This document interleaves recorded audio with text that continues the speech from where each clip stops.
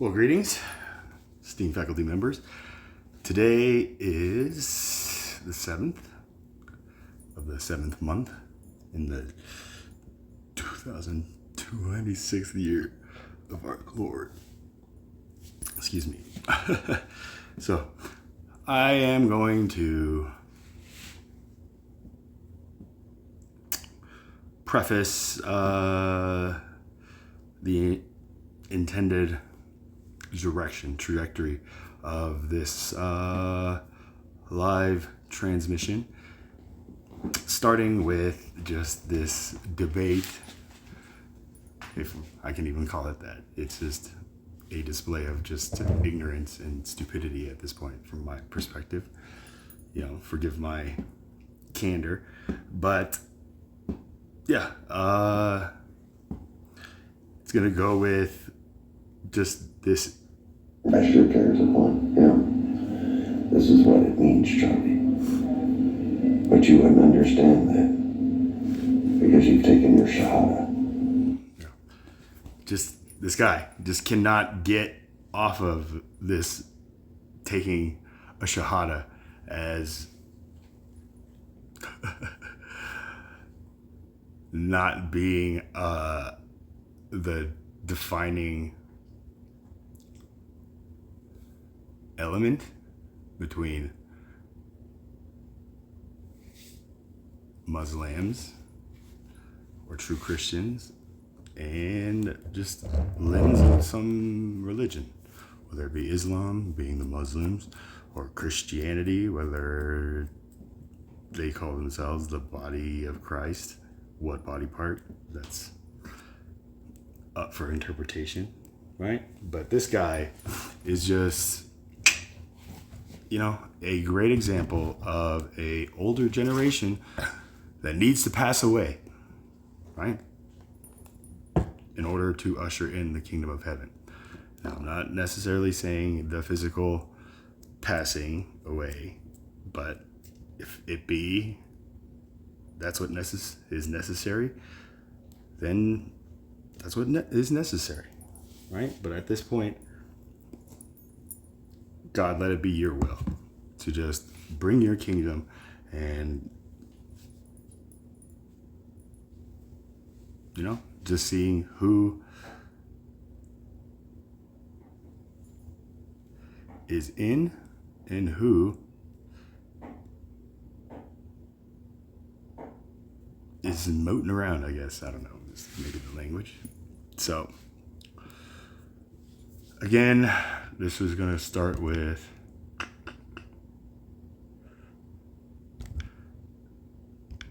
this image, right? So he is explaining to me that they are working together, right? Which, again, a picture can say 1,000 words and the same amount of unique interpretation, depending on who the viewer is. But again, I read this caption, it's heavy, huh? Right? And I look at the picture and I just say, yeah, it seems to be heavy because they don't seem to be working together, right? But he is telling me that I can't see this because I've taken my Shahada and I just don't have two eyes that can see. So I'm going to leave it up to kind of my audience members who come through and just kind of see what they think. All right? So, yeah.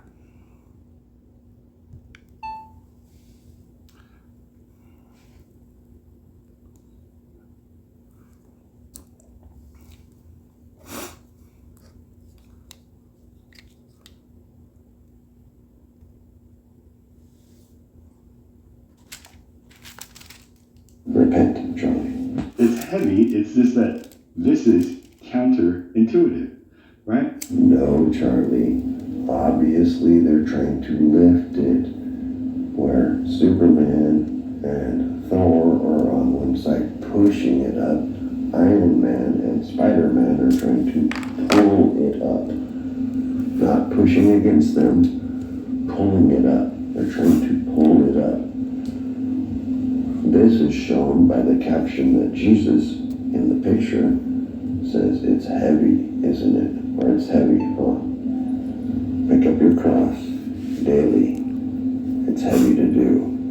But if you can't have it on him, his burden is light, his yoke is easy. Cast your cares upon him." This is what it means, Charlie. But you wouldn't understand that because you've taken your Shahada. Repent, Charlie. It's heavy. It's just that this is right. So, and also, he is one who tells me that my voice right now is traveling to the ears of anybody who can hear at the speed of sound, right? Where I'm telling them, no, this is not traveling at the speed of sound, right? But being the genius that he is,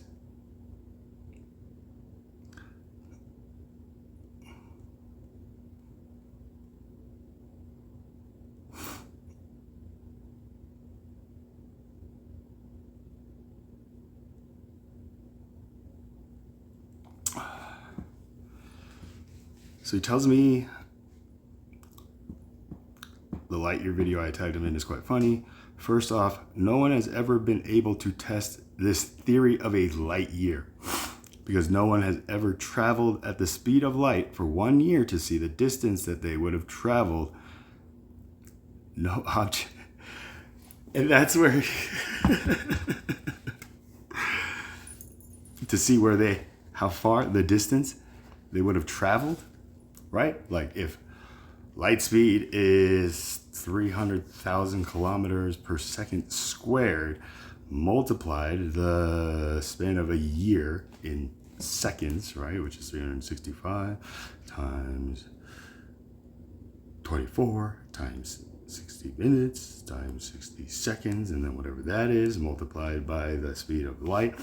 That is the distance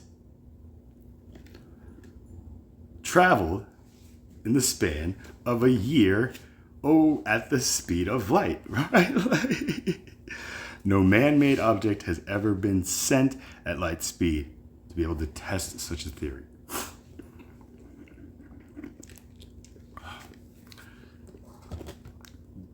So again, just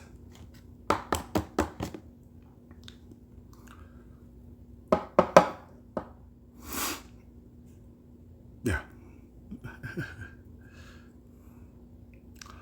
We shall see.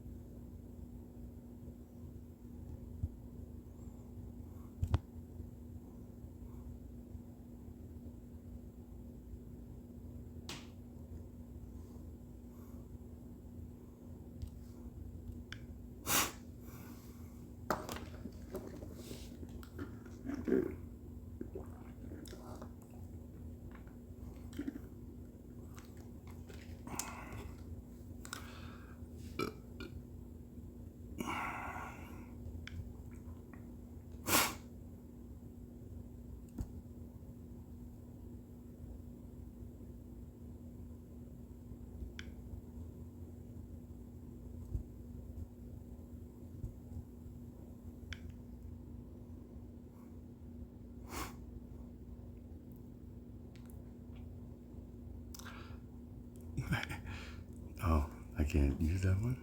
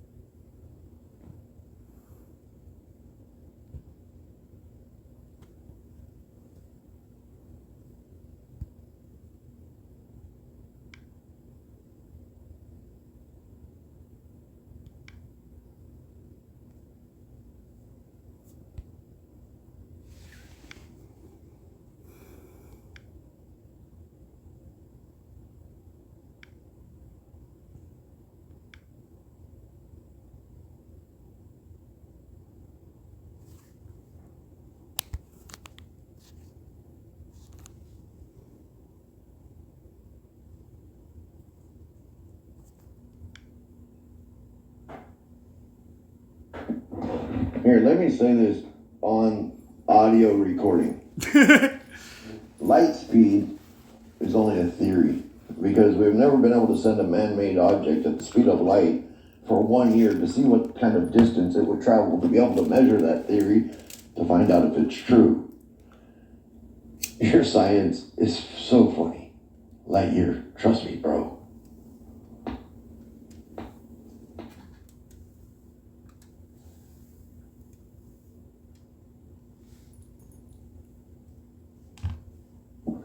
A year is a measurement of time, not distance. There you go. First off. Secondly, my statement is true. No one has ever put a man-made object or something that is man, traveled at the speed of light for the matter of 1 year to be able to measure the distance it took them in that year to come up with the calculation of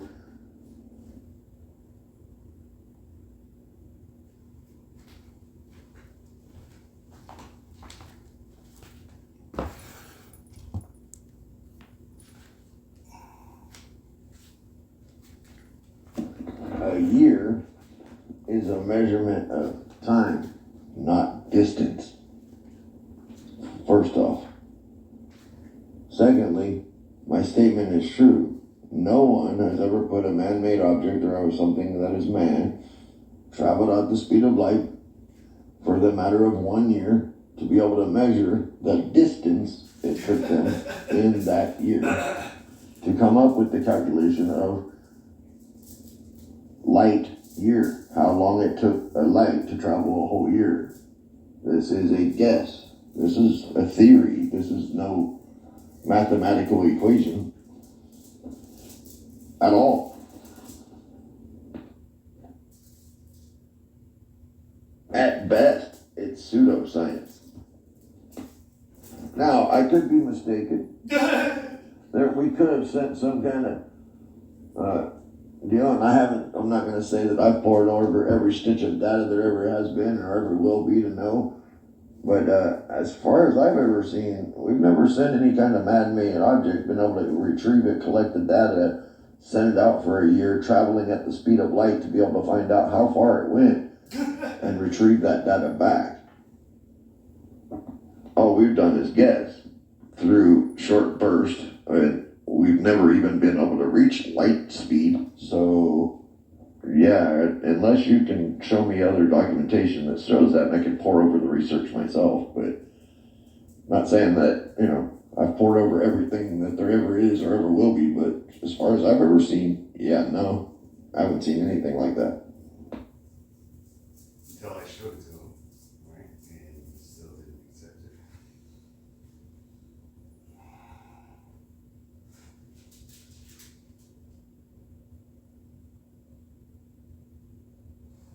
You're hosting a live that has nothing but Muslim sources talking about Aisha.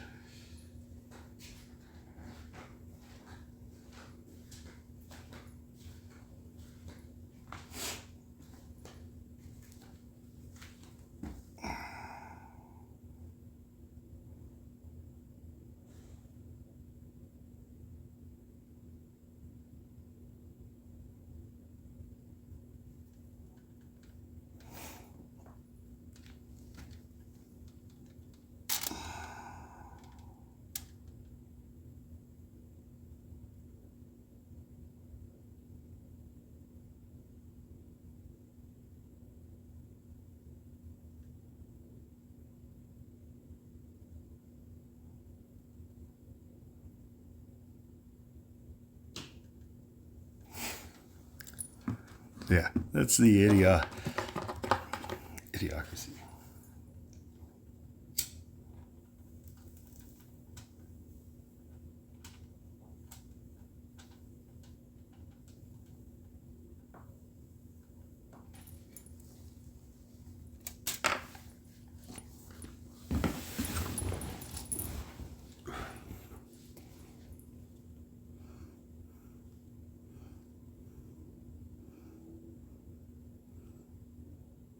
What is the gospel? This is it. This is it. This is it. This is it. This This is it. This is it.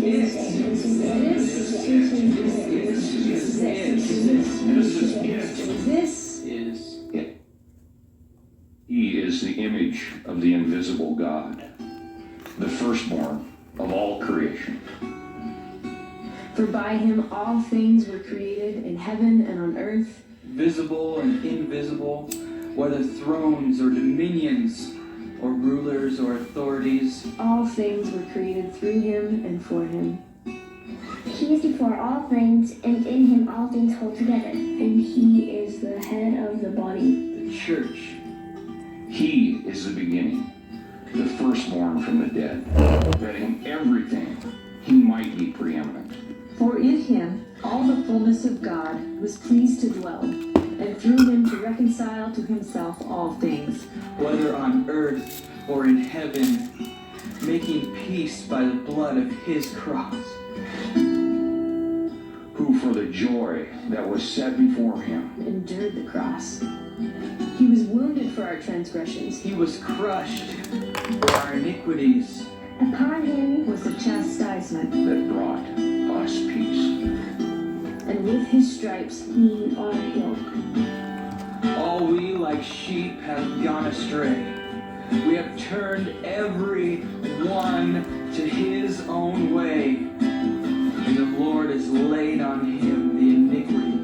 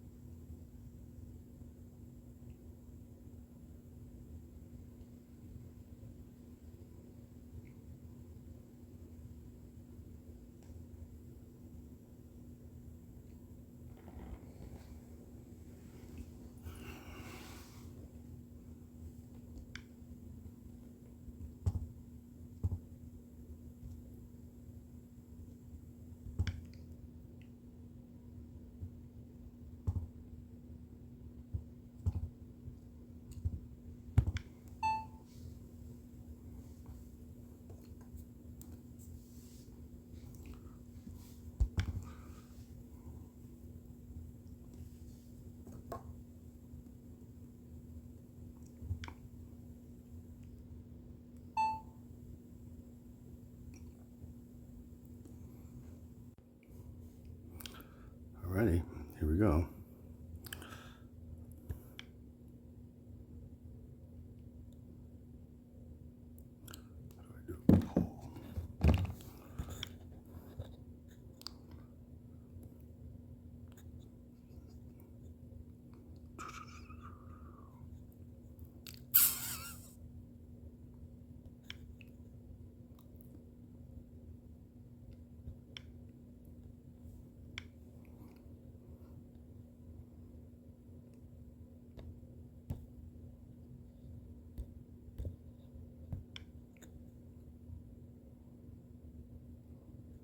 What?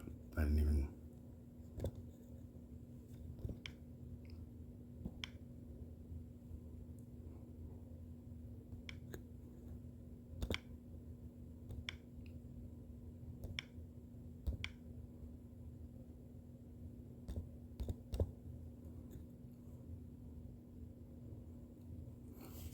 All right.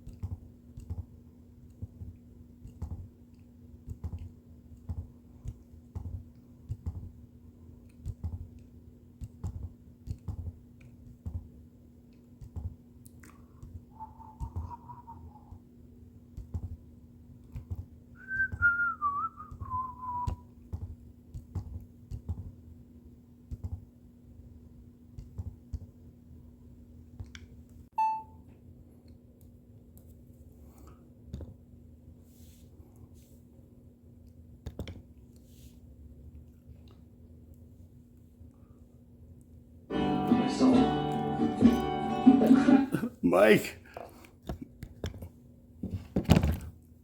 I caught you on Z's panel. Travis, what's going on, brother? So I actually am inspired to start this live just to kind of call out some of the idiocracy I've heard. What's up, bro? Not much, bro. What's going on with you? Nothing. They don't like my new question. What's that? They don't like my new question. What's the new question? Yeah, so they don't like what I'm putting down, and they're kicking and screaming again. It's because the cross is just too heavy to bear when you lay it on them. What is the question? So Lay it on. Maybe I heard it. Maybe I caught it. What? So I'm granting them the name of God is Jesus. Amen. We agree. I agree. Okay. So now the new question is: show me a scripture where the Father is the Son and the Son is the Father. Right. And all they can do is go to the Old Testament and show me God. We agree that Jesus is God. Now I want to see where Father is the Son and the Son is the Father. They're mad. They're mad, bro. I mean, like I also like predicted that they're gonna go to that same verse that Dennis goes to. Well, when it says like you don't believe in the one who you don't believe in him, you believe in the one who sent him. But anybody who sees him sees the one who sent him. So it's just like. Yeah, that's perfectly. That's the Son perfectly revealing the Father. I mean, hey, does that suffice for you? If that is their no, that's not showing that the Father's the Son. No. Okay. So I don't know if you caught this video. Let me get your just perspective and perception. Zid's got a video on me. Yeah, I'm sure. I would love to see it. I loved your response to that, where it's just like, look, I don't care if he has a video on me, like type thing. But Adam's like making videos at me, just saying like all this stuff. This was the first one. So Mike and Travis, just like based on just kind of like first glance, just like when you see this picture and you read like the caption and stuff like that, like what do you interpret here? So what I see is Jesus sitting back looking at a bunch of fools. One's pushing one's group is pushing against the cross, and the other person's pushing against the cross in the other direction. Okay, so they're working against each other, right? Like right. Superman and Thor are trying to pick it up, and then here's Iron Man and Spider-Man looking like they're leaning on it, right? Like pushing against them, right? So this is where Adam comes back and tells me, clearly, Charlie, it is them working together to pick up the cross, and Jesus in the back just saying it's heavy because our crosses are heavy. I was like, what, Adam? Just like... So, I don't know. Like, this is where Adam told me that light speed or a light year, like, is all theoretical. That nobody has ever sent any man-made object at the speed of light for a year to even calculate how far it's traveled. Does that even make sense? Is this like... Hold on, what? Here, let me play it for you.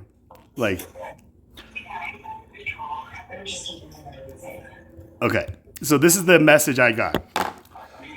Adam says, first off, no one has ever been able to test this theory of a light year because no one has ever traveled at the speed of light for 1 year to see the distance that they would have traveled. Oh my God. Hold on.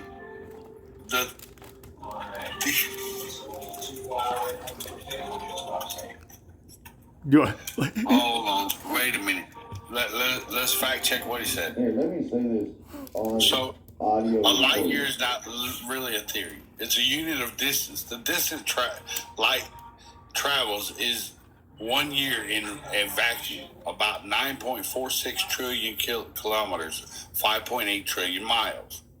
So scientists can test the light year distance by the speed of light, which can be experimentally measured. Right. So At 300,000 kilometers per second squared, right? Like that is the constant Well, speed of light. So the speed of light is 5.88 trillion miles. Right? So that's the distance of light. So we need how do you get, so that's the distance of light.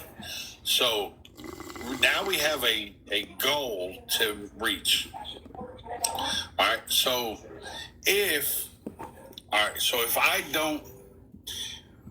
if you live 60 miles from me, Okay. and I want to know how long it's going to take me to get to you, and I travel 70 miles an hour for 1 minute, For I what? can calculate that distance for 60 miles versus that time. I mean, like, if you ask me just like, So the Charlie, goal is, watch this. it was a 60-mile like distance between where you started to get to where I am, and you got here in like, let's say 45 minutes, and you asked me just like, how fast were you going? I'd probably be like, You can do that the opposite way, right? yeah, like those are calculations that are easily, Right. Those are simple. That's simple math. Okay. So and this calculation for light speed and distance is also simple math, but it's bigger numbers. Let's not look at the simple math hard. Let's not make the simple math harder because the number is bigger. Does that make sense? yeah. So this is why we have technology. This thing called, for many years, many decades, we have this thing called a calculator. A what? You mean that app on my phone that I don't ever like use? Right. Okay. The calculator. All right. So the speed of light can be measured experimentally. Many experiments have measured the speed of light with very high precision. Right. So yes, it can be measured. The speed of light. A year is known in time intervals. Right. Right. 365 days, and then if you multiply that by how many days in a year, or no, how many hours in a year? 60. That's like the hours in a year, and then you multiply that by 60 to get like the minutes in a year. You multiply that by 60 to get how many seconds are in a year, right? Like Right. So once you know the speed of something, you can measure the length of something. In this case, the speed of something would be speed of light. traveling And the length of something would be length of year. based on So once you the have time, those two things, right? based on time. Yes. Now we have Distance. the length of a year. The If time, we go find out not what the length, speed of- but the time No, of right, a year the span, time or the length. right? And we have that. a speed, and Now therefore we need a speed. we have a speed. Right, what is the speed? The speed of light constant, where it's just 300,000 Right. kilometers per second squared. You gave me a value in like miles per hour type thing, right? Like we can break that down into more like, like understandable kind of values, which is still kind of fast. So the speed of light in miles per hour is 186,282 miles per second. Per second. So per second. Okay, miles per second. So, right. So time that by 3,600. What do you come up with? Wait, why 3,600? Why are you doing Right. 3,600? 186,282 times 3,600. What does that come to? Hold on. So 186,282 282 times 3,600. 3,600 equals 670,615,200. You sure about that? Yeah, dude, I got my calculator. 670,616,880 miles per hour. Approximately 670.6 million miles per hour is the speed of light. So let's just say 670. 670 million miles per hour. Okay. 670 million miles per hour is what we're breaking down 300,000 kilometers per second squared, which is the approximately, right? Right. Okay. Yeah, I think you're going by metric. I'm not going by metric system. Stop. I don't know what a kilometer is. I just know that that's an easy number, 300,000, right?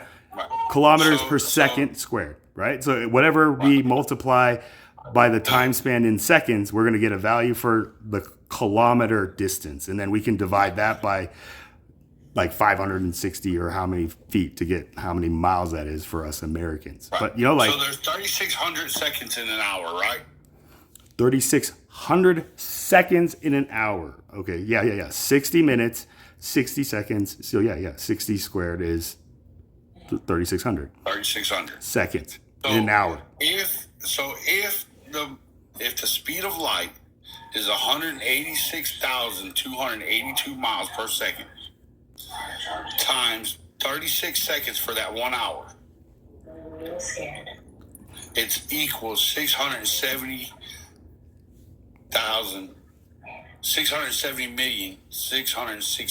670,616,880 miles per hour. So now we know that the speed of light travels 670 million miles per hour. You got that wrote down? Like just we're gonna do the rough, just 670, 670. Right. Okay. Right, 670 million miles per hour. Million miles per hour.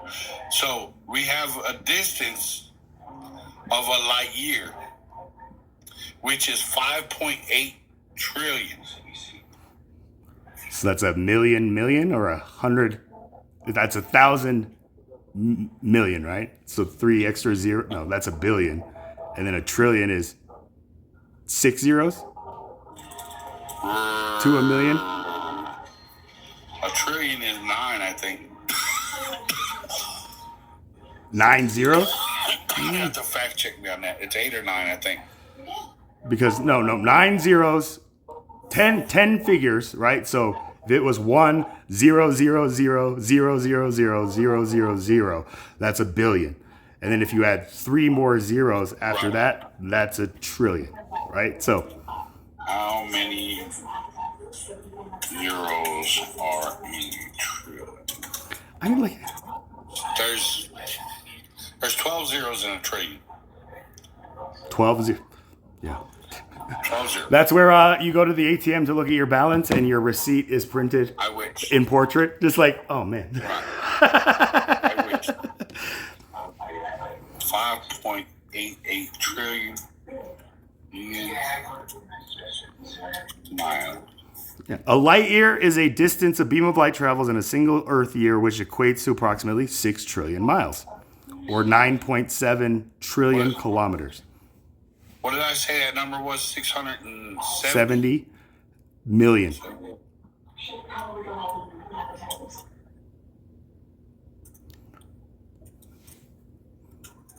With current technology, traveling 1 light year would take 15,000 to 20,000 years for a human. Like just kind of like in a spaceship. Right. So the speed of light to travel the speed of light to travel the speed or to travel the speed of light to travel A year. a year to equal the light year distance is 8,776 hours. What was the number? 8,776 Hours. hours. And how many hours are in a year? 365 times 24, right? Well, right. So 8,776 divided by 24 is approximately 365.7 days. So, in order to travel a light year away, you would have to travel 670 million miles per hour for a year straight. Yeah. To get there at the speed of Every light. second. right? Like, They get there at the speed of light. right, which is So, not yes, possible can it so be far. measured?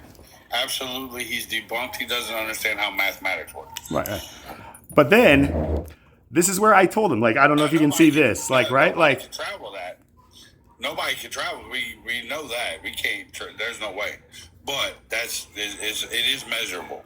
all right, it's all calculations. But again, if we are just kind of focus on just like the mathematical kind of like understanding, then we're gonna get stuck in that. But I told Adam, just like when he said, we have not been able to send in any kind of man-made object at the speed of light, right? Like he said that, and I was like, bullshit. What about like attachments on an email, right? Like that is traveling at the speed of light. Something. Hold on, wait a minute. What about what? Internet, right? Right here it says the physical transmission of data occurs at a significant fraction of the speed of light for fiber optic cables. So this, you and I are communicating. We are together in this same present moment in different time zones through this speed of light connection that man has created, right? So here is the new test. What happens when human beings are able to connect with one another at the speed of light? Before, we had to rely on like postal services through like horses and then planes, and then now we have emails, right? So like, Well, let's focus let's hone in, because fiber optic right now is the only way to travel at the speed of light. the closest thing The closest thing we have in like traveling. to being able to travel, right? Like we don't realize that we are actually traveling at the speed of light right now. Like Now, well, let's break that on down. okay, So break it down. Adam told me that we're traveling at the speed of sound. He told me that like I hear his voice like on a TikTok video at the speed of sound, where I was like, are you stupid? Just you like, realize that there is a delay. There is a slight delay between our conversation. are you sure? I mean, Yes. are you on 4G or something Absolutely. like that? Okay. Absolutely. Yeah. I mean, like there is a delay. there can It be may delays. a millisecond delay, but if it's a millisecond delay, it's not the speed of light, right? If there's any kind of delay or lag, it is not the 100% speed of light.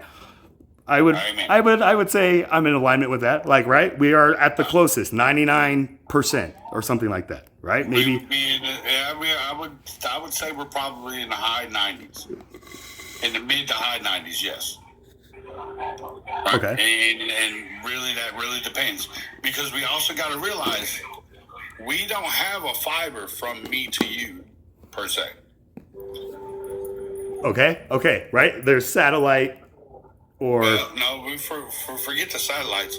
I'll bet you 100 to 1. You either have copper. Well, you do have copper one way or the other, but you're either going to have a 4-wire copper line or a 1-wire copper coaxial line from your modem to the pole at the very least. right. That's hardwired into hardwired. something, right? Like You're either going to have DSL or you're going to have a cable wire, coaxial cable connected to a modem. I got the coax. Whether you're on satellite or not, this is true, right?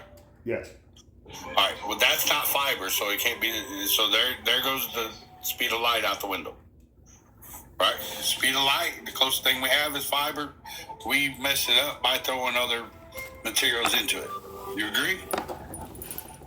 If the fiber connection is like altered, then the Right. whole thing. Yeah, I agree with that. Of course. Yeah. Right. You know, like Right. So watch.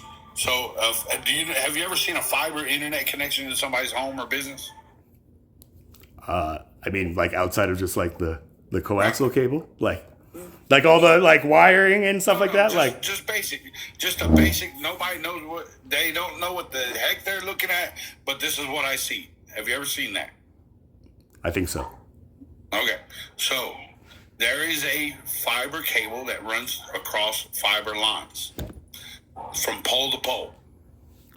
There's a fiber cable that drops from the pole to your modem. Okay?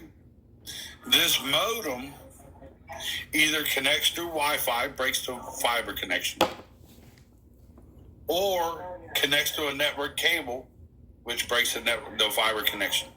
Okay. So even if you have fiber internet, you're not at the speed of light because you break the fiber. You break the fiber by going Wi-Fi, or you break the fiber by going network cable, right? Because your network cable is not a fiber line. What about Wi-Fi then? Wi-Fi is air signal, so it still doesn't qualify as a fiber line. Okay, then what is a Wi-Fi Wi-Fi is slower. like connection traveling at? Closer to the speed of light? Wi-Fi is slower, so Wi-Fi is also slower. It's a sound wave, and it is slower than a cable connection, than the network cable connection. Did you know that? Wi-Fi is slower? I mean, Wi-Fi is slower than being It is hardwired into like a... versus a hardwire. Okay, yeah. I could probably Right. understand Because my hardwire, whether I hardwire 2 feet or I hardwire 100 feet, I'm going to have faster connection than my Wi-Fi sound wave signal. having to go from Because us of wall. to like Right. a satellite and then back down to its source, as Well, opposed no, to just like a in your direct... house, just in your house with a laptop to a Wi-Fi router. You're in your house with a laptop to your Wi-Fi router. You sitting right next to your Wi-Fi router. You will have the fastest internet connection that laptop can provide to your wireless router. Right? As opposed to what I'm doing right now, like on my phone, As opposed to hooked up to the same Just focus- router. Just focus with me right here. Versus taking that laptop now, instead of being inches away from the Wi-Fi router, go downstairs into the basement, which is 2 floors down, with that same laptop. Your signal is going to be weaker between you and that Wi-Fi, that router. You understand that, right? Yeah, of course, right? Anything that you put between you and that Wi-Fi weakens the signal. Yeah. Right? So this is why Wi-Fi is even slower than a hardwired connection.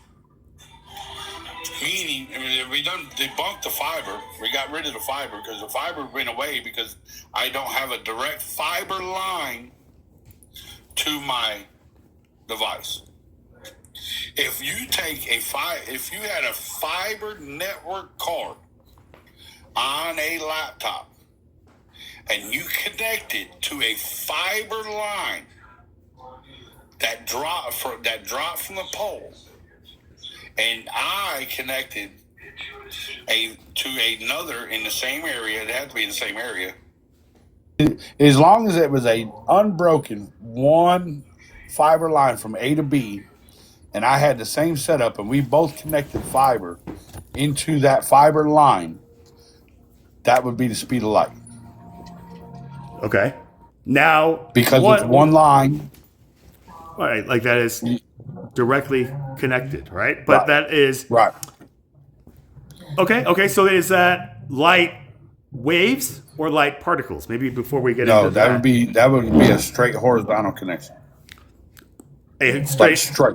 Yeah, just a linear, Straight horizontal. like I don't care. direct connection, right? Like, All right. If we had, let me show you. If we had a fiber line run from here in Alabama, one fiber line connected from here in Alabama to you in Colorado, and I had the ability to connect that fiber line to my computer as a network connection, and you had the ability to do the same thing, now we are talking speed of light. As long as that was an unbroken fiber line from A to B. And I'm not talking, and when I say unbroken, I mean one solid line.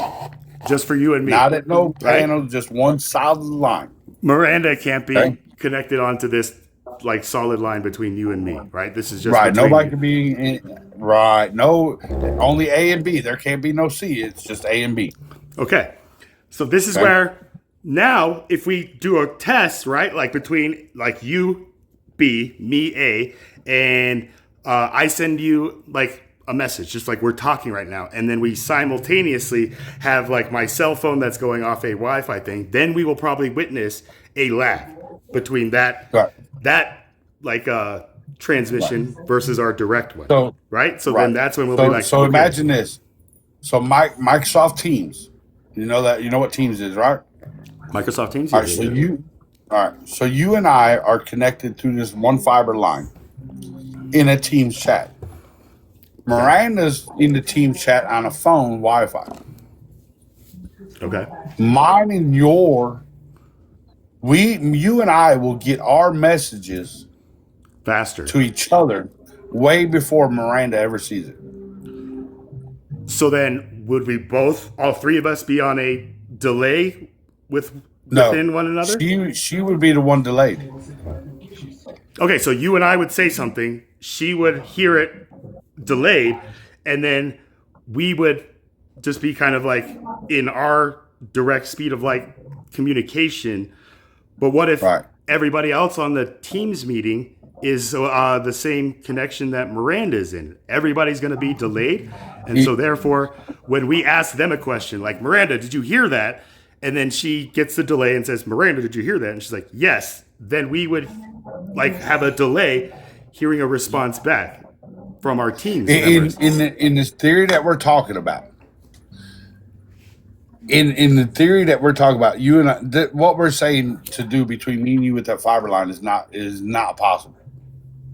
But in that theory, in that understanding, an hour meeting, if we schedule a meeting for 1 hour, you and I could finish that same meeting in about 40 minutes. While they're catching up? It's just like, man, while they're catching up. Okay. While they are catching up. So have you ever been on an older computer and you type so fast that the computer can't keep up? Yes. Okay. All right. Imagine that in a chat. Okay. like putting in a comment and then hitting enter and just like, where is it? Or where I just typed 100 words, where are they at? That would be Miranda's side of our conversation. You would already be responding to me of what I said. She ain't even downloaded what I said yet until you're halfway through your response of what I'm saying. Now, do you think maybe this is why people are talking over one another so much on TikTok lives? Because there's a delay where it's like book, chapter, verse, and then we wait and it's like book, chapter, verse, and then they're already just like on their own thing. Right. So so the delay is not that serious, but we have to admit that there is delays. Okay. And sometimes we got to allow people just a little bit of space to respond. I'm talking about a second, 2 seconds at max to process. Are they done speaking? Okay. Because they may be delayed or you may be delayed in hearing what's saying. So if I'm delayed in hearing what you're saying, I may think you're done speaking, but you're not. Or like you, or vice versa. Heard the other person finish speaking at a delay, right? While the other person is just sitting there waiting for you to respond, and they're like, "Well, he's not saying anything, therefore, yeah, blah blah blah blah blah," and then you're like, "Oh, let me answer," and then already you find yourself being like interrupted by the person who's already talking like over you. Right. At this point, right? Now let's make one thing very clear. That does not happen 99.5% of the time. On TikTok, especially. Let's keep it in the realm of TikTok, right? Right. No. In the realm of TikTok, 99.56% of the time, 99 times out of 100, there is not such a delay that you would interrupt somebody in the middle of talking. The way that it happens on. In the way people claim, I was still talking. No, you didn't. You paused. Right. Can I finish? You stopped talking. Can I land my planes? It's like, right. Oh yeah. Right. The delay that you're claiming of, you created that delay, not the app, not the internet. That is a delay created by the person, not the tool. Does that make sense? A user, it's like a user-based kind of interruption or something like that, as opposed to like a technical, like server interruption. Correct? Like, because we know when like the server is interrupted, we see people's like bars and we can hear them like cutting in and out, just like right? Like that is Right. That's a delay in connection. Right. That's how you know. That's how you can listen. That's how you can tell if somebody's being genuine or disingenuous when they say you're interrupting. If somebody says if I say, Charlie, you're interrupting me, I can't prove that you interrupted me. Charlie can't prove that he didn't interrupt me, but Miranda knows the truth of my statement. right. Like only the outside observers between you and I Right. will be able to perceive, just like, Right. oh no, like they're both interrupting Right. one another, or Right. Assalamu alaikum wa rahmatullahi wa barakatuh. and I don't know peace what and you blessings said. upon you. Spoke in tongues, so I reject that in the name of Jesus Come on. Christ. It's So not tongues, it's Arabic. Come on, man. It's an actual established language. it's a tongue. It's a tongue, bro. It's a tongue. Tongue is another language that I do not understand. Okay, well, okay. On I that, would have been good with the shalom. I would have been good with the shalom. Beyond that, I don't know what you just said.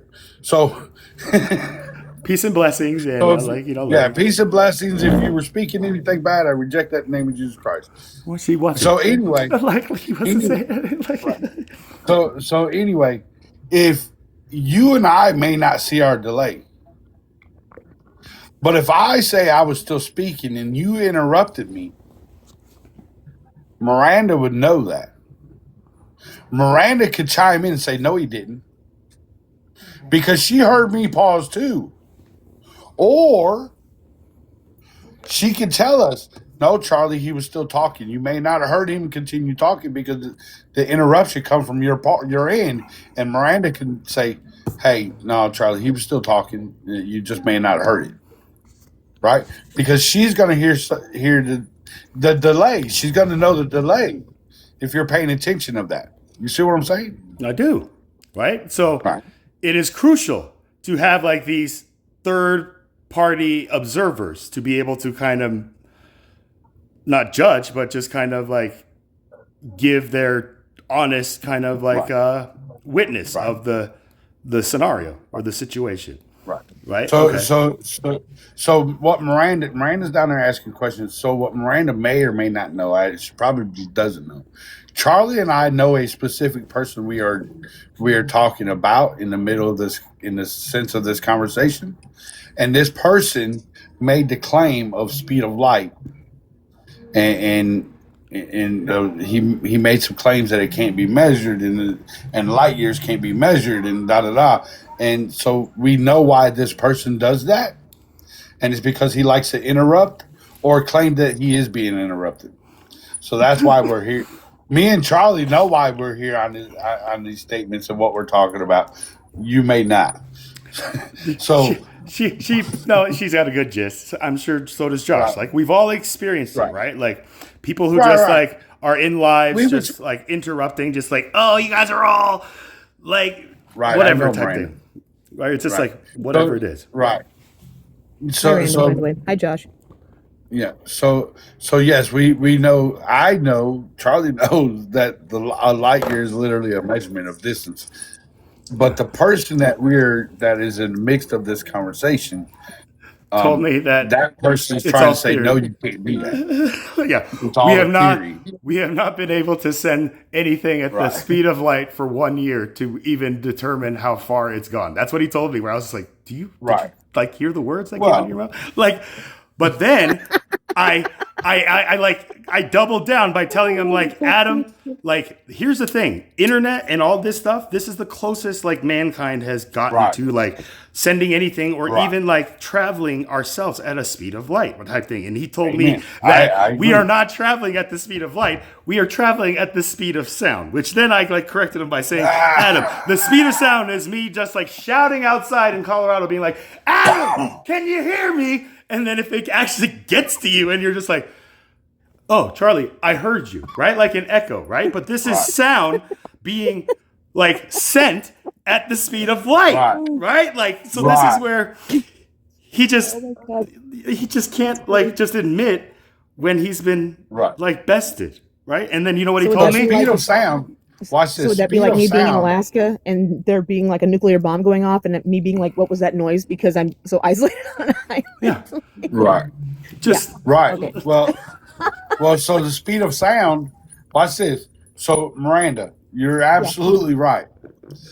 So how far can you go? 767. So the speed of sound is 767 miles per hour.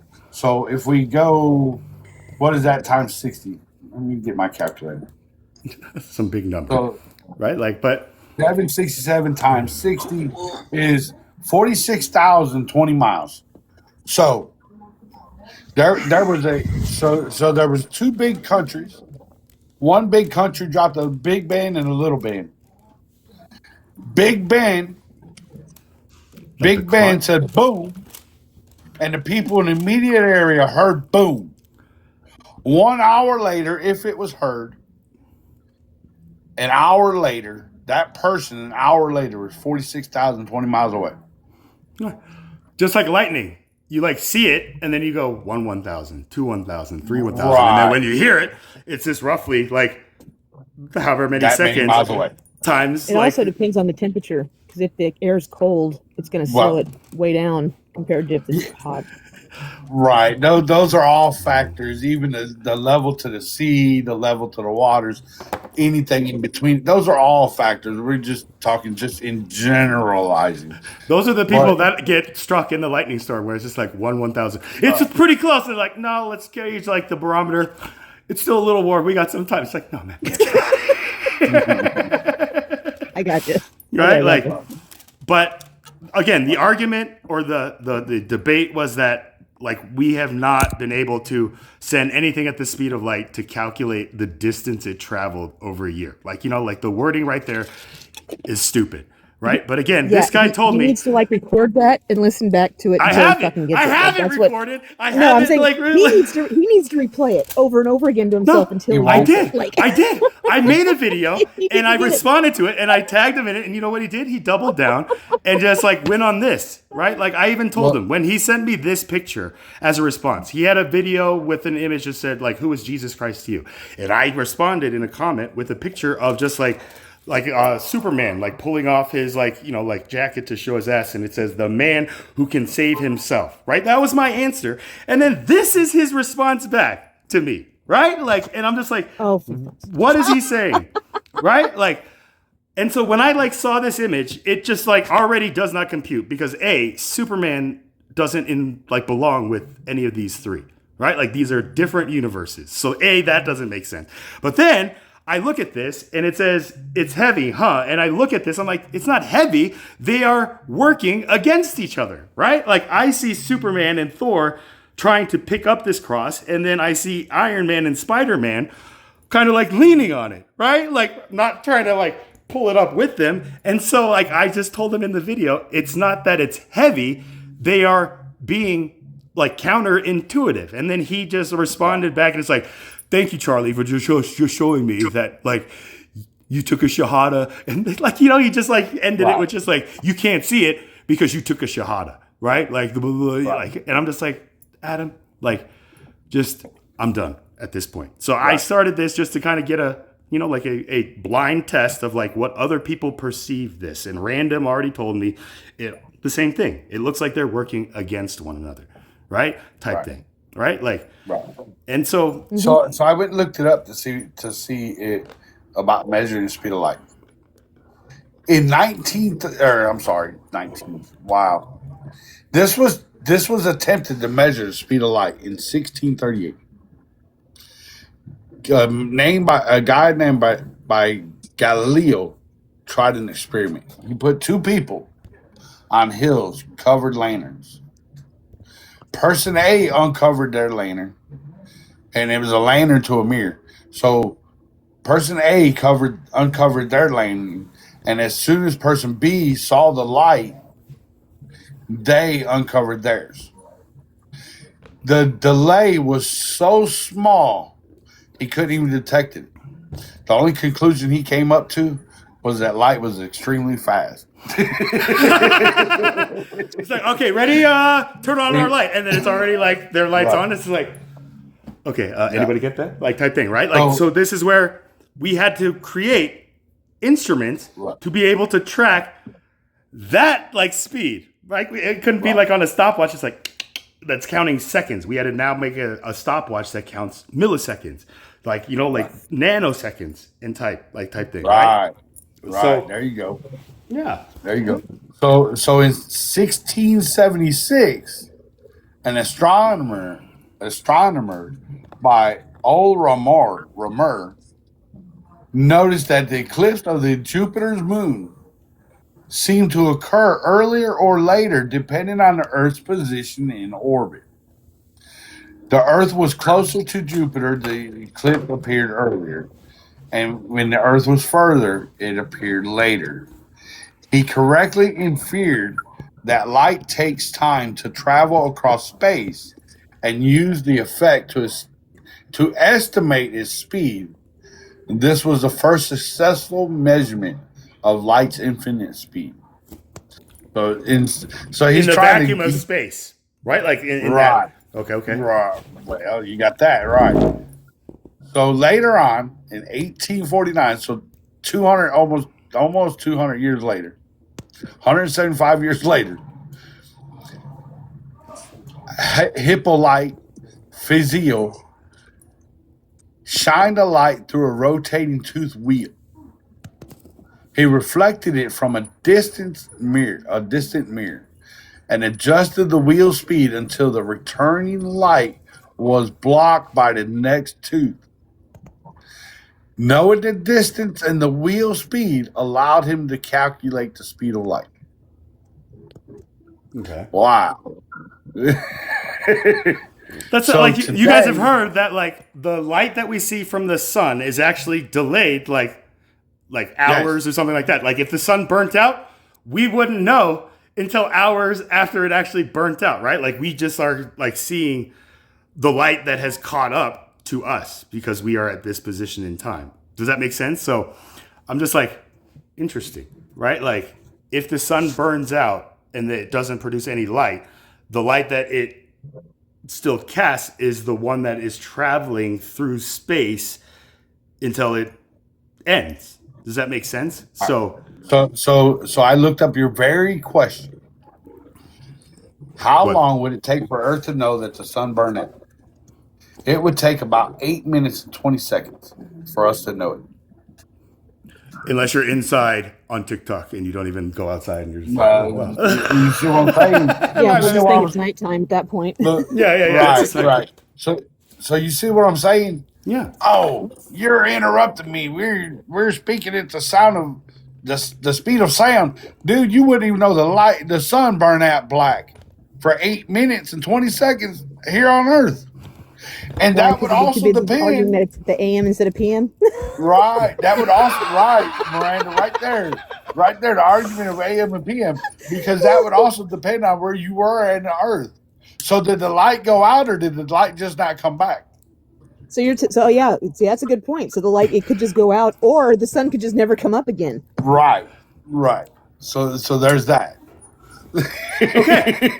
Or the sun could never just come up again type thing. And here's like the parallel of like Jesus Christ being the sun and him being the light of the world, right? The life Right. and the word like type thing, right? So here is where for me, it's just like the speed of Jesus's light on TikTok, where it's just like when people say they have the truth and that Jesus is the Father who died or whatever, and I'm just like, okay, let's see how long it takes for this light to travel before somebody sees it. right? But a lot of people don't see it, right? When it hits us, we're just like, that's not light. That is darkness, in a sense. Right. Like, do you get what I'm I don't saying? even know. It's the meth. I don't even know. It's making you I don't see even things. know. Go ahead. What's I'm that, sorry. compa? What's that, compa? And welcome. It's the meth. It's making you see things, bro. One more time. It's the meth. It's making you see things. math. Oh my Lord! Did you say He said it's the Smith man making you see things. He's saying you're rolling a light bulb with a big Why'd you lighter laugh? underneath of it. Why'd you laugh? I thought you said Because- math. I thought you said math. So this is where it's just like, I'm a mathlete, not an athlete. So it's just like, but So Miranda is probably laughing because she's probably somewhere in the southeastern United States, and she understood exactly what you said. you're I'm in incorrect. Alaska, but I lived in She's in Montana, which Alaska. they had like they had them everywhere. Yep. So that's exactly what you're talking about. Light They go bulb. crazy. Right? There are people who think light bulb and it's like, oh, a brilliant idea. And then there are other people who think of a light bulb and it's like, oh, this guy's on meth. It's just like, that's where we're at this point. Right? Like, but I think the person we're talking about would fit more than we would. No, what we have here is like a double agent. who, me? What? A double As in agent? like me? Are you referring to me? Like Nah, as a bro. double agent? The mole? Oh, wait. Now you're. The super spy? Secret Asian man. No, I'm talking about that voice that talks to each and every one of you. What? Which one? Can you be a little more specific? Because we were talking about lots of different specific voices. But are you referring to the voice in our like inner dialogue that talks to us? The boy's voice. The boy's voice? Yeah, or the voice. Look, I know you're gonna think I'm trolling you, but or the boy's voice, Why don't you just say what you're trying to say and stop trying to be Yeah. or the Brandon? voice voice. I'm gonna let you know, like, I don't care about that TikTok censorship thing. So just say like the adult words and stuff like that, but use it mindfully type thing, right? Like the boy's voice. I don't know. Don't be degrading when you're saying something, and TikTok won't mind. So the same one that talks to you and lets you know exactly what you need to do or how to do certain things in order to get the results you want. It's not the same one, or it's not telling the same thing as the random guy is. Are you talking about? Or Hold to me, on, for that matter. hold on. Are you talking about Jesus Christ? Or are you talking about Justice Divine, who we know his name is Adam? I think he's just talking about just voices at this time. Like, so the voice Well, that it's like the is voice of telling temptation, me. and then the voice of reason, like your conscience, and then the voice of temptation, so the one that tells you want to do it or you should do it, and the one that He's tells on you you the- shouldn't do it. She's on the right path on that one. Okay. That's exactly So- what I meant. Okay. So if Charlie has a question, and he has a mental thought, which you might call a voice in his head, and he's thinking, is this true? And I come up and say what he's thinking, confirming what he thought. Is that two different voices, or is that confirmation of the voice that he heard in his head? Two different Have you ever voices. have you ever And confirmation. canceled out your thoughts or your actions right before What? you're about to do like an Metacognition. action? Yeah, like you just cancel it out, and you'll notice that little voice in your head that's suggesting all these things, it gets mad when you don't Yeah. acknowledge it or you Yeah. ignore it. Like Yes, the I have. ego, Just yesterday. ego, super ego, id kind of. Right. And So the just ink yesterday- goes marching on.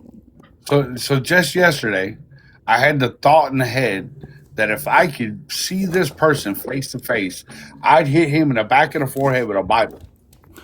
The I back of the immediately- forehead. That's hilarious. So you see Right. him face to face, and then you hit him in the back. What kind of like man are you, man? No, you no, not in the You back, hit him in the front but of in the the face. back.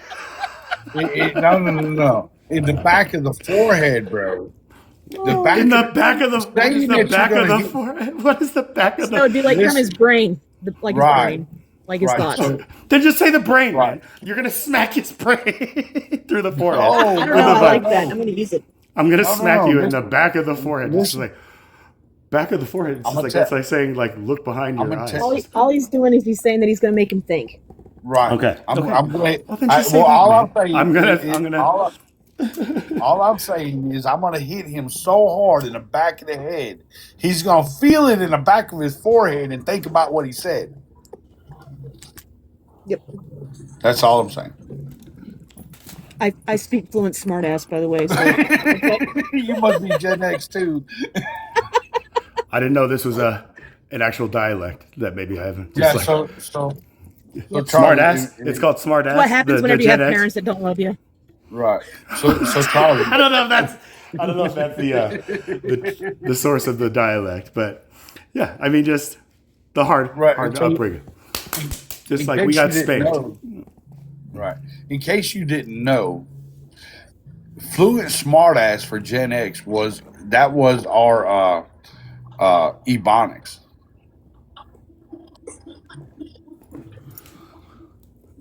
Okay, so like, here's where just like, do you think that like is a good thing for Gen X to kind of like embrace? Just like we speak look. perfect, fluent, smartass. It's just like, Yes. Watch. Yeah. Listen. Let me show you.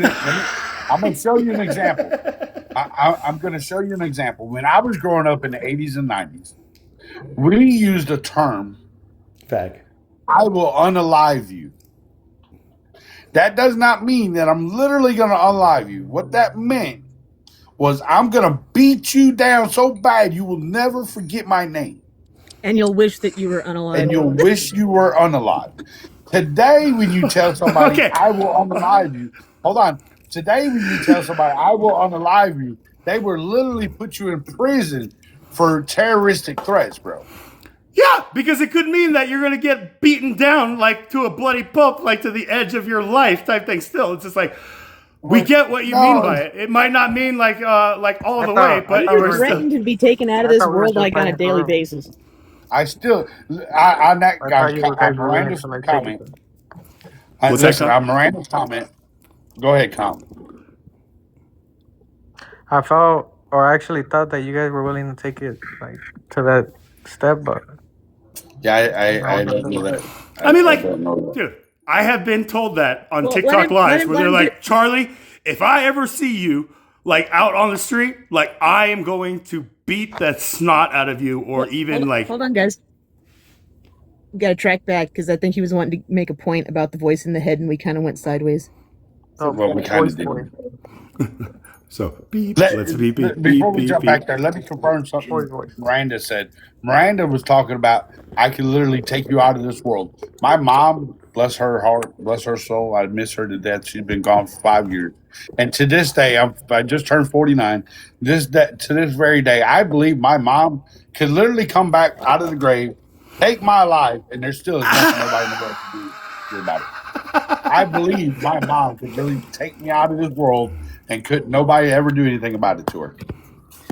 Well, now And we know why I Millennial think is it's that voice. voice in your mind, Mike, that's saying that's a possibility that maybe we need to. Like, All I'm telling you, let's- all Is I'm that what it telling means you to have the is- fear of God put into you? Yes, all I'm telling you is there's certain things I did not do, will not think about doing because I'm afraid my mom may, or she would have, or may raise from the dead and literally take me out. But again, like Mike, this is where like 1 John 4 really like comes into mind right now. You know, like where it says, anybody who says that they love God and then hates a brother or sister is a liar. Right? So on Right. TikTok, You know what that when I is? see people just saying, I love Jesus and you guys don't, you like blah, blah, blah, you guys are worshiping a different Jesus. Right. Like, is that like loving God and loving a No. brother or sister? Right? Absolutely not. Let me answer that question. So they will respond to you saying this. They will respond saying, "You are not my brother." Yeah. You're a child of Satan. You are the father of Satan and not like type thing, right? Like, is that what you're Right. going to Right. They will say, "You're not my brother. You're a child of Satan," and da da da da da da da da da. However, they forget the part that says Jesus Christ. And let me say this: Bro, Matthew you want to 5:44 hear says. you want to Hold hear on, go. something that happened to me right Well, now? hold That's on, just the funniest Carlo. thing I ever. sincerely apologize. Just one At the second. middle of my sentence. You know, you some dude interrupted asked me the right now beginning what of- color my roof was. What color it's your probably roof was? black. Yeah. It's black, more than likely. If it's not black, it's gray because of the sun. So Matthew But five roofs forty roofs four. have shingles, right? Matthew 44 says, "But I say unto you, love That your was a dumbass enemies, question. bless them that curse you." I used to roof buildings, so bless them that curse you, do good to them that hate you, and pray for them which despitefully use you and persecute you. These people claim that they're of Christ. These people don't love their enemy. They say we're their enemies, but they don't love their enemies. They don't bless us. They They're say not we curse them, good but to they don't those bless who us. hate them, right? Like, so if we're enemies and we hate them, it says right there, be good to them, right? Like, be good to them, not like Right. curse them back and just be like, you're not my brother or sister, like we're type thing, right? And then what was the third one? Pray for them. Collateral. Collateral. So it's pray for them. Yeah. So it's praying for them. Bless them, do good, and pray for them. Who are them? Them are your enemies that curse you, that hate you, that despitefully use you, and persecute you. So, Charlie, reading this, and I've always known this, and I've actually felt this.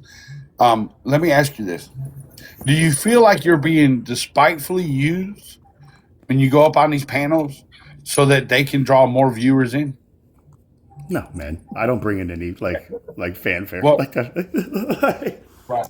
But your followers, what? You actually are, and you don't realize it. Because your followers will see that you're live. And let me go see where Charlie's at. Now they're in there listening to that stuff. Oh, yeah. I mean, like, there was a point where, like, that following would, like, see me on a live being, like, interrogated by Christians or interrogated by Muslims and then try to save me. Just like, you guys leave Charlie alone. And I'm just like, what? Like, now they got dragged into, look, watch, they put, although they didn't, but now they're dragged into the middle of the chaos. Not dragged. And now I didn't like chaos. that's the thing. They inserted themselves into the chaos that I didn't even see as chaos. Like, I would tell them, just like, you guys, I'm 44 years old. Like, I can like stand up for myself. I appreciate you guys like concerns, but let me go through this because this is what God intends for me, right? Type thing. And then my response has always been this. And if I'm called to go minister into a trap house and you are not, you better not follow me into that trap house. Without knowing like the mission or like what, that it's a trap house or something like that, right? Like, Right. Yeah. Right. So trap house or trap spot? Right. So trap house, trap spot is the same thing, man. So right. So the trap house would be these lives. Metaphorically speaking, the trap house would you be think like lives. that's a delay that's like going on between like maybe you and Camp Compa, that like you guys maybe just a keep little bit, maybe a little bit, but I don't know.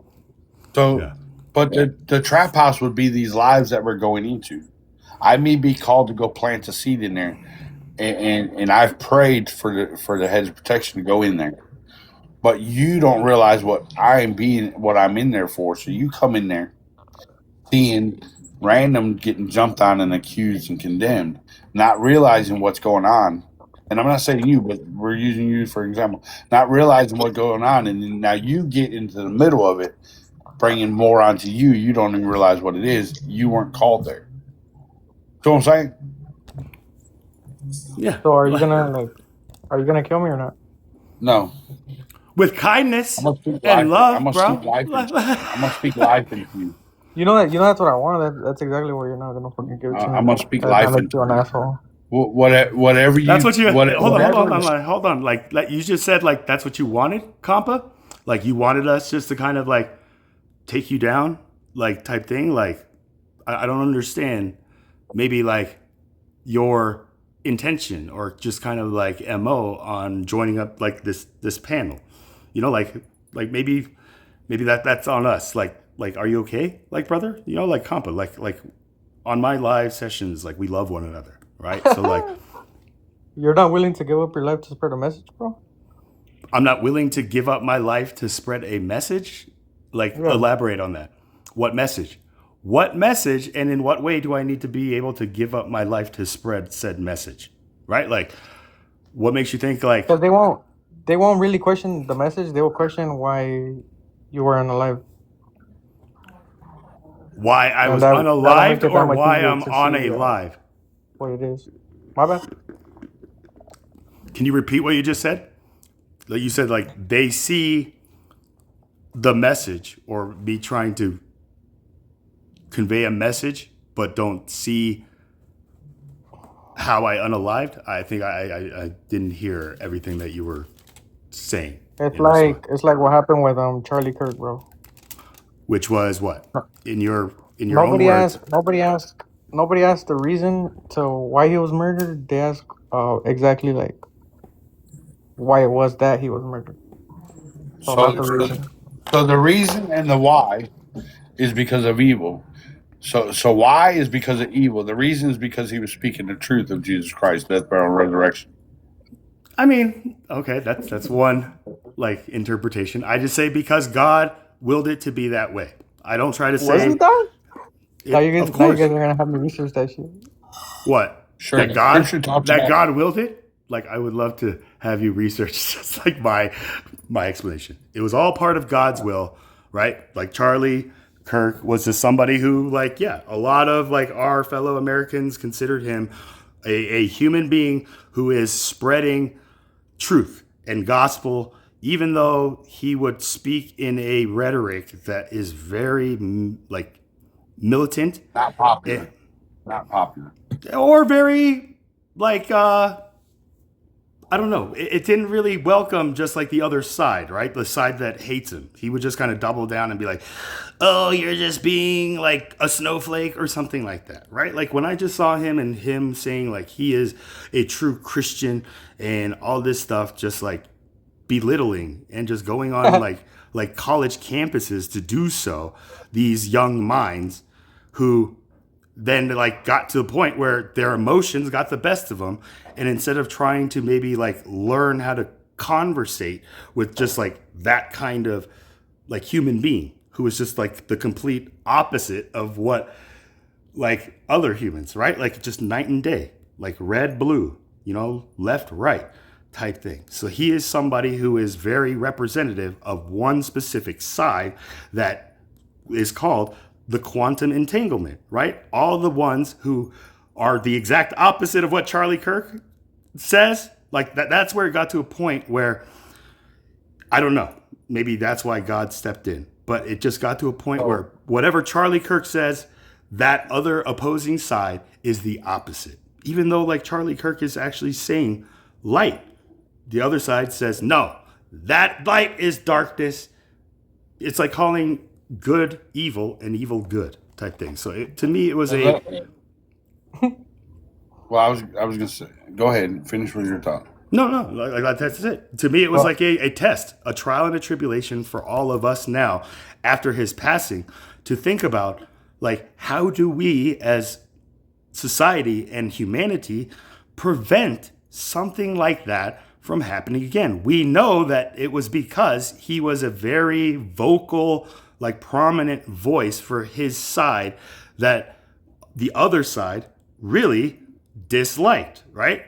And we know that taking somebody out because you dislike their views and their stance isn't right. That's not like humanity, right? So how do we prevent this tension from turning into just like a moment of passion, right? These moments of passion happen all the time. Even Carmelo Anthony, just this kid who says, don't touch me. If you don't touch me, we're cool, right? But because he was touched, then he felt like it was self-defense.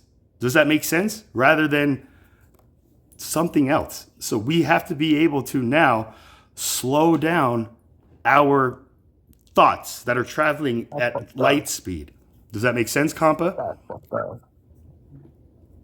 What's that? Fuck. What? You're not. I know it's a choice. Right. A choice between. Man, I can't deal with parables, man. He's trying to speak in parables, and there's another brother that I love dearly. I love him to death. He uses parables, and I cannot stand talking to him. So there was two sides of Charlie Kirk. Carly Kirk, That- his daughter Carly Kirk. There was two sides of Charlie Kirk.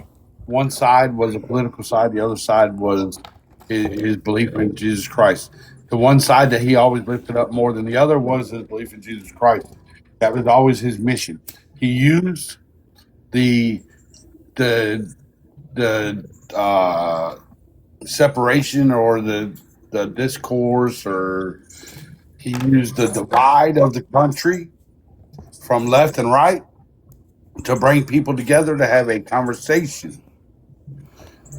Never did he use violence. He always let people speak their voice. And that's not the side that I focus on him, because even in those points, he always went back to the cross, the death, burial, resurrection. With that being said, Matthew 5:10 says this. I got 3 verses. Blessed are they which are persecuted for righteousness' sake, for theirs is the kingdom of heaven. 2 Timothy. It talks about in 2 Timothy chapter 3, verse 12. Yea, and all that will live godly in Christ Jesus shall suffer persecution. Shall suffer persecution. In Revelations 12, verse 11, and they overcame him by the blood of the Lamb and by the word of their testimony, and they loved not their lives until death. This is what martyrs experience. It talks about it. Charlie Kirk was a martyr unto the faith of Jesus Christ. The boy literally done it, not because of the rhetoric of the politics, but because of Jesus Christ. It was said he speaks hate through Jesus Christ. And that's what they said. They said. So there it is. Who say? And Like the woke, or like the Tyler Robinson kind of. Let me address the comment down there, right there. There is those conspiracy theorists that say things like he was an actor.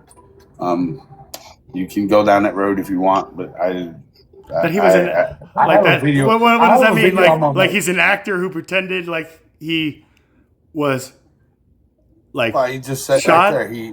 or just like he was a agent, like type thing. Where, let me ask you this, like Mike and everybody here, like after his passing, and when they caught like the perpetrator Tyler Robinson, who was like eerily like similar looking, you know, like I saw pictures. I have a picture of them like side by side, where it's like they could be younger brothers, if anything. But again, when Charlie Kirk, Erica Kirk's wife, came out and publicly announced that she forgives them because that is what her Lord and Savior would want, like her to do, like type thing, right? Like, and therefore, you know, like she made that announcement. And then what happened? Trump and even Stephen Miller came out and said, you know, like, I don't love my enemies. I hate them, right? And this is where, like, then everybody went along with, like, Trump. Just like, no, we are going to, like, avenge, like, one of ours type thing, right? Then the new hashtag was what? We are all Charlie Kirk. Not we're all like Jesus or anything. Now it's we are all Charlie Kirk, right? So here's where... So the we are all Charlie Kirk is standing in alignment with the belief in that we need to go out and spread the gospel of death, burial, resurrection of Jesus Christ. If you're going to unalive him for that, then unalive me too. You can't unalive him. No. That's not what I'm saying. Like, that's the thing where when you like hear that hashtag, just like we are all Charlie Kirk, right? Type thing where, like, what does that mean to each one of us, like personally? To me, that like is saying just like we are all maybe potential kind of like targets for people who hear us share our just like honest like beliefs and our honest like truth and not like it, right? And therefore we could just all become like Charlie Kirk, unfortunately, right? Type thing. But then other people I see just like, oh, we're going to start up chapters. We are going to spread the gospel like Charlie Kirk and just do like pop-up tents at like, you know, universities and just like like just yell at people type thing, just like, oh, you look like one of those woke alphabet, like whatever type thing. But Charlie again, Kirk pissed people off because he supported family and marriage, and people Right. identify family with oppression and feminism and all that stupid crap. So they were either like devastated that he was gone, or they were like absolutely thrilled that he was gone. Yeah. And so that just creates this warring factor. And as long as people are warring over something, then that means that they're easily controlled and they're distracted from everything else. Uh-oh. Hey, say that a little louder, Miranda, for the people in the back who didn't hear that. you're either happy he's gone or you're sad that he's gone type thing, right? Like it's just No, it was the other part she said. As long as people are fighting with each other, they have control of the people. Yep. So as soon as people come to the realization that they want don't us to have a fight. say over us, they Yes. don't have a say over us, that they cannot say, Knock the window. I can't like knock you on the because window if you you don't- want something. okay, Compa, I'm sorry. I apologize. I hope you can forgive me that the middle of my sentence has interrupted the beginning of yours. Please forgive me for that. Don't forget about the delay with light speed. Right. I'll shut up. Sorry. Right. So there's a point where that's it becomes obvious, right? So so as soon as they realize you have no control over me, over what I do in my life, over who I vote for, over what choices I make in my life. As soon as we realize that I don't have a control over what Charlie chooses to do with his life or what Miranda has to do with hers, or you guys don't have control over the choice I have, but we need to realize that we are human beings and we are in this earth and on this world together, and then we're going to have differences, but your difference has nothing to do with my way of living. As soon as we realize that, they can no longer use the media, people's life being taken, or people being put in prison to cause issues and arguments and disagreements and separation of the people of the United States, because we will no longer fall for their crap. just like when like the new thing from Trump's administration is just like they're trying to turn America into communism. We're just like, what? So what? You know when this revealed to me? You know when this very thing, when it revealed to me what was going on when it comes to politically. I'm gonna tell you. Tell me. Do you remember when the government said that flag down there in the South, we're gonna ban it? You can't fly it. They said we're gonna come after it. And the Southern people, I'm down here, I've witnessed this happen, lost all focus. These dummies down here lost every bit of focus, including from the person cleaning the bathrooms at Chevron to the person in the Capitol in the Montgomery that calls herself governor, lost complete focus on what was going on. And it didn't care nothing about that flag. They cared not one thing about that flag. They threw something out there to get the Southern people focused on something that they care about or love and worship, for some of them, sadly, because there was an agenda in the background. And what was the agenda? Does anybody know what the agenda was? There was an agenda. Does anybody know what it was? To clean out the deep swamp, or just like No. Can you repeat the first part of that? My phone cut out. Where'd you lose that? No. Whenever you were saying, do you know what that was? All right. the So agenda? there was an agenda. There was an agenda when the government had an agenda when they told the South that they were going to ban that flag. Oh, Do you know what that agenda was? To get them all freaking like patriotic and like amped up. But there was an agenda, bro. So they got the Racism. lawmakers. They started racism. They use racism to get your eyes off their real agenda. They use that to cause a racist divide. They use that flag to cause a racist divide in the South, because the South was the ones that was pushing against a specific law they were trying to push. And they couldn't get it. And what happened? Every Christian flipped over and was like, oh my God, because they come out with same on same marriage.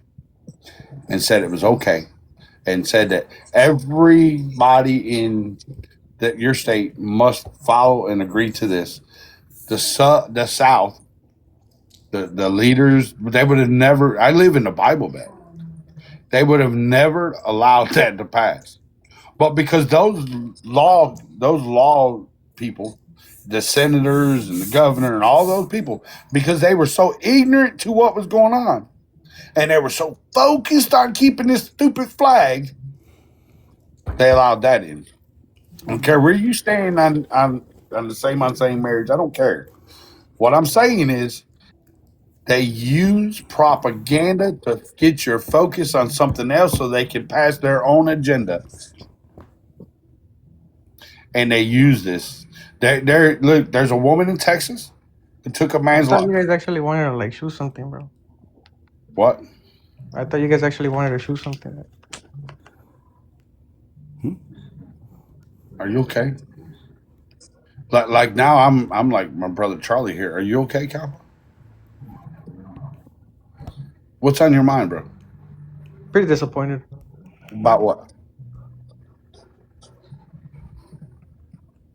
I had this idea that you guys were willing to give up your lives and what you believed in. Okay. Are you saying that if somebody comes to me and says, if you don't deny your Lord Christ, Jesus Christ, I'm going to take your head off right now. Are you saying I should deny that? That I would deny that or I wouldn't? Here, let me tell you, because I don't do parables. Let me just go ahead and cut it right on down to the root for you. Okay? Your question is, if Mike, just yeah, don't even. I just I don't understand. Just like again, just like I thought you guys were going to be willing to just lay down our lives for like what? Like again, sorry, so it doesn't seem like any one of us four are cutting it for Compa. So I will just allow you the freedom to go find whatever it is you're looking for. But again, like the conversation we're having is very thought provoking for me because you're absolutely right, Mike. Like there are just like little like stones that I wouldn't say just the government, but just like certain forces get like tossed into this pond of society that just cause these ripples, and some ripples like are like ocean waves to some ponds. But you said that in the South, like in that Bible Belt area, like the sacrifice was to keep the flag that they hold so dear to in their kind of like history, like they allowed, they being like the government elected like representatives, like same-sex marriages, just so. Well, it's not that they allowed it; they missed it coming through because they were focused on a stupid flag. Oh, okay. So it's just like they were like a football play. It's just like they were so focused on like who's coming on the right that they didn't miss like the tackle coming on the left just to like sack him. Right. Okay. Right. Okay. And so this is what government has been doing. When that happened, look, I asked. Look, I'm from Chicago, man. I asked people. I said, heritage or not, what the hell do you care? That is not the United States flag. So what the hell do you care? I was asking people that. Like, I don't care one way or the other. What do you care? Like, and do they not remember that it does like symbolize like a time where it's just like it meant like there is a separation between like people. Like this is our flag, meaning like we are for slavery, like type thing, right? Like the Confederate flag versus like the United States flag today. You know, like anybody who waves the other flag. So what did the Confederate flag separate? There was Dukes of Hazzard fans versus just like no, it was the North and the South, the ones that fought for slavery and the ones that fought against slavery. Ooh. Okay. Well, no, but it was the South. So it was the battle flag of the South, representing the South. So yes. What did the South represent? They were for no taxes. Well, that's so the Civil War. Go do your research. The Civil War originally started off from taxes, and it later. Hold on. Okay, sorry. It later turned into a slavery issue. There you go. Right. But later And turned that's into the slavery industry. So, on the face of the Civil War was taxes. That was the issue, and later became a slavery issue. The Mhm. battle flag was already there, which is this Confederate flag, before it became a slavery issue. The reason the battle flag come to play was because the South and the North were in the battlefield waving the same flag, and they didn't know who the enemy was. You see what I'm saying? They didn't know who the enemy was. So they were like, hey, what do we do? Right. This was during the Civil War. What do we do? The South come up with this thing called a battle flag, which is used for a Confederate flag. That was the meaning of the flag. Evil men, by the way, Democratic Party, come Both out. parties. Well, Just saying. come out and started using that flag over top of them as they rode down the road on horses, because they were mad about the slaves being freed. There was some people that hated that. I Yeah. agree with you there. And they rode underneath that battle flag, but that battle flag is not what that represented. Right? I went back in here. I had a long discussion about it at work. And I went and researched what That's kind both of of boring, these Mike. people Just say. like you just have a long discussion about the history of the Confederate flag. Bro, well, it was in the look, it wasn't outside. Like, there was 3 of us that worked in a bay, so it wasn't like we were walking around a plane. It was us 3 that worked together all day, every day, 10, 12 hours a day. We were just had a conversation while we worked about the whole thing that was going on.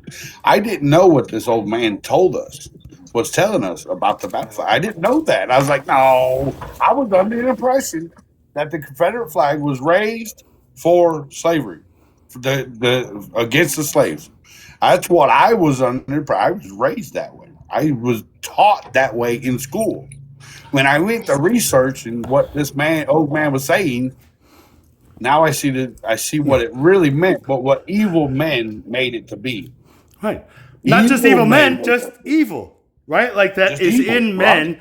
Like, take something that was just, like you said, just a distinguishing mark of just like, yo, man, Right. like, are you friend or foe? Or just like type Right. thing, right? Like type thing. Where it's just like, we had to create a way to distinguish whether we're friends or foes type thing, right? Even like the term Republican was first used to like distinguish like politicians who were against slavery, like freeing like the slaves, and those who were Democrats, Whigs. Sir, go back and look that up. Homeskilling. What the origin of the Republican Party? The Republican Party was for freeing the slaves. It was That's the what I said. Democratic Party that Yeah. against it. That's what I was I thought saying. you Like, said opposite. no. Like politicians then who call themselves Republicans were against slavery. They wanted to free Yeah, like right, slaves. right. And anybody who said, nope, we're Democrats, we're Whigs, we are Confederates or whatever, that was like the separation, right? Anybody could call themselves now a Republican from either of those parties, but those who continue to hold on to that identity marker now is an enemy, or not an enemy, but an opposer of what the United States was going towards, right? This is all about not letting slavery expand as we were going further west. But the South wanted to like continue on, right? Type things. Like, you know, like if maybe they just said, we're cool with where we have it right now. You guys expand Right. west and do what you think. I bet you maybe then that would have like kept this, you know, thank God, like, you know, it went the way it did. But, you know, like this war between brother and brother, right? Like before it was like when you were talking about the war over taxes, you're talking about the Revolutionary War, right? Like where we're fighting taxation without representation, right? With the King of England. And then when we got our freedom, and then write this declaration like, we hold these truths to be self-evident, that all men are created equal and are endowed, you know, like with certain inalienable rights, life, liberty, and the pursuit of happiness. And then there were 13 like representatives that signed their name on this thing for their representative states. And I just look at those names and I'm just like, okay, these are the people who just like heard those words and said, yeah, we're better than everybody else type thing. And then probably the other presidents who was just like, hold on, man, I have like this guilt in my heart where I feel like we're not abiding by watch, this. watch this. Had the Civil War not took place, you would have a South America and North America. Well, there is a South America and a North America. You mean No, no. like a South and a In North the United America States. within Let the... me rephrase that because if that's true. There would be a South United States and this North United States. Where else do we see this? South Korea and North Korea, right? Yeah. So if we think about that, had the Civil War not happened, where would America be today? Where Like would the United Korea? States be today? No, good. I think you got a delivery. Are you saying that we would be like Yeah, the Korean that's Peninsula? exactly what I'm saying. That's exactly what I'm saying. Like here, like this is where my father told me like Yeah, the history 21, of we don't care the... about that. What? You don't care I about was what? talking about that. 21's up under another name, and he's spewing he's spewing his word theology understandings. Look, I love 21, so let him just kind of do I this. do. But I love him to death, but like this is the thing where like Vietnam was what? A war between two different like superpower like governments, communism versus capitalism, right? Like this is where that like divide has taken the whole world like under its like battle, right? First it was Vietnam. We cannot let communism spread. Therefore, we're going to fight for southern Vietnam, right? To keep like democracy and like that like alive. And then what happened? We lost, right? Like that I was don't one of think the nobody won. I think exactly. everybody lost. You're absolutely right. Nobody wins in war, but that was the first time like America felt just kind of like, yo, we didn't set out. But then the Korean War, here's again Russia and America type thing, where it got to a stalemate, where the negotiation was, okay, the North, we're just going to divide it in half at this 38th parallel, the DMZ, where the North will be allowed to do as Russia wishes, and then the South will be for like capitalistic democracy. Here's the experiment, right? And you see how like South Korea is flourishing from like that influence, but North Korea is, we don't know. It's all speculation. And my father told me if America had just used the A-bomb and just ended that, Korea would be unified and all of it would be. But you know, like because Right. No, I agree. And there was another country. There's another country that happened in. Do you know which one it was? no, not offhand. What? Germany, bro. Oh, East and West. Yeah. The Berlin same Wall. thing. Right, the same thing happened. So Tear look, down this wall. He said it as I said it. He typed it as I said it. Right. So, Like, could you imagine that living in a country where like you can only go so far like east or so far west before it's just like this wall, right? And you cannot go across that wall. Just like the DMZ, there is no wall. There's just like posts where just like anybody who finds themselves in that like no man's land zone is going to be taken out, right? Like that is. Now listen to this. This is an unpopular belief that I have. Like people flip out when I say this.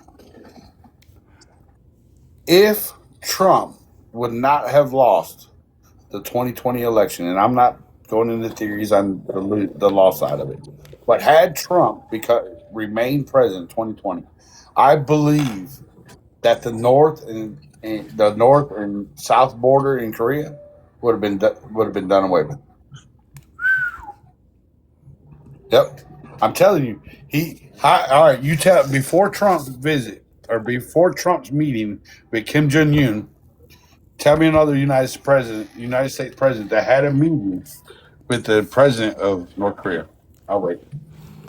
Rodman don't count. Like with an American president, you're right. Like even Biden or anybody, like even with Putin, when Biden was just like, I'm not going to sit down with Putin like to end the Ukraine war. I'm just going to feed Ukraine more weapons to perpetuate that fight. This is where like I was like, Biden, you are evil, sir. Right. I don't know if this is politics, but you know, like I addressed it to our government. I sent them emails and like my like case files and stuff like that. And there was a like interview with 60 Minutes where the interviewer just asked, just like, President Biden, if the Lord God Almighty came down and told you directly to like get out of the race, would you do it? And he's like, I mean, like, now we're talking hypotheticals, but yeah, I mean, if the Lord God Almighty told me to do something, I guess I'd do it. And I was like, you know, whatever it is. And then, you know, like, I don't know, but Trump, that's the thing. If Trump was able to continue a second term, like after his first term, the only for sure thing is that he wouldn't be president right now. Like, you know, that's all we can say. But to, Yeah, like that's the claim- only for sure thing. But Right, I right. believe communications were. I believe that he had communication going. Jun Yun. I believe he had communications and trying to move him. He did. Like, the direction of moving up. that was the first time where I was just like, yeah, finally. Like, he's doing something that is like an example for other presidents, right? Like, even Obama didn't do that, right? So, like, this is the one thing where he stands out. But then, when he came back, like, he didn't, like, reestablish, like, that connection. He was just like, you know. But hold on. Hold on. Now, let me say this before I go any further. Yes, I voted for him. No, I do not agree with most of what he's doing right now. Now, with that being said, when he got back in office, his focus has to be more. You agree that the focus has to be more on your people than other people, right? As a president of the country. All right. So It has to be more on, like the American people than the non-American Than somebody else. I would Right. disagree with But that. I say hold on. that. Hold on. Hold on. When I say that, I'm talking about the people in the United States. The United States issues is more focused and more important for him to focus on Absolutely. than it is for him to focus on North Korea. Yeah, Right. of course. So, Yeah. right. So I'm not singling out American versus non-American. American issues is more important on the focus than it is somebody else's issues. Just like my house is more important to focus on than your place. Okay, so in that same aspect. So, well, now that you put it that way, I see where we stand. Just like, yeah, if your house is on fire. No, I'm just kidding. No, okay, right? Like, just like we have if to. my house is on fire and you ask me to send you $50, man, I can't send you $50 right now. My house is on fire. I got to deal with my house first. All right, I got to handle my household first. So, so can I ask you for the $50 after you put out the fires? But either way, you're absolutely right. Like, POTUS has to focus on America's like divide before trying to go out and help, let alone like, you know, change or fix any other countries or worldwide issue. I agree with that. Right? Okay. So when he left office in 2020 versus when he came back into office in 2024 or 2025, would you say that the country was in better shape when he came back in office or worse shape than when he left in 2020? Under Biden's kind of The That's country the thing. itself, not the world, the country itself. Was it better or worse? Did Biden's administration make things worse or better? For who? Like, that's nothing changed for me.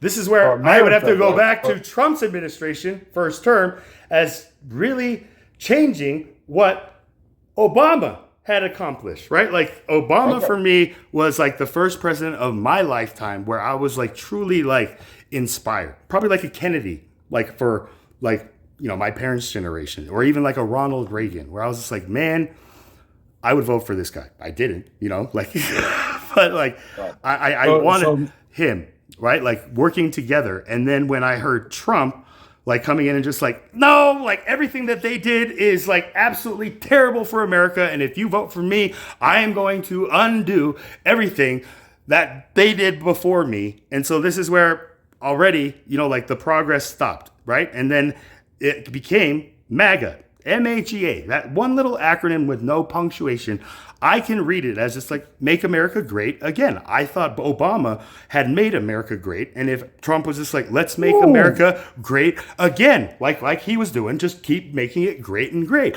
I'd be like, yes, but then you heard how people were like, make America great again before this whole like Obama or, type thing. And so this is where like the word just kind of like you were talking about, like in the South, like, it really just brings out and exposes like who truly are like neighbors, right? And countrymen, as opposed to just like angry, like sore losers who are just feeling like. So let me ask you something.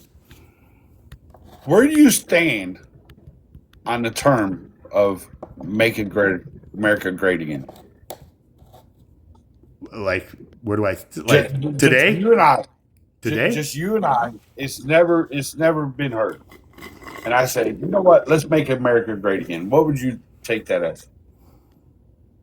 In that tone, let's make America great again. In present time, this is where it's a little tricky, where I'd be like, you and I right now, it's never been heard. In 2026, July 7th of 2026, the term make America great again has never been heard. And I just said that to you. What would you think?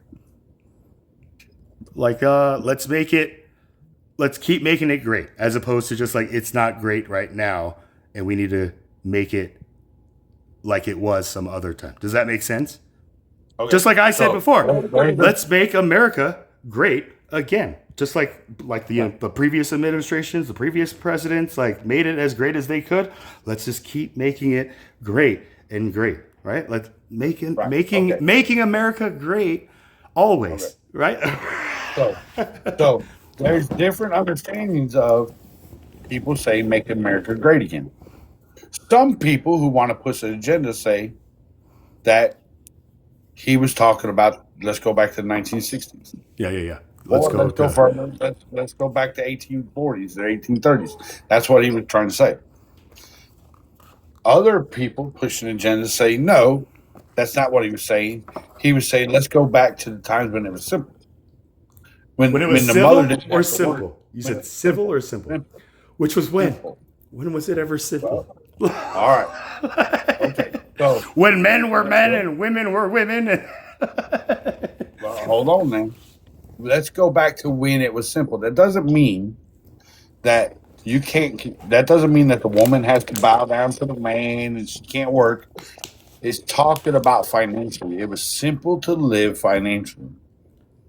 Simple to live financially under the American dream of just like getting the house and the car and the so when I hear when I hear make America great again, I hear the American dream, having a house, family, cars, living the way you want to live, not being up under somebody's foot, just being me and my house and my family alone. That's how I see it. I worry about me. I go to work. If my wife wants to work, she can work. If we want more, we need to work more. We need to work harder. That's how I look at that. Mike, do you have like your own home between you and your wife? Yes. Like, right? Like, yes. Do you have a car? Yes. Yeah. You have a family, right? Like you have the American dream, right? Like you have already. Sure about, oh, are you sure about that? What, that you have the American dream, or that you have a family? You remember what I said? We go back to simplicity. Right? What was the key point of simplicity that I pointed at?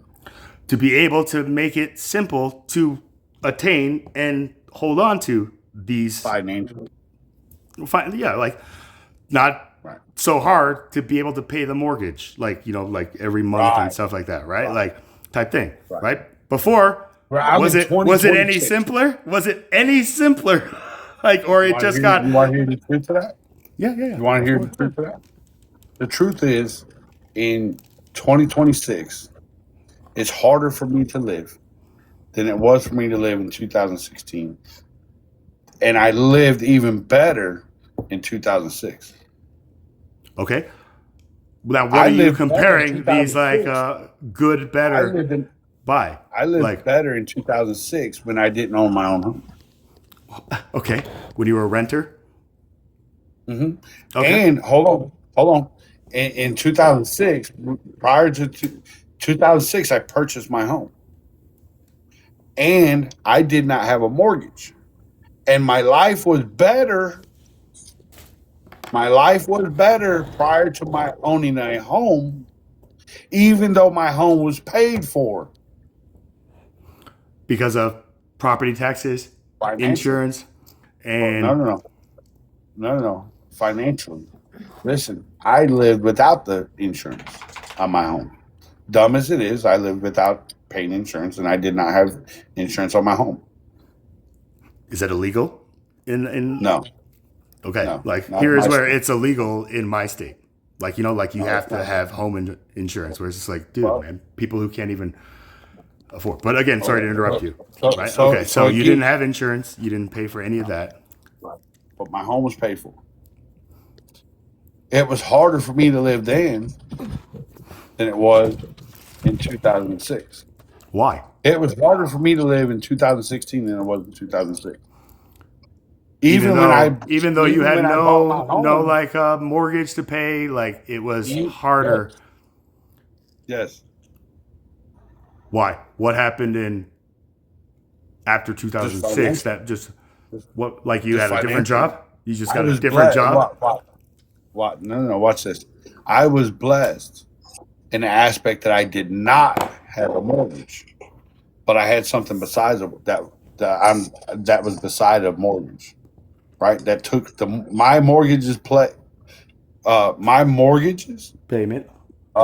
the pay that I would normally pay, that somebody would normally pay for a mortgage in 2016. Well, I won't say 2016, but in like 2010, 9, 10, 11, I was paying child support. So I was still feeling the expense of a mortgage of a nuclear family anyway. Right, but not like know what I'm getting saying? any equity, right? Like if you put that like into like a house payment, like at least like it goes into ownership of the house. You pay child support, like at the end, it's That just was like equal to what a mortgage would be. right. Okay, so Oh. man, okay, You see what I'm saying? So I still had the financial burden of doing this. Now you say that in your state, it is a requirement for somebody to have insurance on their home. Let me ask you something. What if somebody there cannot afford insurance on their home? What happens? Does the state take their home away from you? no, I mean like here's the thing: where if you are a You have to have landlord, insurance if you have a mortgage. if you're like a renter, like a landlord, like my parents are, every home has to be like insured, right? And if like Yeah, the tenant, if the tenant something happens and it doesn't get taken care of either by like our pocket or like insurance pocket, our tenant can go to court and just say like this landlord is a terrible like landlord type thing. Yeah, that's slumlord laws. That's not what I'm talking about. That's I feel like automatically that's a slumlord. It's just like Hold on. slumlords are like I'll tell you slumlord. I mean, it is. It's a slumlord law. Listen. Hey, okay, yeah, that's slumlord law. Sorry, Yeah. I'm not talking about that. The home that you're living in right now, if you had no mortgage paid off, it's yours. Are you required to have insurance on that home? No. By state law? Like that's the thing. Like if I'm living in it, but I am required to pay annual property taxes, which go up every year, which is just like ridiculous. It's You're like only required to pay insurance if it's not paid off. And that's the only time Right, that you're allowed to do it. right. yeah, right. But For the that's security why of I the was banks, able- side, right? Like Right. type thing. That was right. That's why I really showed I was able to not do that because my house was paid for. So Now you still had to pay though annual property taxes Yes. every year, right? Yeah, That if you don't pay those or get behind on those, then the government can can get come in foreclosed and on, seize the they can property, auction right? it Like off. But right. still a That's certain amount of how time we to pay that lose back to get it. that property. That American dream can be taken from us if we don't keep up with the government's requirement of taxes. Right? So we're back to That's right. taxes again, where it's just like, dude, Right. That's why you keep that's why you keep a couple of broken down cars in the front lawn, so that way the property tax don't go up. I don't care what she Just says. joking. I just don't like, care yo, man, what we got to mine make says. our neighborhood look terrible so these property taxes don't go up with Listen, the gent. I'm going to tell you something. I'm going to tell you something about Miranda right now. if Miranda's not from the Southeast, she was raised by somebody from the Southeast based on the statement she just made. Because that's a fact. But Oh, I'm a straight up redneck. I live in Alaska now, but that was because I got tired of all the people down south, so I decided to like come up here for their safety mainly. But was it any better up there? Minnesota or like Montana? no, I lived in Georgia until I was 10, and then I moved to Alaska, and then down to Montana, and then I went to Arizona for schooling, and then I moved back up to Alaska to get away from my mom. Yeah, I told you she was in the South.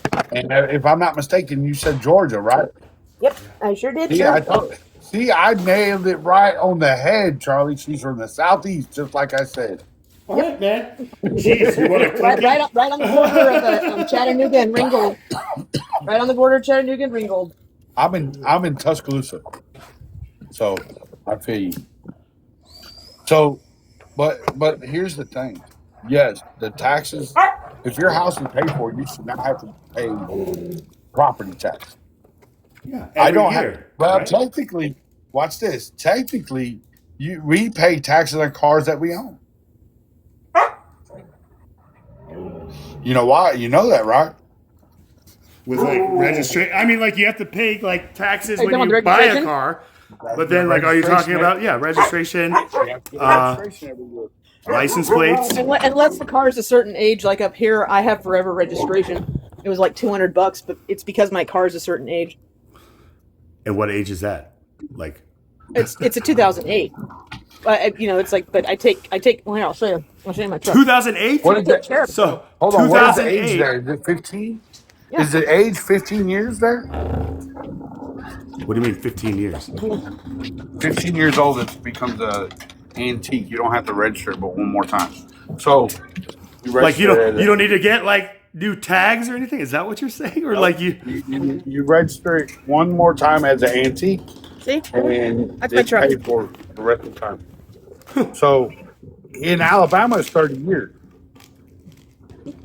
So if I drive a car that's 30 years or older, I register it as an antique. Hold on a second. Let me get my shoes on. so a 1990s car, like a 1990 Honda Accord, could be an antique. You literally can make it an antique, yes. Okay. And then what about like actual antiques, like Model Ts and stuff like that? Does that? Hands down, same thing. Okay. Now, does that also free you from like emissions tests and Yes. Alabama don't have emission tests. at all, or just for 30 At all. years? At No, all? at all. At all. They don't care about your air quality at all. Like, There's too many cars Are you on the road listening to me, down Charlie? what's See, that? this is my truck. Nice and clean. I keep my truck. I keep it clean. Yeah. My truck. It doesn't offend you I'm that just your saying, but it's state like, yes, calls it where an you're like antique? making fun of me because it's a 2008, and I'm like, yeah, No, but I have 2008. registration It's on like, it, so it's like, this is my truck. that's like almost a new, like, especially Toyota type thing, right? Like, I don't know. The only thing like, I need to do is I need to get new headlights. But see, what I did is I bought that one at salvage because the frame on the other side is broken. Everything else in the truck is like well, except for the rust on the bumper and shit. But it's like I've been using this one for parts to fix this one, and mine's not even technically broke. I'm just replacing parts so they have newer stuff on there because I replace it before it breaks. And so I got this truck for $3,000. and it So I've just runs, been using it. or it's just like a part, you're just parting it out type thing. Well, I mean, it did run whenever I got Like, it. I Yeah, mean, but like, it's like, is yeah, it I've just true been- that I've like, just been using it for if parts. you become an Alaskan citizen, like you get $1,000, like for tax? Is that like still true? Like because Oh, of you're like talking about the dividend? Permanent dividend? Yeah. whatever it is Well, from okay, like so the it's- oil it's- company, like the It's tax based- incentive it's based for. off the I'm explaining it to you. It's based off the revenue that we make every year. The state makes from the oil sales, like per barrel. So like the most I've ever gotten in a year, I think was like close to $6,000. What? But then, What every year you got this dividend coming in? yeah, it's just it's once a year. It's not. People think it's like every month or something. No, it's just once a year. Yeah, I thought it was just once. Like Oh, like just once overall? No. yeah, get once it you every get September. to Alaska and you settle down, like you get one dividend check for that month, and then yeah, that's it. And then like the next one could come in and get like a higher one, and like you can't be complaining about it. But you're saying every year, like around, like tax refund season, No, you yeah, get but like this. It's typically no bonus. more than $2,000. I'm saying the biggest one that I've gotten since I've been here in like almost 20 years has been close to $6,000. Mike, what's the biggest and smallest check you got from Illinois company? Like mine's 0. I haven't gotten any. How much is a gallon of milk there? How much is a gallon of milk there? I don't drink milk, so I don't know. How much is a 12 pack of soda? I go to Burger King and get free refills, so I don't know that either. How much is something at the fucking store, Charlie? Come on. Like, give me a price on something. I'll tell you what. I've been eating fast food so long. I'm not trying to lie to you. And how much is the fast food? How big is How a much Big is the Mac? fast food? $5. I know that. $5? I can go to Burger King and get a $5. Whopper Jr. and a chicken sandwich and a medium fry for $7 and change. Right? Okay, so up here, a double cheeseburger from McDonald's is like $4 something. Okay, what about a Big Mac combo meal? It'd be like $14. Woo! Okay. Yeah. And what's the minimum That's wage? why we get the dividend. That's why you get because your Big Macs are more expensive. Listen, if me and my wife go to McDonald's and we buy a Big Mac combo meal, Big Mac combo meal, large drink, large fries, we're knocking on $30 for the two of you. For the two of us. Yep. And, So, you know like watch those Totino's pizzas? Because I know you eat those. Those are $1. Big Mac. I can get 10 for 10 of those at the grocery store. Party Yeah, pizzas? up here, they're $6 a piece. What? I gotta start peddling party pizzas. It's because it's so. You know what it is? It's because it's so hard to get it there. Exactly. It's because everything has to come in on a plane or a barge. Right. Okay. That makes sense right So there. my point is that the money that you get every year doesn't make up for what the cost of living is. Hey, at least they're trying though to like help out. Well, I mean, but the minimum wage is also higher. Like, for example, my daughter is 14. She got her first paycheck, like I think 4 or 5 days ago. And I asked her how much it was. I was thinking it was going to be a couple $100. It was fucking like $670 for 2 weeks worth of work. I'm like, what? And because she's making like $16 an hour. Right. So Charlie, and look, you don't have to answer this one way or the other, but let me ask you this. You own a company, right? Your dad owns a company. You're over it, right? Yeah. Huh? Yeah. Okay. Let me ask you this. The cost of living has been up several times in the past 10 years. How many of those several times that the cost of living has been up have you given your employees a raise? Like, I am an employee, so how many times did I get a raise from my father? I'm not talking about you. Let's talk about the employees that are out there working physically doing the job that you contract. How many times have they gotten a raise in the last several times that the cost of living has been up? Okay, so here's where my father owns a janitorial company outside of like our real estate investment company, right? In the real estate company, I'm the only employee, right? And they pay me $20 cash, like no taxes, plus like I don't have to pay for my house or anything like that, right? So I don't get any raises unless my dad's in a good mood. Now for his janitorial company, he would have to pay the minimum wage, and obviously he would give raises and stuff, but then once contracts became based on budgets, limited budgets, right? This is where unions and stuff, he hates unions, right? He always tried to stay non-union because that allows that wiggle room to give employees raises. But the moment that employees filed to form a union, this is where that raise increase kind of period really started going out the door, and we just started bidding contracts that was a set wage, and we outsource it. Just find janitorial companies and say, this is what this client is paying. We're not trying to, we will give you a fair percentage, but everything else on what you pay your employees, that's on you, right? He doesn't have employees, he has subcontractors now. So that question that you're asking me. Yeah, so your dad is the contractor subbing it out. Okay.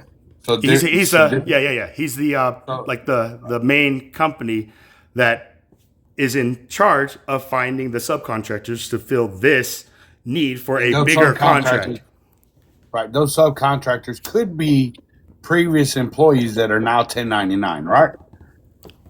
Yes, we do have certain states where we do have like a presence within our own company where we give them like our manager rate type thing. Like we really make sure those sites are the ones that are best representative of us, right? But then if we get a call from another state just saying like, yo man, your janitors are not doing a good job, then we have to call that company and be like, yo, we got a complaint from our client. What's going on? And they have to like error correct. And if they don't, then they will be probably replaced by another company. Does that make sense? Right. Now, if the other company comes I in know and how says, contract- we know what you were paying the company before and we can't do it for that rate, we need a raise, that's when my father is in a situation where he has to like, you know, do the numbers and see, is it worth, you know, like taking out of our profits so that we can like, you know, Right. improve I know this the way side. contract subcontract works. Yeah. So that doesn't fit the scenario. So let me ask you this: in 2009, minimum wage was raised to $7.25 from $6.55 an hour. Yep. Right. Okay. So it raised to $7.25 in 2009. What percentage of cost of living would you deem it necessary to raise that minimum wage or give your employer employee a raise? What percentage? In the of cost overall of- cost of living, in like a Right. specific overall state? cost of living, it raises by a percentage. What percentage would you say? All right, minimum wage needs to be raised, or the employees need a raise. What percentage would you put that at? I would say in correlation to whatever the percentage the minimum wage was increased from the year before. Like, so if it went from Minimum wage has not been increased since 2009. right, so what was the percentage of increase from 2009 since the last time it was like minimum wage when I started working in the 1990s was $5.15, and my first raise becoming a manager, what Pizza Hut called a dough $5.15 master, was $5.25. Right, like I maxed out at $5.75, and then I dropped out of college, quit comedy, and I come back and minimum wage is like $15. I'm just like, what the? No. Minimum wage. No. Minimum wage is $7.25 and has been since 2009. Now the question is, what percentage of cost of living rise? What percentage? A 5% rise in cost of living, a 10% rise? That I would say require between a 5 and raise 10. to be given? Between 5 and 10. Between 5 and 10. All right, so you're saying every time you believe that every time if the overall cost of living raises 5 or 10%, the employee, whether minimum wage or making $15 an hour, should get a raise. That okay, brother. No, I thought you were asking me. I thought you were asking me like what cost of living increase do I think justifies the need to like raise the minimum like wage in 2009 when it was not raised at all between like the years whenever minimum wage was enforced, right? So this is where watch. If I work for you, minimum wage is $7.25 an hour, and you're paying me $15 an hour. And in January 1st, minimum wage jumps up to $14 an hour. Are you going to give me a raise? No. No, right. Hold on. Yeah. Hold on. Watch. You see that? The minimum wage was $7.25. You're paying me $15 because I'm worth that much more than the minimum wage. As long as you raise the price of the just- services, then you would be able to give the raise at the same percentage. You just have to raise the services up. But if you don't raise the services, then you'd basically be making a decision that would possibly make you think. If your job So like the minimum requirements wage- didn't like change or anything, Mike, I would keep you at 15, right? But like all the other Because employees, the law says you don't have to. Hold on. The law says you don't have to. because now the minimum wage is 14, not 15. I'm making 15, and in your thought mind, you're gonna keep me at the 15, saying that I'm no longer as valuable as your minimum wage employee. Okay. Now, if you came into my office and you're like, "Hey, boss, just like the minimum wage like doubled, right? And you've been paying me double the minimum wage this whole time, like anyway. But I think it's fair that if you're going to pay all the employees that you were paying half of what I was earning, like a double increase because you have to, that you in turn also deserve a like raise, like equal raise. Where it's like, so you want me to pay you? You want me to pay you $30, or you want me to pay you the 22, like the 750 that they all jumped up type thing? Which would be fair to you? To get the same pay increase as everybody else got, or the same percentage? I say the same pay increase. Okay. Well, with that, I would be more negotiable than you coming in and be like, I want like $30 an hour. And I'd be like, what, Mike? No. I say the same. I believe it should be the same pay increase. Now, here's the problem. I'm going to show you something. In 2009, the minimum wage was changed from $6.55 to $7.25. $6.55 to $7.25. So 70 cents. 70 cents. Right. In 2009. Okay. The percentage on the cost of living since 2009 has been 56%, brothers. 56% from 2008 or from 2009 to today. To today is 50%. It has raised 56%. What used to cost you $1 in 2009 cost you $1.56 today. Okay.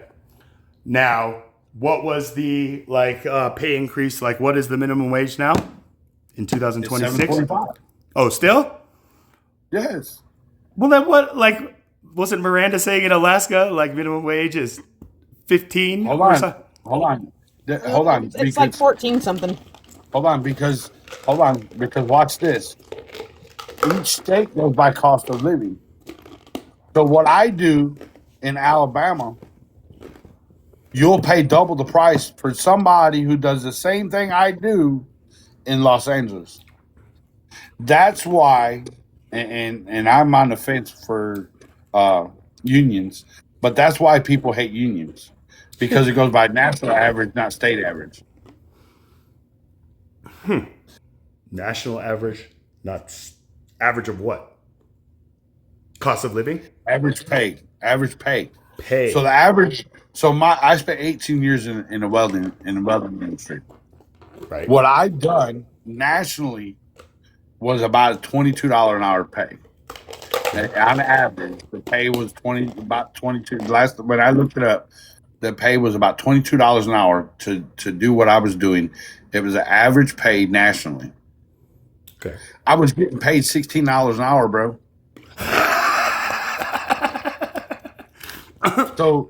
So on the state, I sent you I texted you what the Alaska wages. Sorry, random. Yeah. So on the state side, cost of living, $16 an hour was pretty good at that time. But nationally, $16 an hour wasn't jack compared to what my people that was paying me the same thing. Let me show you something that was doing the same thing. I'm going to give you an example. I used to build dump trucks 2 miles from home. Okay. I welded, configured, cut, installed dump bodies on dump trucks. For a company, not like your own. Okay, good. Right, for a company. My wife at one time wanted to move up north to Illinois to be by one of my cousins because we were getting close. Okay. So I kind of started looking for jobs in that area. I was making $14 an hour at this time, building dump trucks. I found a dump truck manufacturing company 20 miles from where my cousin lived or where my wife wanted to move. I called them up and spoke with HR and the plant manager and told them who I worked for, my abilities, and what I can do. Do you know you know what they told me on the phone? How much they pay? with no more information. Said if I can prove that what I'm saying is true, it is on the table. You let us know when you move here. Here's what we offer you, and we will hire you on the spot. We will hire you to do your job that you're doing right now, and we will start you out at $32 an hour. Okay. Yeah, but Knowing you gotta that go you were getting paid an extra 18 16. miles instead of just the. Well, Hey, but no, it wasn't even you that. just got The a cost of living- 50% increase in the cost of living, though, is what? What was the change in cost of living? So the cost of living down here at that time for rent was $400 or $500 for a 2 or 3 bedroom home. Yep, A I remember 2 or those 3 days. bedroom apartment up there was $1,500. There you go. Apartment. Big difference. Yep. Apartment, not a home. An Like apartment. like apartment in At that like similar square that footage point, of it what would the home would be, like a 2-bedroom home. It would have like- been doesn't cheaper to matter. get. Hold on, it doesn't matter to me. That It would have doesn't been matter. cheaper to get it about a mortgage. Right. Mortgage is cheaper at that point. Right. But it doesn't matter to me because an apartment shares a wall, and a wall they can hear my intimate relations with my family. Yep. Is that a bad so thing? I lose out. It's like I need at If least I like said 10 feet. Whenever I lived in Phoenix, I banged on many a walls telling neighbors to go. You got neighbors upstairs, Meaning if I- downstairs, to the left, to the right, across the hall. Right. You now think about that. You send your kids off to a babysitter's house for the night. You want your neighbors hearing you and your wife? It just got to the point I didn't care anymore. No, I know, Yeah. but I'm just saying. I would, just so that they know, like, Of we're course still you would. in love with each other. It's Come on. No, bro. it's just like, man, I get those what you're pains, saying. those I get what pains you're saying, though. love each other, Right. right? No, I get it. No, man, that's what you do when you go on vacation in a hotel room, bro. You let the neighbors in the hotel room know that. That's where it's Not just like, the dude, neighbors like, that I look that's at where it's every just day. like, imagine just like my parents just like finally going to Disneyland, taking their kids on a trip, and the people next door are just like, and the kids are just like, me and my brother are just like, what is there murder That's- going on next door? Just like, It's amazing No. how people forget, like in KOAs, like how thin the walls are on their little like travel Right. campers. That shit's funny. But see, Right. it's like I'm not so much worried about being heard as I am having to listen to them. But either way you look at it, it was not. Was it financially beneficial for me to move and take that job? No, Hands down, absolutely not. not even close. not even close. You just Okay, live in the so hole. you are paying how much for the house where you are? Hold on, let me get my calculator. And we'll do some math here. $750. He's going to be in the hole probably about like Right. $300-400 a month. Right. I mean, so like- so the cost of living, of rent for what I needed was about $400, $500, $600 a month. So just say $500 a month. Which you need Okay, so to you're- work how many hours at $16 an Doesn't hour? matter. What Let do you him mean give it me the doesn't numbers matter? and we'll- It does Hold matter. on. Hold on. That doesn't matter. So you were paying $500 a month for rent, right? So you're $16 making an hour. $14 an hour. 16. So that's- 14, no, at that time it was 14. $14 an hour. So that's 14 times 8, and then it's $112 a day, and then for 2 weeks, I'm guessing. So 10 days. No, it would be for 5 days. Well, so you got paid per 40 week? 'Cause hours, I was paid. doing bi-weekly. I got paid weekly. So Okay. 14 times 40. Okay. So it's, and then $560. So in and one, then minus the Oh, 5. hold on. I was gonna say, and then minus the 500. But this is what it would have been. I was making 14 without a mortgage or rent, but the rent cost would have been about $400 or $500. So it's Okay. 2,000. but you were still paying. $2,240 a month. Hold on. Minus Watch 5. it. Minus Right. 500. So that leaves them with $1,740 left. To Okay, live. so now right. That's That good he pay. That's saved. good living. That you were saving, No. not having to pay No. A mortgage, That's it. right? We're just looking at rent. We're just no. Hold on. If I was paying rent, this is what I would be bringing home: $1,700 a month, right? After to the pay my rent. bills and to live and all that. And how much was the other place? 30 something bucks an hour? $32 an hour, 30. 40 hours a week. Rent is $1,500 at the very least. 32 times 40. But then we got to times that by 4 because you'd get it, 4 times a month. So times Or again, so that's $5,120. $5,120, right? Minus So then 15. minus 15. Mhm. So that's 3,620 now, but we have to factor in the extra 18. So that's 18, 32, 36 miles extra a day in gas. So gas goes up. My gas cost goes up. Oh, you're gonna commute? cost You're gonna commute to that job? Like I You thought you have were to. gonna. I thought you were gonna 18 like miles. It was about. move. It was only about 20 miles. I live 2 miles currently. I would have traveled 18 miles further by moving up there, making my gas costs go up just to get to the job. But Yeah, you see one what I'm time, saying? it only goes up for the one time Per trip. Per trip. Per trip, yeah. So, Per so trip. it's an extra 36 miles a day Right.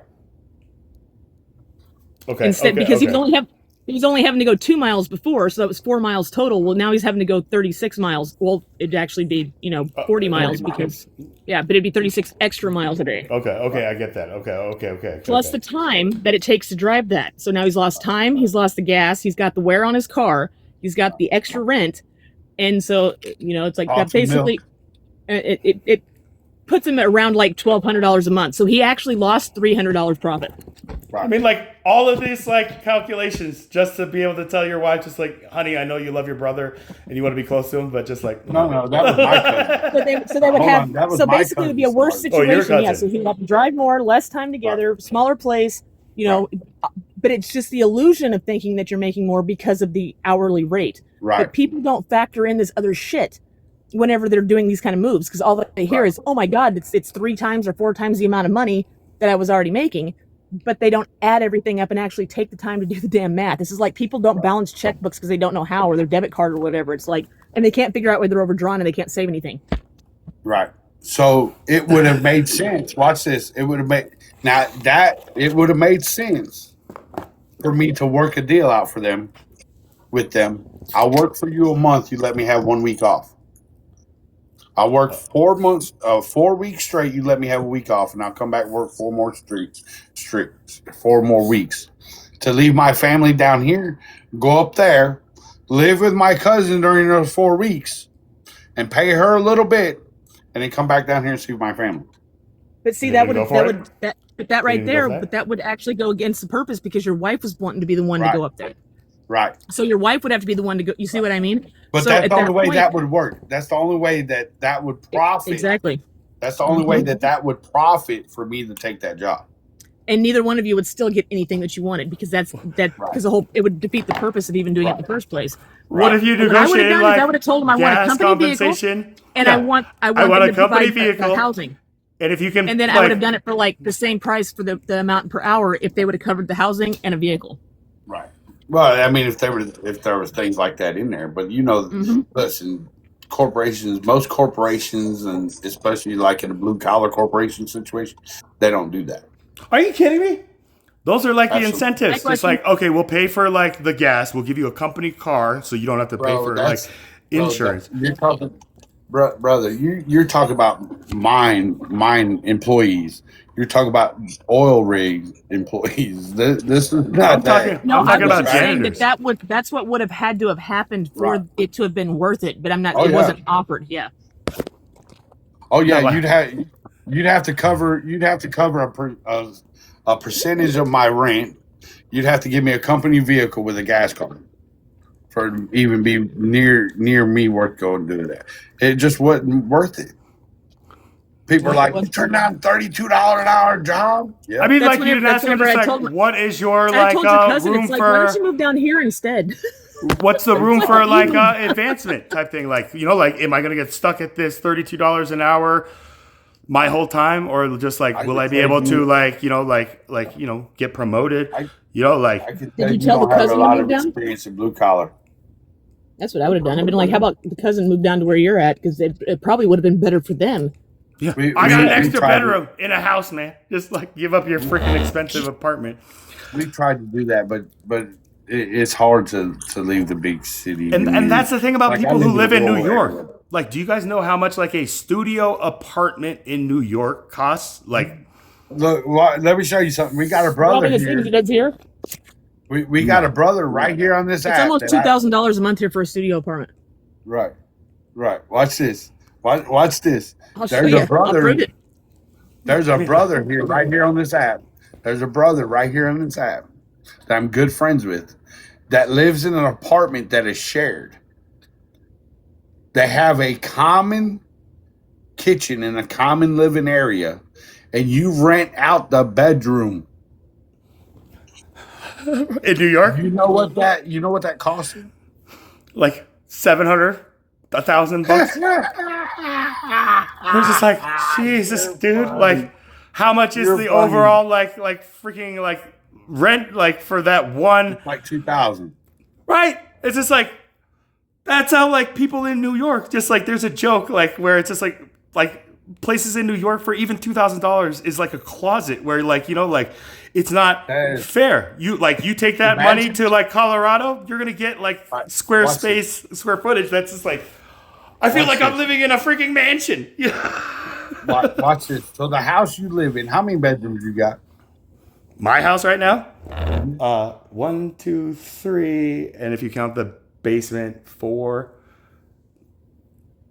bedrooms. It's a 4-bedroom ranch home, 2-bedroom or 2-bath. Well, let's just say it's 3.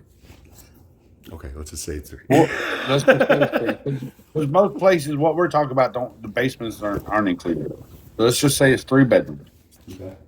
You own your house, and let's just say you pay $1,800 a month on mortgage. Depending on where you're at, and I'm being high on that dollar amount, I'm sure. That's the thing where my parents got to the point where they paid off all of our property mortgages and stuff like that. So they have So watch this. Right. So watch this. If you go buy a property right now, if you use the mentality that they do in New York, you go buy a property, a 3-bedroom property right now, and that mortgage is $1,000, and it's a 3-bedroom property. You can rent that bedroom out, each bedroom, for $1,000 a month. To somebody from New York? Hold on. For the bedroom and the common area. The bathroom is also a common area, homeboy. Well, I got my own bathroom, so I could charge. Well, hold on. You're buying a 3-bedroom home with a common living area and kitchen, and it may have 2 bathrooms. Your mortgage. And like a guest bathroom, right? Like, there's going Your to be mortgage. a master bathroom. Charlie, come here and look. Right. Hold up. Look, $2,500 a month, right there. Oh, I took 3 different pictures. Just wait until you see the other 2. Can you, where I don't know where Charlie is.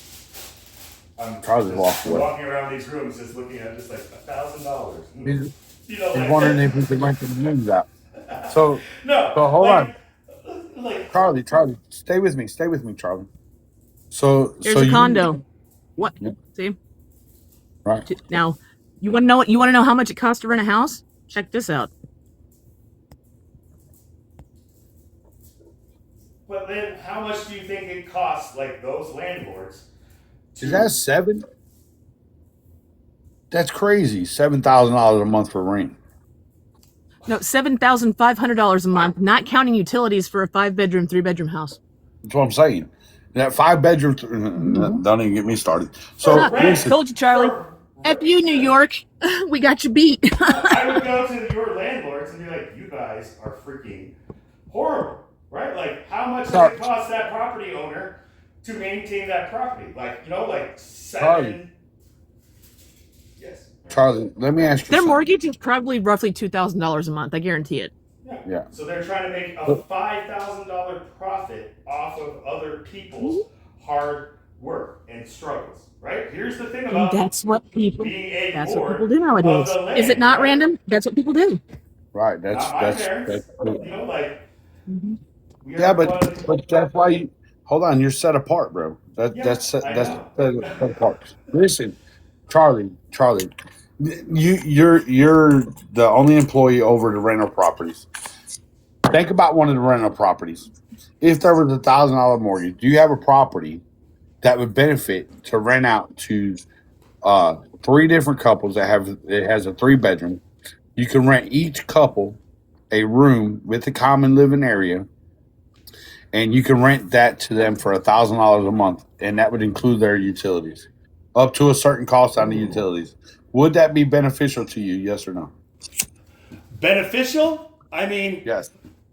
Like in the form of just like money? I mean, I guess, but it would be less beneficial to have to deal with 3 or like multiple like different tenant leases for one property that like type thing. So again, but that one property, hold on. What would you charge for that one property just for me and my family?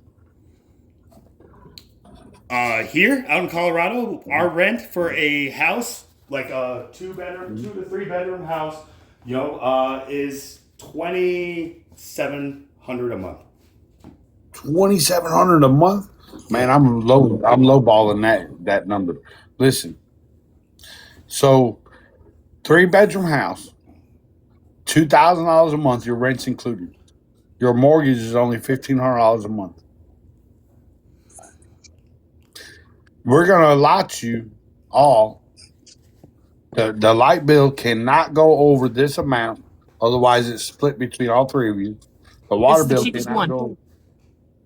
Right. 1 bedroom, 1 bath, and it's one of those tiny homes, like those tiny homes. It's $1,700 or $1,750 a month, and it doesn't count the utilities. Right. That's crazy. I can. And it's not available until December 20. Hold on. It's not available until December 23rd, 2026. So it's not even available for rent yet. Right. So $2,000 a month per person. Per one person per couple, whatever. You share utilities up to X amount. I'll pay up to $400 on lights. I'll pay up to $150 on water. After that, you guys split it. Whatever it is over that, it's gonna split differently. You agree to this? Hold on, watch this, Charlie. They do this in New York, bro. Yeah. Charlie, they do this in New York. That's why we don't do it here in Colorado. We don't pay for freaking people's utilities because Hold on, Charlie. Hold on, Charlie. You're not seeing it. Your mortgage is $1,500. You're getting $6,000. That means you have $4,500 in which you agreed you would pay up to $500 in utilities. Beyond that, they will pay it. Yeah.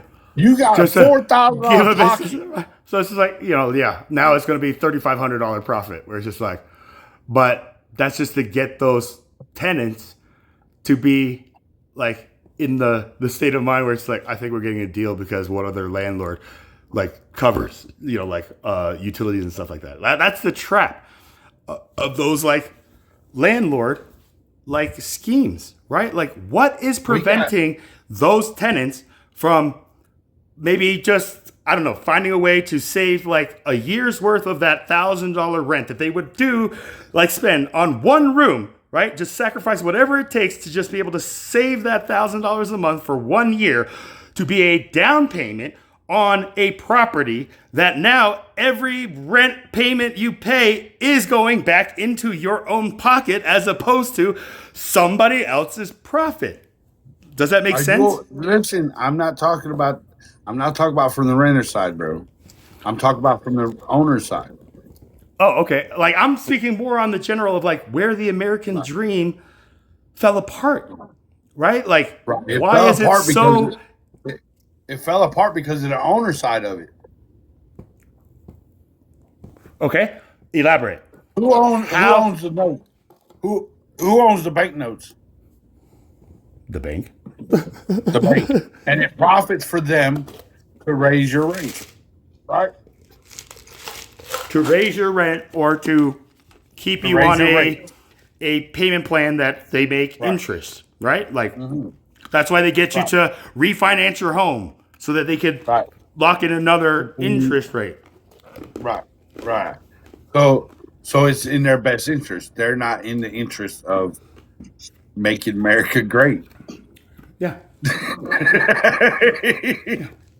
That's the thing. They're just like interest of making my own pocket great.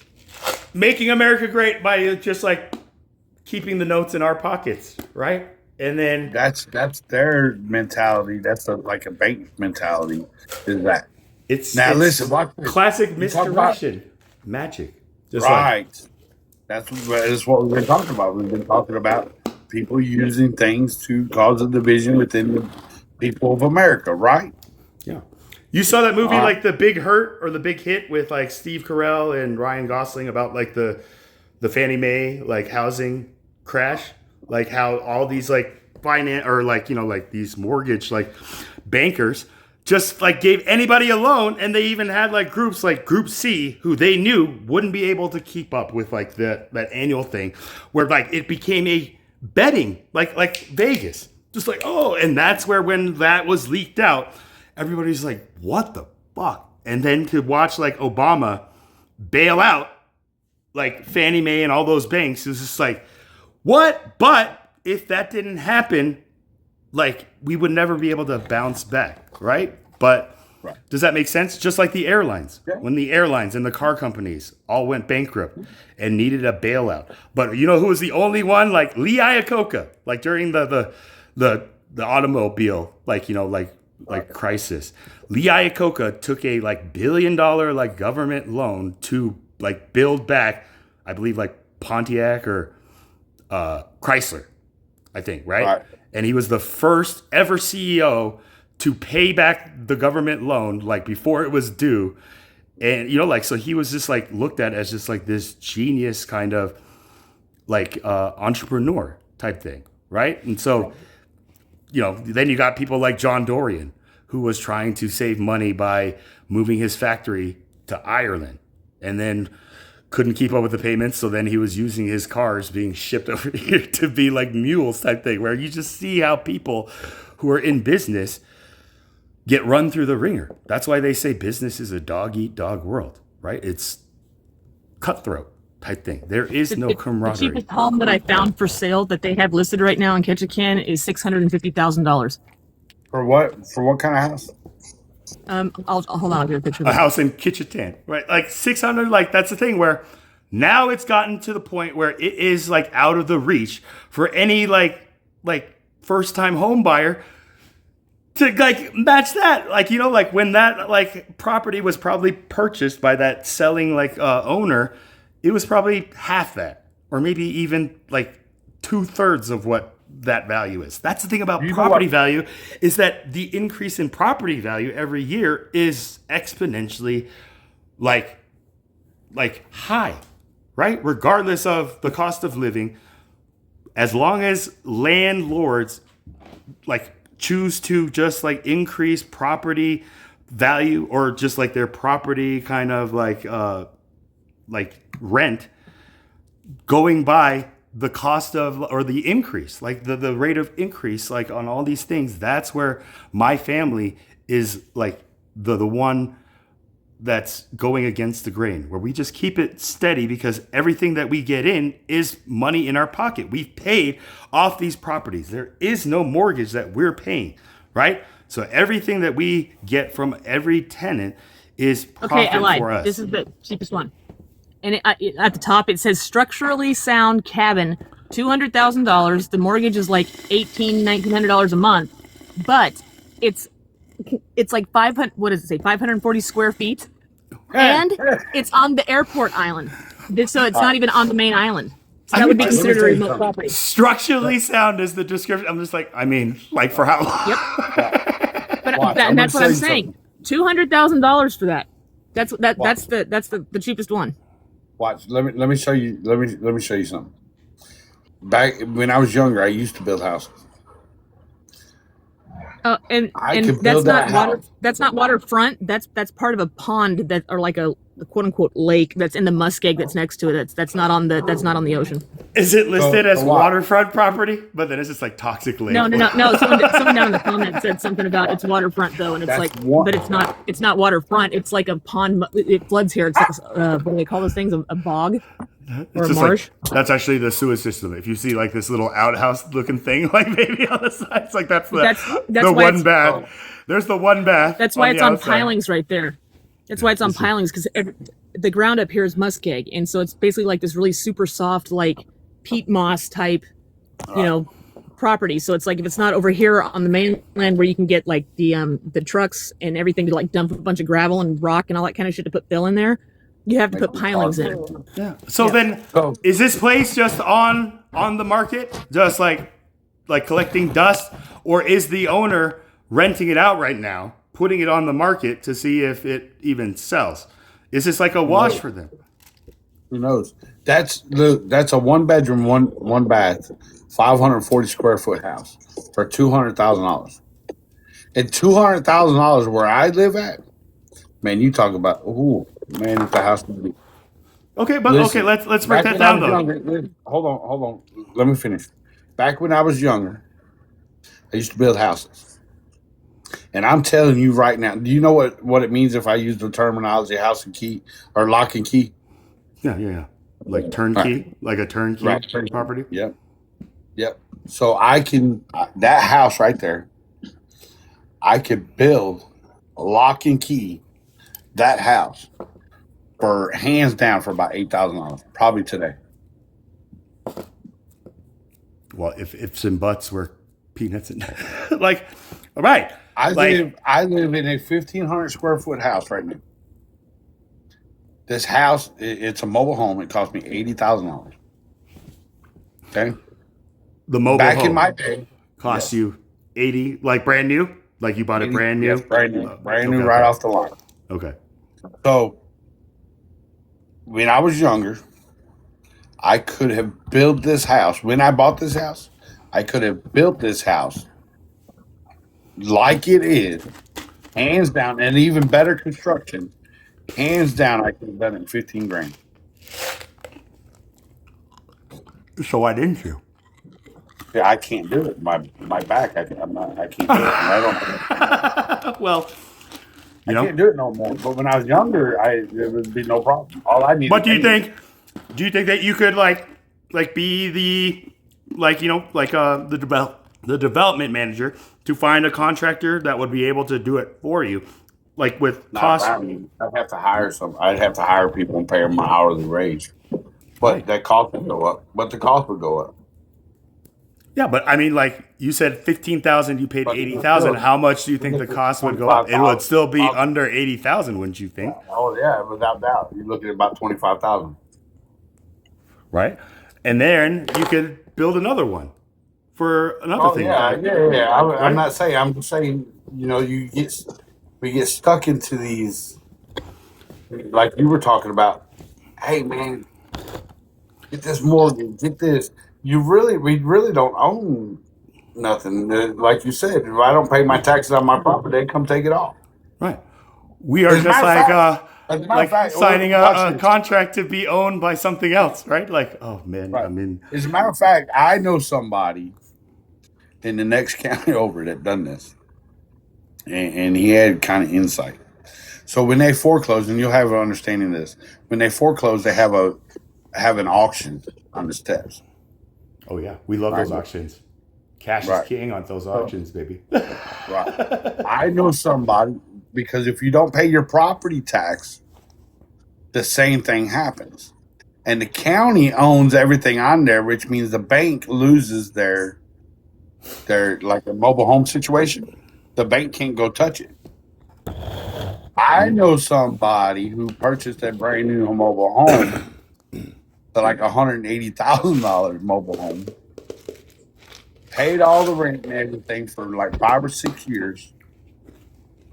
4 years in, stopped paying a property tax. Now he had inside wheels that moved and helped him with this, but did not pay his property tax, in which the county foreclosed on the property and took the property. And then he paid for it with the taxes? Watch this. Dead stopping the mortgage company from picking up the mobile home.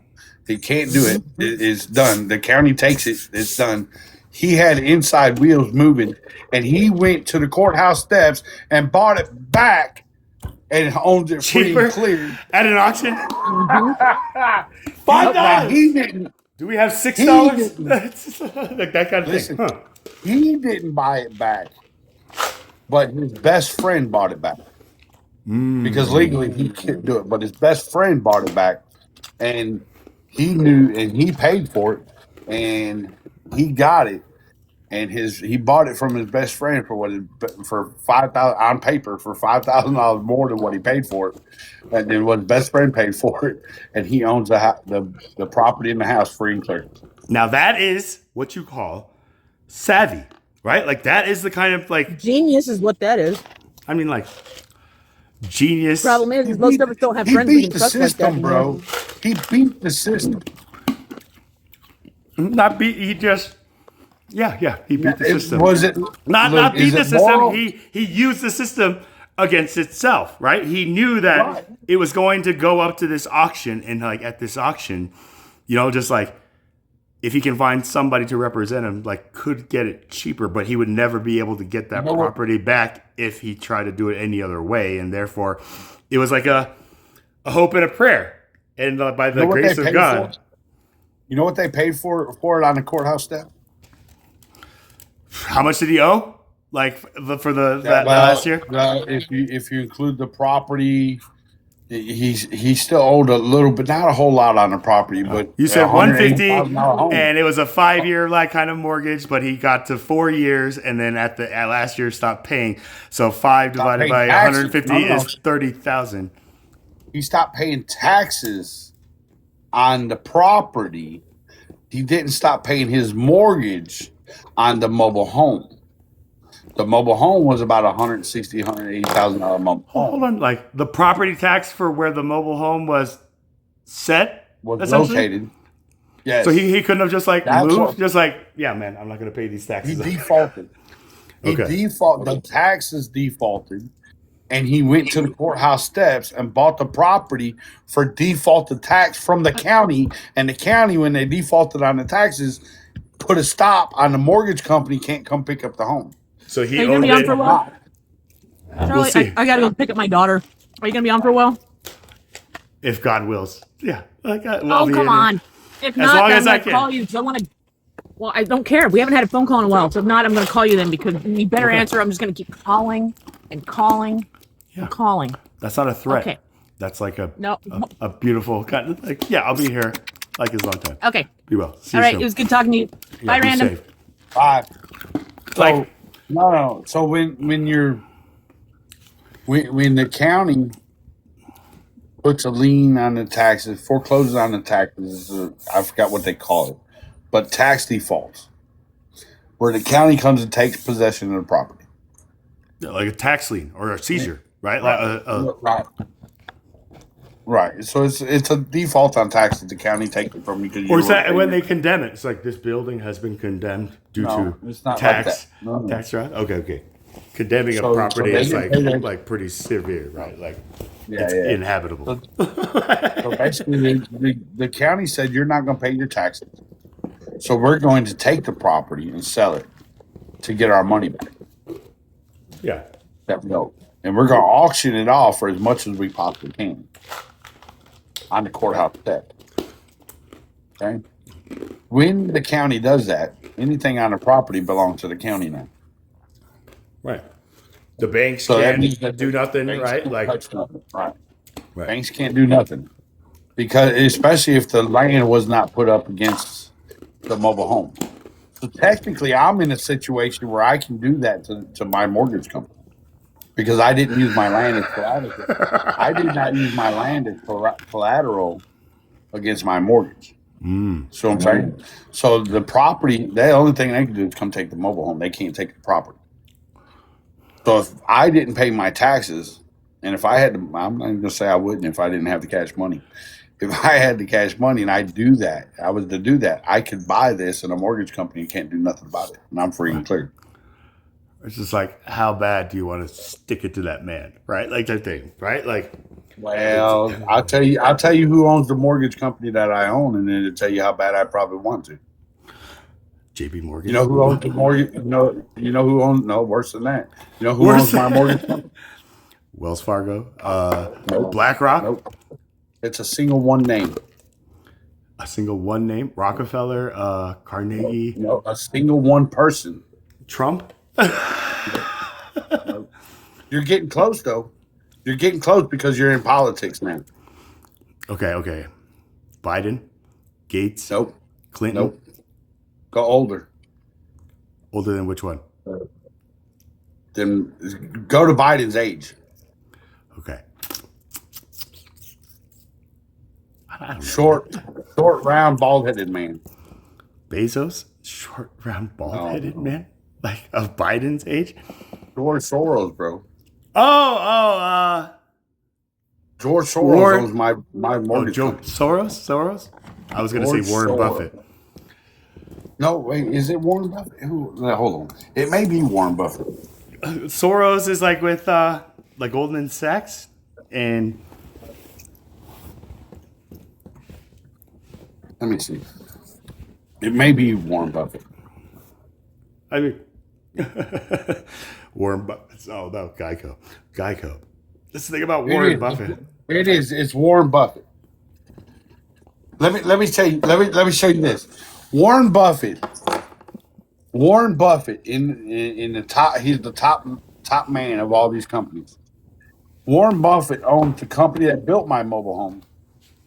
Warren Buffett owns the mortgage company that mortgaged my mobile home. Warren Buffett, watch this. Warren Buffett owns the insurance company that my mobile home has. Yeah. Geico. It's all he owns all of it. It's just like he gets every piece of a cookie in your cookie jar. He is Now pretty listen, much like God Almighty to you. Just Listen, if I call and I have a problem, I have to call one of 3 different numbers for those 3 things. If I have a problem, depending on which one I have a problem with, is the number I have to call. I am going to the same team. They're all in the same building, sitting next to each other, bro. Let me see if I can transfer your car. It's just like they're even probably in the next cubicle. Yo, man, this is your department. It's like I think, right? Like, yeah, it's all under one parent company now, right? Like these are the things about like subsidiaries and DBAs and just like these, like like parent companies, type thing, LLCs and stuff like that. So again, Warren Buffett is like one of these people that I don't know how he like rests at night just knowing that like every time he turns on the TV, people are just saying just like, oh, like we can't even afford housing and stuff. Like he's just like, well, I can, or is he moving to alleviate the gap? Does that make sense? I'm going to tell you right now that it's not. Okay. Hey, well, let me say this, because although he may be the owner, we understand that there's people that set things in place and they're going to do it, and he just sits back and lets them. Because you're right, we understand that, but yeah, there's no way him being in politics the way he is, and he hears all this. How have you? And if you haven't, why have you not went into your own company, which is Berkshire Hathaway, where ultimately is the parent company of all these? How come you haven't went in there and said, "Hey, what are we doing to help these people?" Okay. Who says that didn't happen? Maybe they did have that meeting and then they came back and there's like, okay, we'll give different like interest rates now, right? I'll tell you how I know that didn't happen. Because up until a year ago, I was getting a call every 30 days when I was going to move out. Okay. So the day that you get a call and it's like, hey man, like we want you to stay. I had to file bankruptcy because my payments were three weeks late. Okay. And now filing bankruptcy, like kind of legally, like, frees you from the debt, but no, do you get to keep all the it's consolidation is what it does. It's validation. Consolidation. Okay, consolidation. It consolidates all the debt into one your net And like debt is like $1 million, right? And it's just like bankrupt. So now you have consolidated that debt, and you're just saying just like I can't pay it, and then your credit score shows that, and your interest rates going forward are going to be like monumentally higher than before because your credit is. So I did a chapter 13, which means I'm going to pay that debt. Ooh, not 11. You didn't go chapter 11. No, I did 13. So I'm going to pay that debt, but that debt is consolidated down to a cheaper monthly rate versus what I would have been paying with all the debt, Right. including saving me from foreclosure. And so my debt was. They went in saying, okay, we're going to catch you up on your mortgage. We're going to take care of this part, and we're going to take care of this and this. To about 3 or 4 months afterward, came back and I said, look, why don't we just throw, since we're in touch with the mortgage company, why don't we throw 2 months forward on the mortgage and add that to my bankruptcy? And then they'll shut up, and they were like, okay, well, they'll do that. So can we add a little bit more onto the current tab I'll pay you up? Okay. So now you are in a position where you've got yourself like in a place where you're going to be able to just like be fair, get everybody what you owe them, but not have everybody breathing down your back. Right. Like taking it. Beautiful. Well, glory to God for that. Yeah. Right. There are people like Trump who filed like Chapter 11 bankruptcy like 8 times and are like billionaires. Hold on now, because what he done is different than what people accuse him of. Okay. Let's use the casino for an example. He started a casino. You remember that?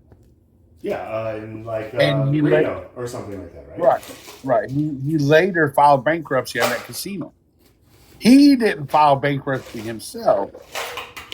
He filed bankruptcy on the casino in which he lost money and was not making money, and there was nothing there. But wasn't that casino like co-owned by like mobsters and stuff like that? No, but it doesn't matter. It doesn't matter. There's nothing wrong with what he done. I know it's just nothing wrong with what he did. That's the thing about Trump. He knows the loopholes. He was savvy about being able to work around these kinds of situations. Right. And the people so the politicians, I'm not talking about like us, me and you having conversations, but the politicians that are accusing him of being facetious and he filed bankruptcy and he's a multi-millionaire and those people do the same thing. Yeah, like that politician in New York. Like those New York politicians who were like going at Trump for like tax evasion and stuff like that, and then they got like caught like being property owners themselves, like filing like specs on taxes that weren't inaccurate at all, right? Like that's the thing about like karma type thing, especially in New York. So like this is where I laughed when like I forgot what her name was, but there was a specific female like New York congresswoman who was like on the forefront of like going after Trump's like tax evasions and all that stuff, where then like they looked into her records and she owned a property where she filed it as like this 5-bedroom or something like that when it wasn't that. Like, you know, like she valuated this property to get a tax incentive, just like Trump did. And then when she got kind of like confronted with that, you know what she did? She left office, right? There's no coming back from that. But again, I'm absolutely like in line with you, but like Trump just made $400 million like in just like all these various assets and companies and entities that are like under his name. What do you think about that? With like his so like they just like revealed like that Trump in like this term, right? He's not even like maybe halfway through this term, has already netted $400 million profit amongst all of his various like companies and like investments that are now seen by his children, his sons, Don Jr. and the other son, Eric, are the ones who are like like the owners of these companies, but Right. like it's all under his thing. Do you think that's right for a president to be able to do that? And this is where Trump said, you know, my first term, I didn't accept the salary that other presidents get. Right? And then over like 4 years, that's 2.5 million type thing where it's just like, what? Is he trying? Right. So So let me ask you this: are you against a president owning a company that he well established way before his presidency? before? making No, profit of course off of not. Of course, if it was before, then no. Right. So this is all he's done. Oh, really? Like he had his own Bitcoin and like Hold on, Truth man. Social and like the Holy Bible that he's been selling and stuff like that. Like, Hold on. Wait a minute. We'll address all of them. okay, So prior to him running for president, hold on. the first term. Okay, the first time. Yeah, give me just a minute.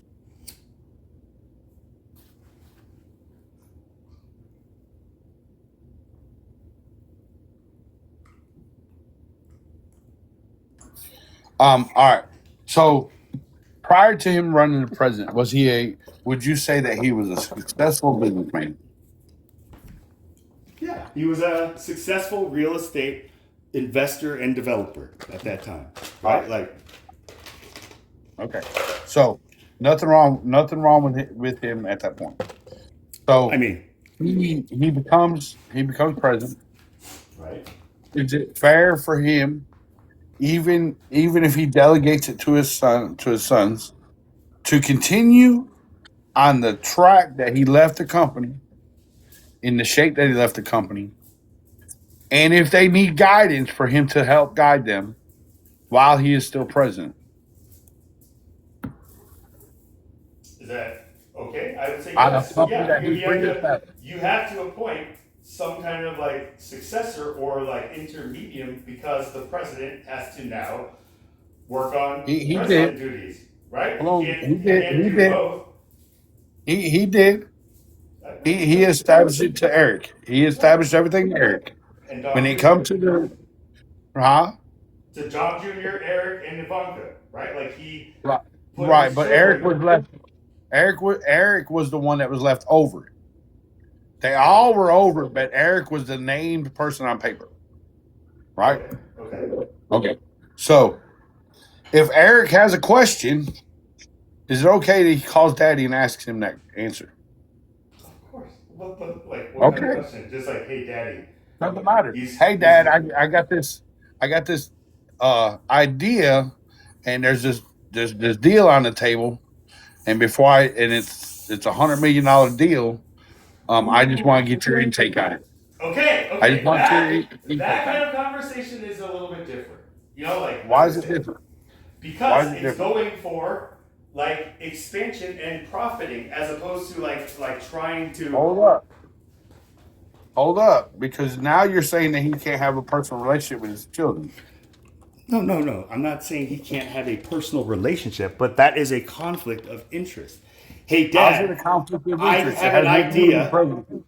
Okay, so I call my dad the president and just say, hey, Dad, you know, company's going good. I actually have this new idea that could bring in an extra like $100 million, like, you know, like ROI type thing. What do you think about it? He's like, well, son, you know, like if we have to do that, then these things, like type thing. Like that is insider, almost like, No. like, No. Now, when he's using insider, you got to prove that. I'm talking about on the face of it. Insider trading, insider knowledge, that's different. But okay, Dad, I can buy the Sears Tower for $100 million. What's your idea on that? we already own the Sears Tower, son. No, I'm just kidding. Like for $100 million, right? Like, Just throwing a round number out there. Right. So Eric Trump, now appointed like the head of his father, who is now our president, the first time, right? Like here's that transition where you know, like Eric Trump, like has to fill the shoes of Donald Trump, right? And like if he has a problem where it's just like, Dad, like our our revenue, our profits from our Trump towers is like low. You know, like, how do we fix this? That is something where I feel the president, as a father and also as a president, can help his son and also the the appointee of his assets and his companies, his properties, before taking this position.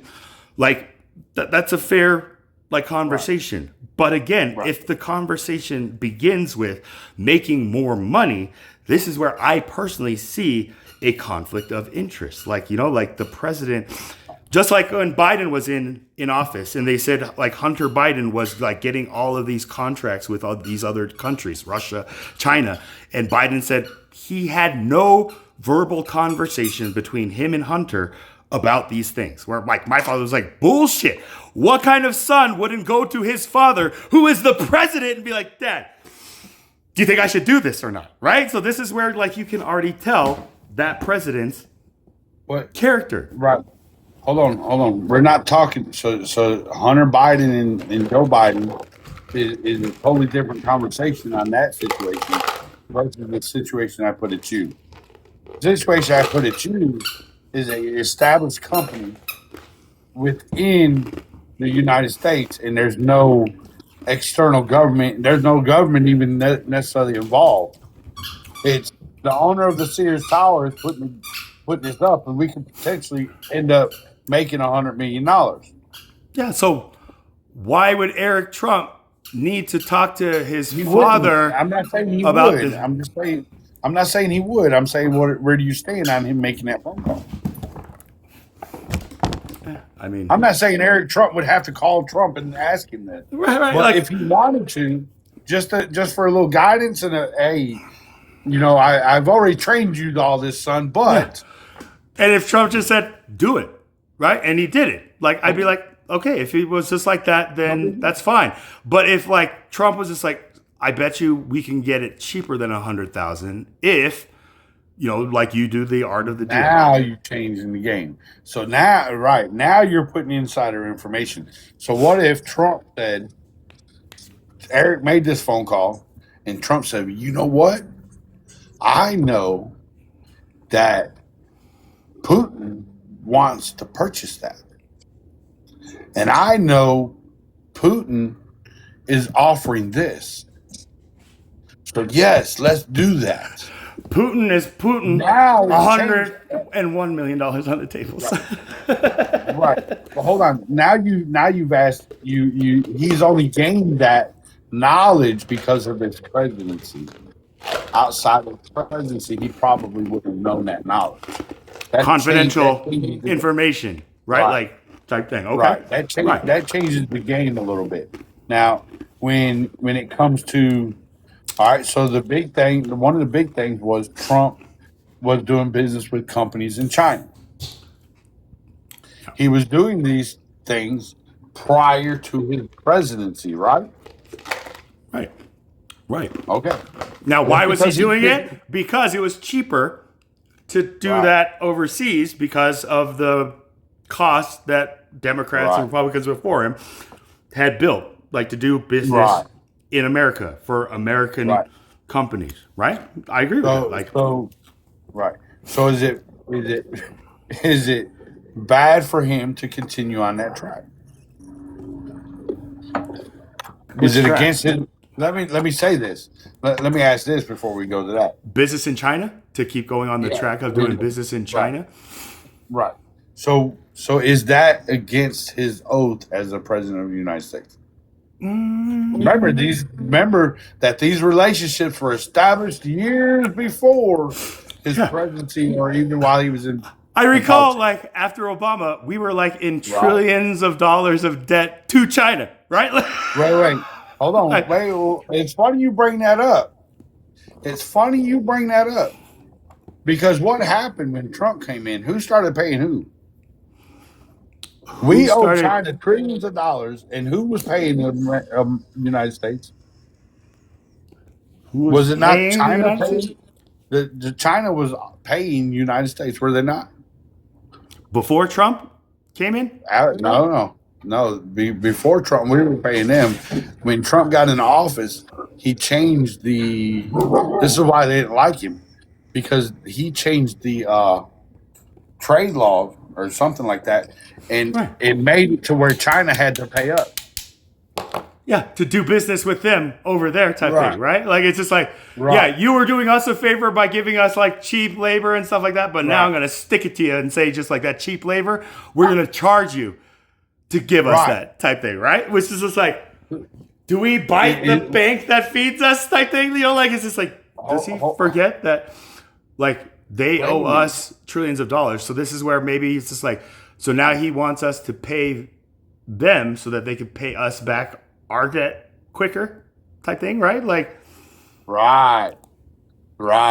but is he doing Right that? there. I don't think so. See, I don't. Well, hold on now.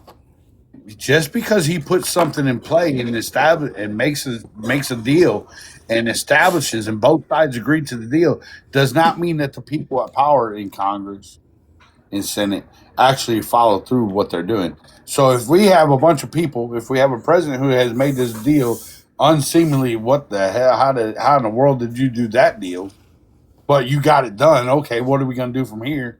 We're going to pay off these debts with their own money that they're giving us. But the people in power that are supposed to do that are not doing that. Whose fault is that? The people in power. Right. So not the person that made the deal, which would be Trump, right? It's the people that are not paying the bills, right? Or using those funds to pay for something else. It's like, how about we collaborate and put up a big UFC fight on the White House grounds? How about we build a new ballroom? That was listen, hold up, wait a minute. 250-year commemorative. I mean, it is what it is. I don't care what president was in the United States. There was something going to happen. It just so happened Trump did something that most Americans like. So whatever. But I don't care. Hold on. That UFC fight wasn't for our 250th birthday celebration. That was in June 14th for his birthday. Yeah, and it just happened that way. Listen, it just happened to be on his birthday and the 250th. Hold on, wait a minute. Let me pull something up.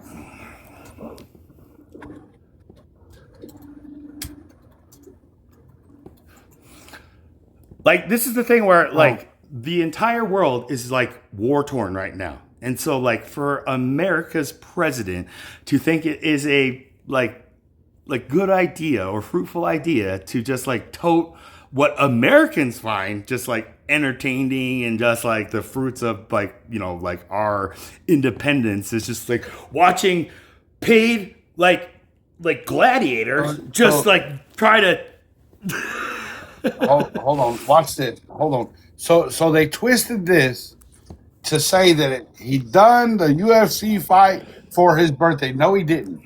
And look, he promoted a nationwide celebration and created what was called the Freedom 250. Mm-hmm. And according to Freedom 250's website, the plan is and was and still is to continue to celebrate throughout the entire anniversary year with events around the country, including but not limited to the Great American State Fair, the International Naval Review and Sale, for 250, a Freedom 250 mobile museum, Patriot Games, and celebrations across all 50 states during the entire anniversary year.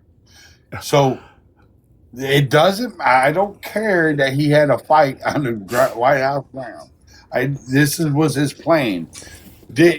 Was it planned around? Look, he probably didn't make that plan to land on his birthday.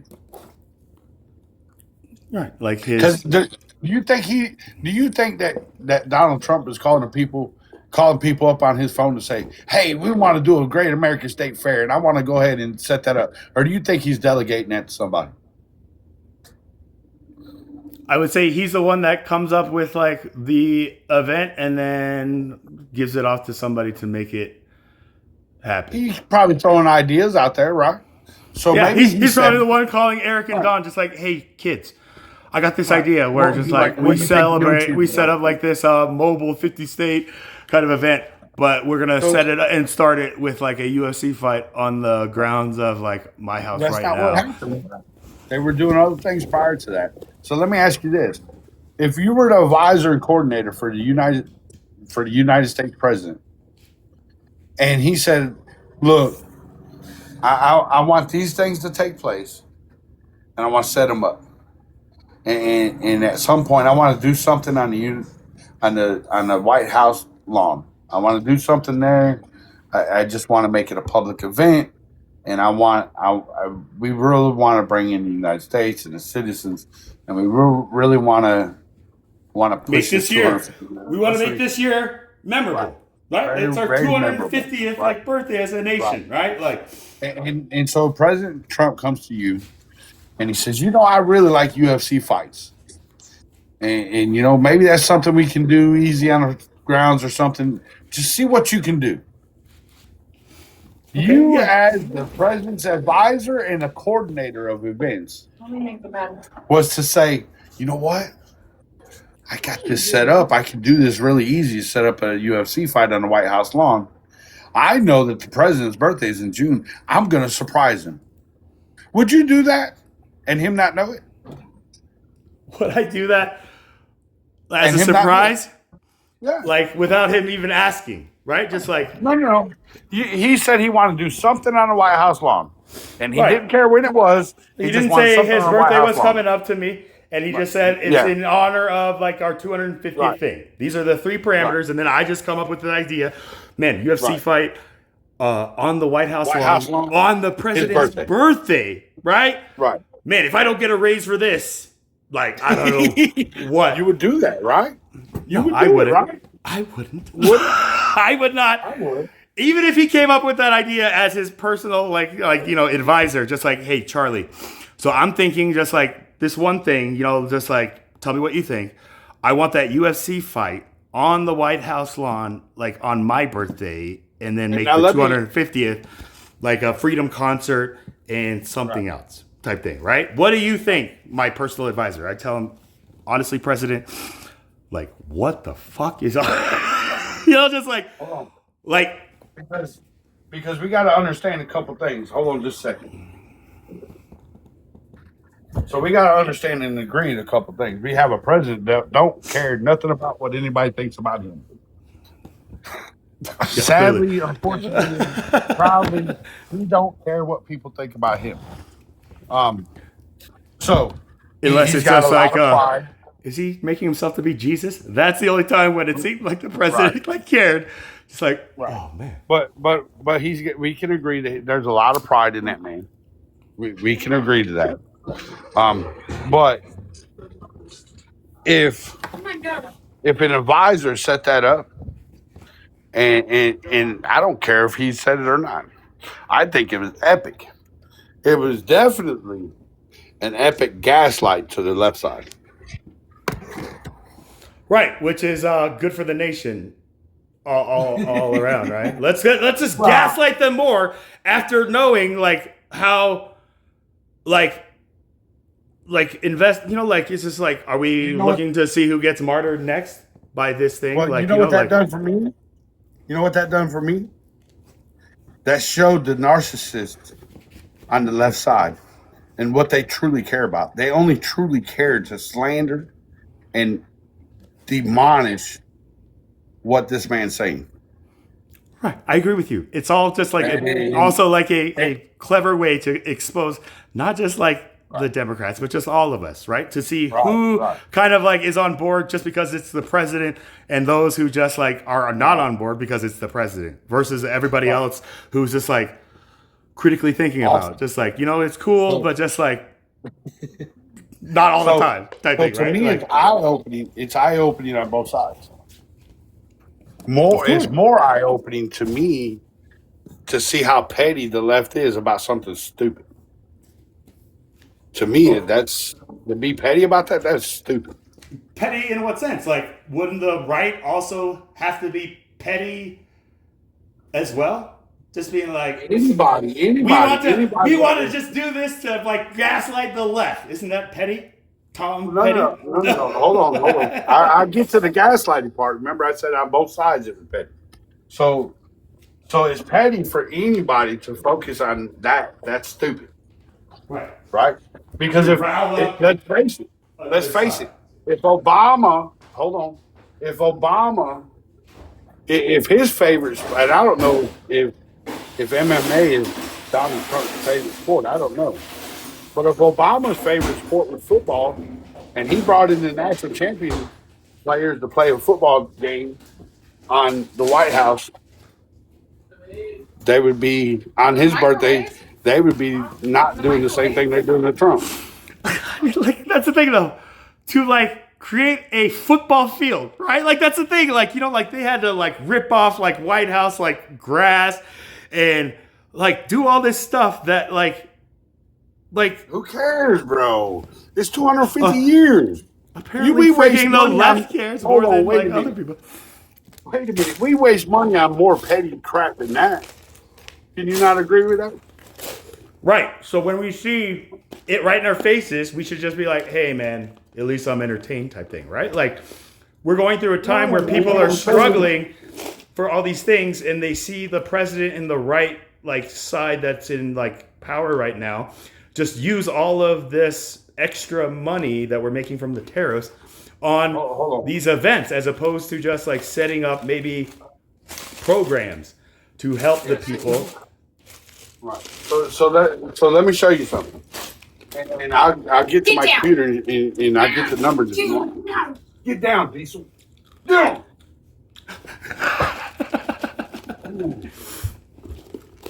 I'll get the numbers in a minute. But you know that pool that's in front of the reflecting pool. You know what I'm talking about? The reflecting pool. The reflecting the algae. pool. Yeah, this algae like attack or whatever. Right. So the Democratic side had like $1 billion replacement. Trump did it. Had it repaired, fixed, and looked awesome for like a couple million. The reflecting pool? Nobody's talking about that. Yeah. What the heck Nobody's did they have to talking do? about that. Don't you just have to like drain the It old was scummy leaking. water and then fill No, it up bro, with new it was- water? No, bro, it was leaking, man. The left wanted to tear the whole thing out and redo it. It was leaking. Yeah. Which is Go just look like it up. stupidity in itself. But then to spend like, so what did Trump do with his He budget? had them drain it. He had them Okay. drain it. Which cost how much? He had them fix it. That's He had $10 them million fix right the there. problem. 20 He million. had them fix the problems. And then fill it back up Then with he had water. them paint it. And they're pissed about the color he used. He used the same color, blue, that's on the U.S. flag, and they're pissed about the color he used. Are you serious? Look, this isn't Queer Eye for the Straight Guys. It's like we're not color coordinating. It's like they're right. Like they're arguing and fighting over petty like quarrels, right? While I'm there glad is we like, agree.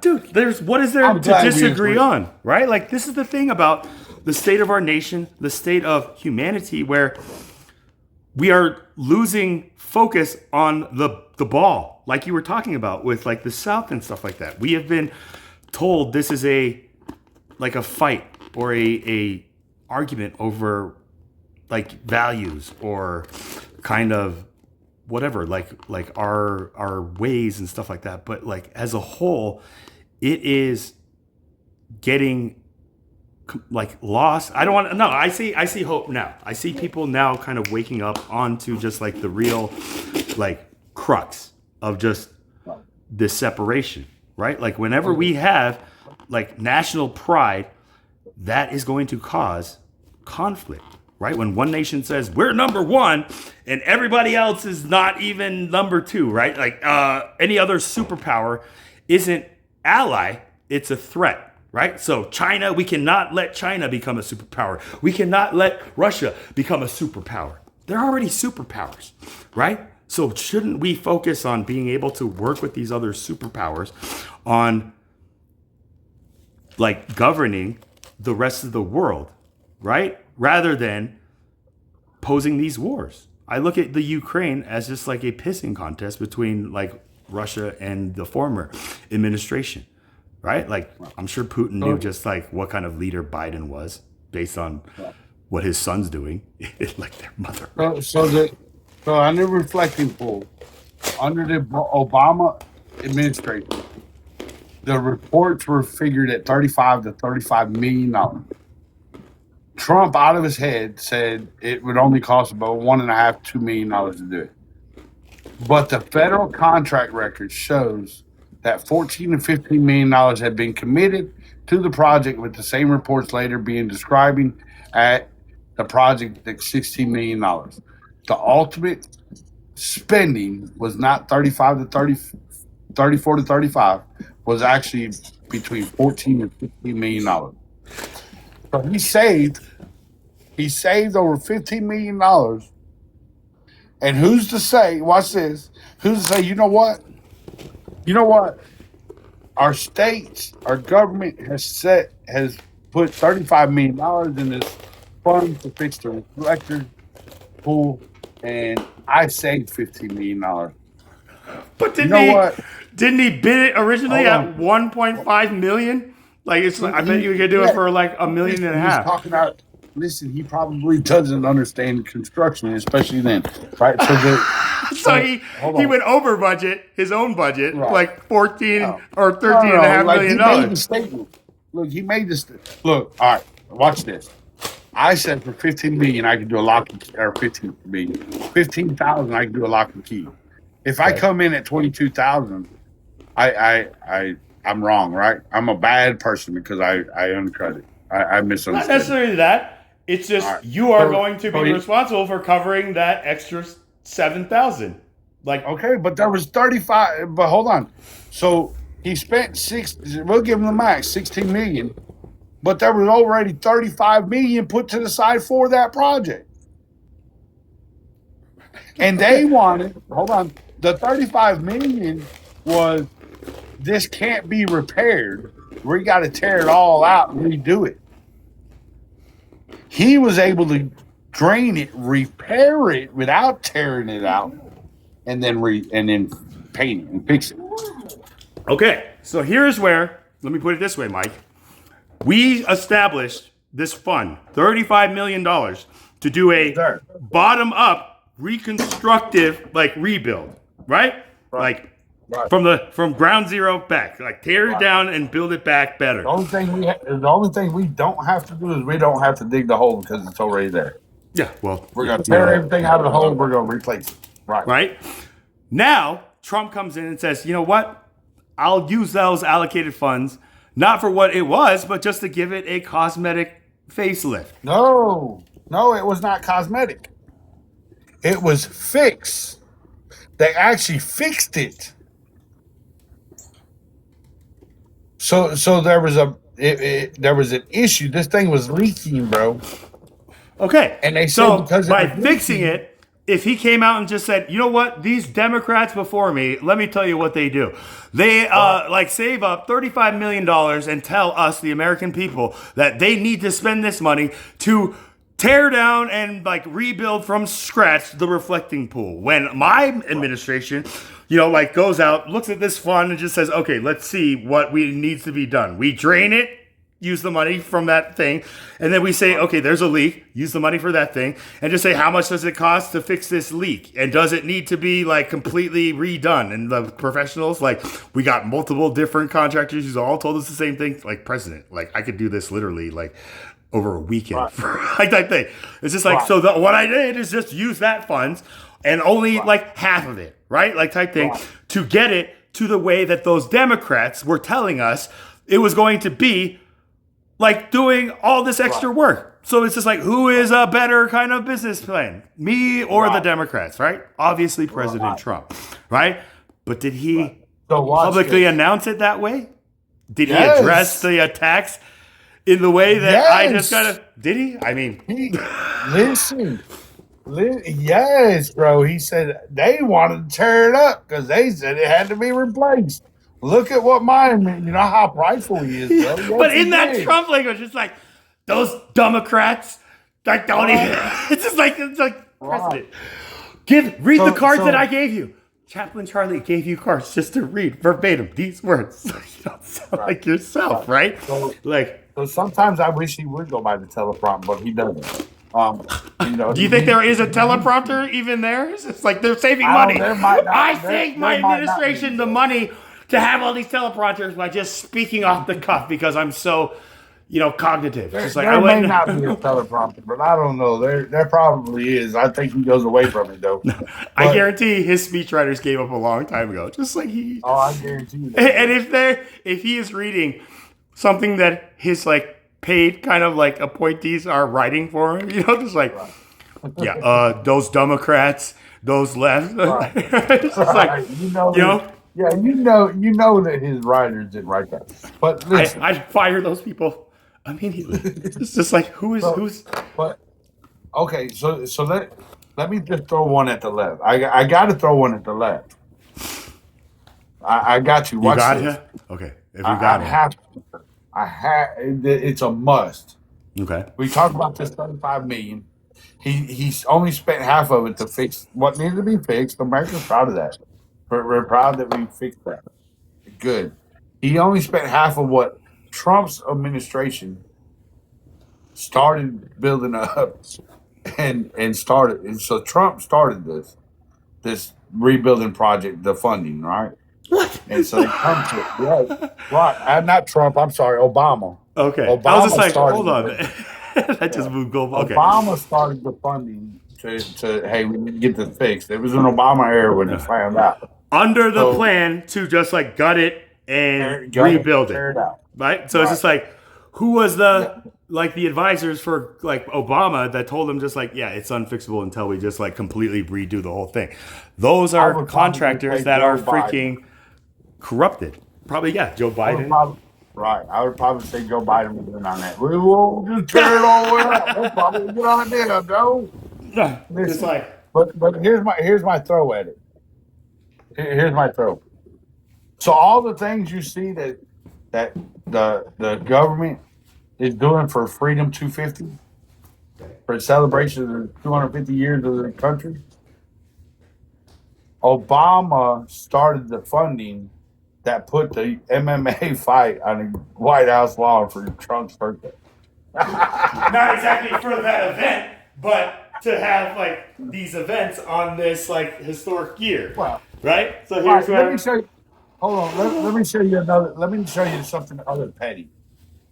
So we got a president that, and I don't know, maybe the first one. I mean, definitely the first one we got really pictures of. But we have a president that decided, you know what, I'm gonna walk up on the roof of the White House, and they criticized him. Who did that? Trump. He was on the roof of the White House, bro, with the Secret Service walking around. On the 250? Just a couple months ago. And Why? they're criticizing him. What is he doing on the roof? Is he trying to make himself like a freaking sitting duck on the target? It's like, Mr. President, we're out here trying to protect you from underneath. sure- And now you're. I'm sure that the Secret Service was against it. But at the same time, you're not gonna tell the president no, and you damn sure ain't gonna tell President Trump no. He's gonna do what he wants to do, really, when it comes down to it. With stuff like that. But how petty are do you? you think that was a spur of the moment, or something that was Very possible. pre-planned? Right? Just like the president telling his advisors, just like, you know what, next week I'm thinking I might or might not want to go up on the roof and just do something. No, type thing. I think it was. I'd like to think that this is how it went down, and then I'll tell you how I think it actually went down. I'd like to think that Trump said, "I want to go to the top of the White House, and I want to walk around up there and see what the Secret Service walks around, the environment they're on up there. I just want to check it out." Okay. To see what it's And I like want- to be in their Right. shoes. Right? Right. I just want to get up there and just see the scenery. And I'd like to think the Secret Service said, "Sir, let's go ahead and give us a couple days, 2-3 days, and we'll go ahead and do that. Let us look around and make sure everything's safe, check anything out. Just like if you were to go anywhere else in the United States, let us just check things out and we'll be good. It only take us a day or two. And I'd like to think that that's how that went down. But I know that that's not how that went down. I know that President Trump decided, man, there's this staircase, and walked up the staircase and went on top of the roof. What possessed him to do it? It's just like Look, what employee possessed him only. to And do it's it? just like, I've never seen this door before. What possessed him to do it? I don't know. Maybe he wanted to go up there and just look and just see what the scenery looked like from the top of the White House. Maybe he wanted to go up there and just look at the roof and see what he thinks. Hey, man, is there any problems up here? Maybe he was thinking, maybe I just want to go up here and see what I can do to make it easier for my Secret Service up on top of this roof. Or maybe he wanted to go up there and say, hey, I know you don't get to see me a whole lot. Thank you for your service. Thank you for protecting me. Thank you for doing what you do for America. I'd like to think that those are the things that happen, but unfortunately, we do not know. He did not claim, he did not say, but what I do know is this. I know that the left is furious about him being on top of the roof of the White House, and they're being petty about it and yelling and screaming at him. Why? Why would they be mad? Because they Tell me, bro. Oh, like, dang it, man! Why didn't you, pre-plan this? Just, get some information out. Just like the president's planning to do this so that they could, get their sharps, whatever they're mad about.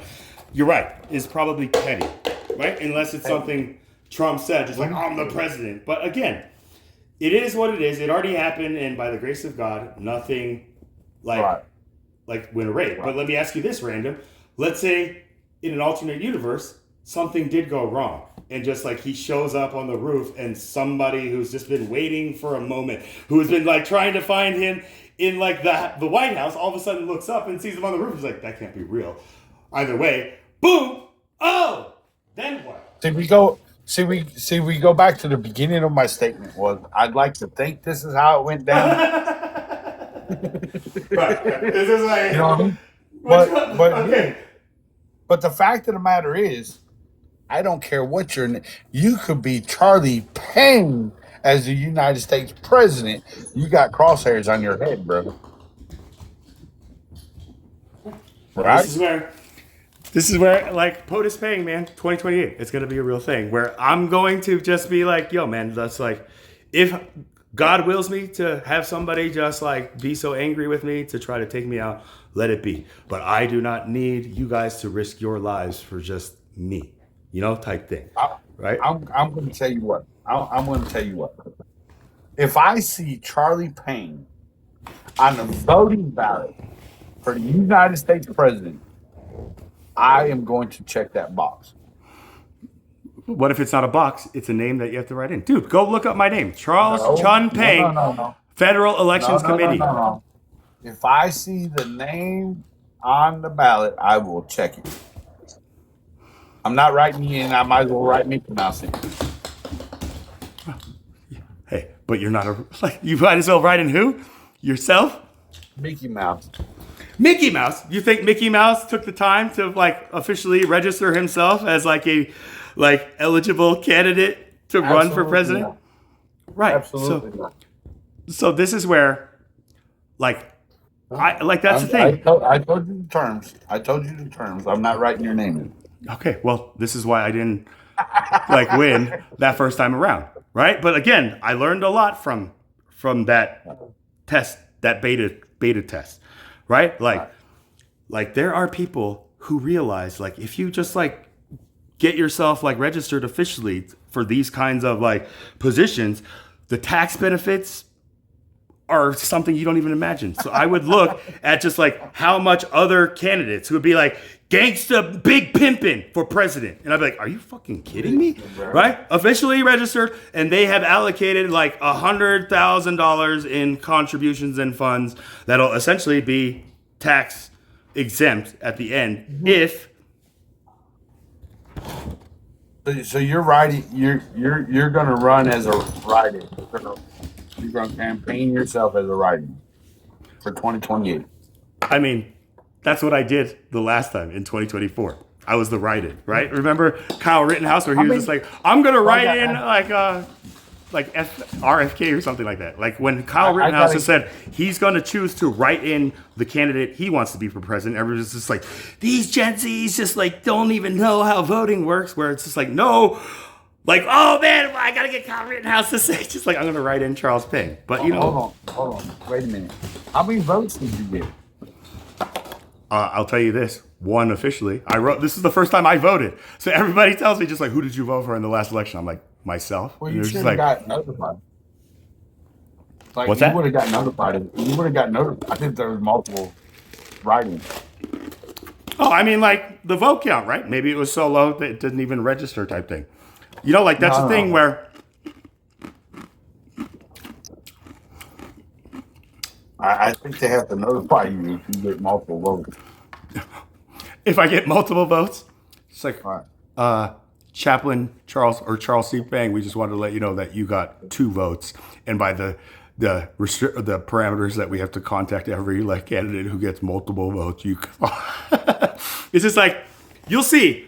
Like if you go up again, Mike, if you're at a computer, look up my full name, Charles Chun, CHUNPANG, and then just add Federal Elections like Committee, and you'll see I am officially like registered and listed as a candidate that was like eligible to be voted for in the last election against Harris and Trump. And then you'll see just like how much money I like raised, which is none. Like, you know, like I told them, I'm not going to put any money. I'm not going to ask for any money. I'm going to see if it could be done. Like just a citizen who has ideas and believes that maybe they could be like a figure that can unite like the state of our society. Well, is that not what Trump did? Not the way that I would have like foreseen me doing it. But is that not what Trump did? He was a citizen, decided to run for president and won it. Right. Who like ran on like campaign like contributions and also just like all this stuff, right? Like, and he ran for one party. But he was just a citizen. He was just a citizen that ran for. The backing was there, of course, but he was a citizen who ran for president and won. Right. I don't know if you're trying to just like cook up some humble pie for Charlie, just like you didn't make it. No, I'm trying to build you up. Okay. The answer to your question is yes, the citizen can win. And that's the thing. Like the system as it is right now, the only like main like headline like candidates are the ones that are endorsed and nominated by these 2 parties. And between each party, the Democrat, the DNC, and the GOP, they have $500 million, both of them, you know, to run these campaign, like, you know, like trails and like candidates and all these like fails and stuff like that to keep American people in this cycle, right? So when I saw that and I just said, like, they have like allocated $1 billion collectively to like, I say deceive the American people into thinking that they're against each other when really I know that they're working together like on the same game plan, knowing that this is what is the misdirection type thing, right? But our Declaration of Independence in its like introduction says, when in the course of human events, it becomes necessary for one people to dissolve the political bands which have connected them to another and assume amongst the separate but equal stations to which the laws of nature and of nature's God entitle them, right? Like, you know, like this is something where I believe we are at this point. We are at a point in like the course of human like nature that we have to dissolve these political identities that have connected us to another group of people and just realize like what is the middle path. Like my campaign slogan was like, I'm not left, I'm not right, I'm in the middle where Jesus is. That's the light. So Ross Perot was just a businessman, and he won nearly 20 million votes. You have Theodore Roosevelt, 1912. He got a popular vote of 27%, electoral 88. He was just a no party. He was just somebody that ran. Yeah, he was a state governor. And then I don't know if you know the history of Teddy Roosevelt, where like the billionaires like J.P. Morgan and like Rockefeller and all them looked at him as a very big threat to their ways type thing. And so you know what they did? They convinced like the president to give Teddy Roosevelt like the ticket to be his vice president, because the vice president's role is just nothing. And Teddy Roosevelt, I think, like just took that. But then I don't know if it was like during that president's like term that the president ended up like I don't think it was an assassination, but he got unhealthy and could not continue, and so he became president. Right. So Brother Paul, we're talking about no-name citizens. We're not talking about named citizens. So like Donald Jimmy Trump, Carter, just like a farmer, right? Like a potato or peanut farmer. Right. Ross Perot was just a businessman. Like a very like odd. It's just like the way he had huge ears. The way that he talked, just like, I'm Ross Perot. You know. Well, he ran as an independent, but we know that the Democrats pulled his ears a lot. That the Democrats pulled it, or that the Republicans pulled it to take away votes from? Well, I'm sure that the Democrats were holding him by the ears while he was. Never mind. Shut up, Mike. I mean, like, that's the thing. When Kennedy became president, and then he appointed his younger brother, Bobby, Robert Kennedy Sr., right, as like his attorney general or something with no experience, nothing. And the American people were just like, that's nepotism, right? But Kennedy came out and said, he talked to his father, Joe Kennedy, and just said, Dad, like, I'm in a tough position, right? Like my younger brother, I want to help him out. But how is that going to look, right? And whatever the conversation was, Kennedy came back and just like spoke and said just like he feels like this is the time when we need to be able to maybe like bring in new minds. New idea. Like, you know, like the old way is the old way, right? And so this is where it's just like he trusts his brother's capabilities and stuff like that. And therefore, if his brother doesn't do good, then he's going to like step in as president. But, you know, like his brother is passionate about justice and, you know, like equal rights for people, right? He was a very big speaker for civil rights next to Martin Luther King, right? You know, like. Yeah. No, you're right. Yeah. But, yeah, I mean, it is what it is. I mean, like, did you know this, Random? Like the attempt on Ronald Reagan's life, like during his presidency, was from a man who did it to prove his love to Jodie Foster, the actress. Did you know that? Well, there was rumors about Reagan and Jodie, though, so I don't know. It may have been jealous. What? Jodie Foster. Yeah. When Reagan was in office. No, not in office.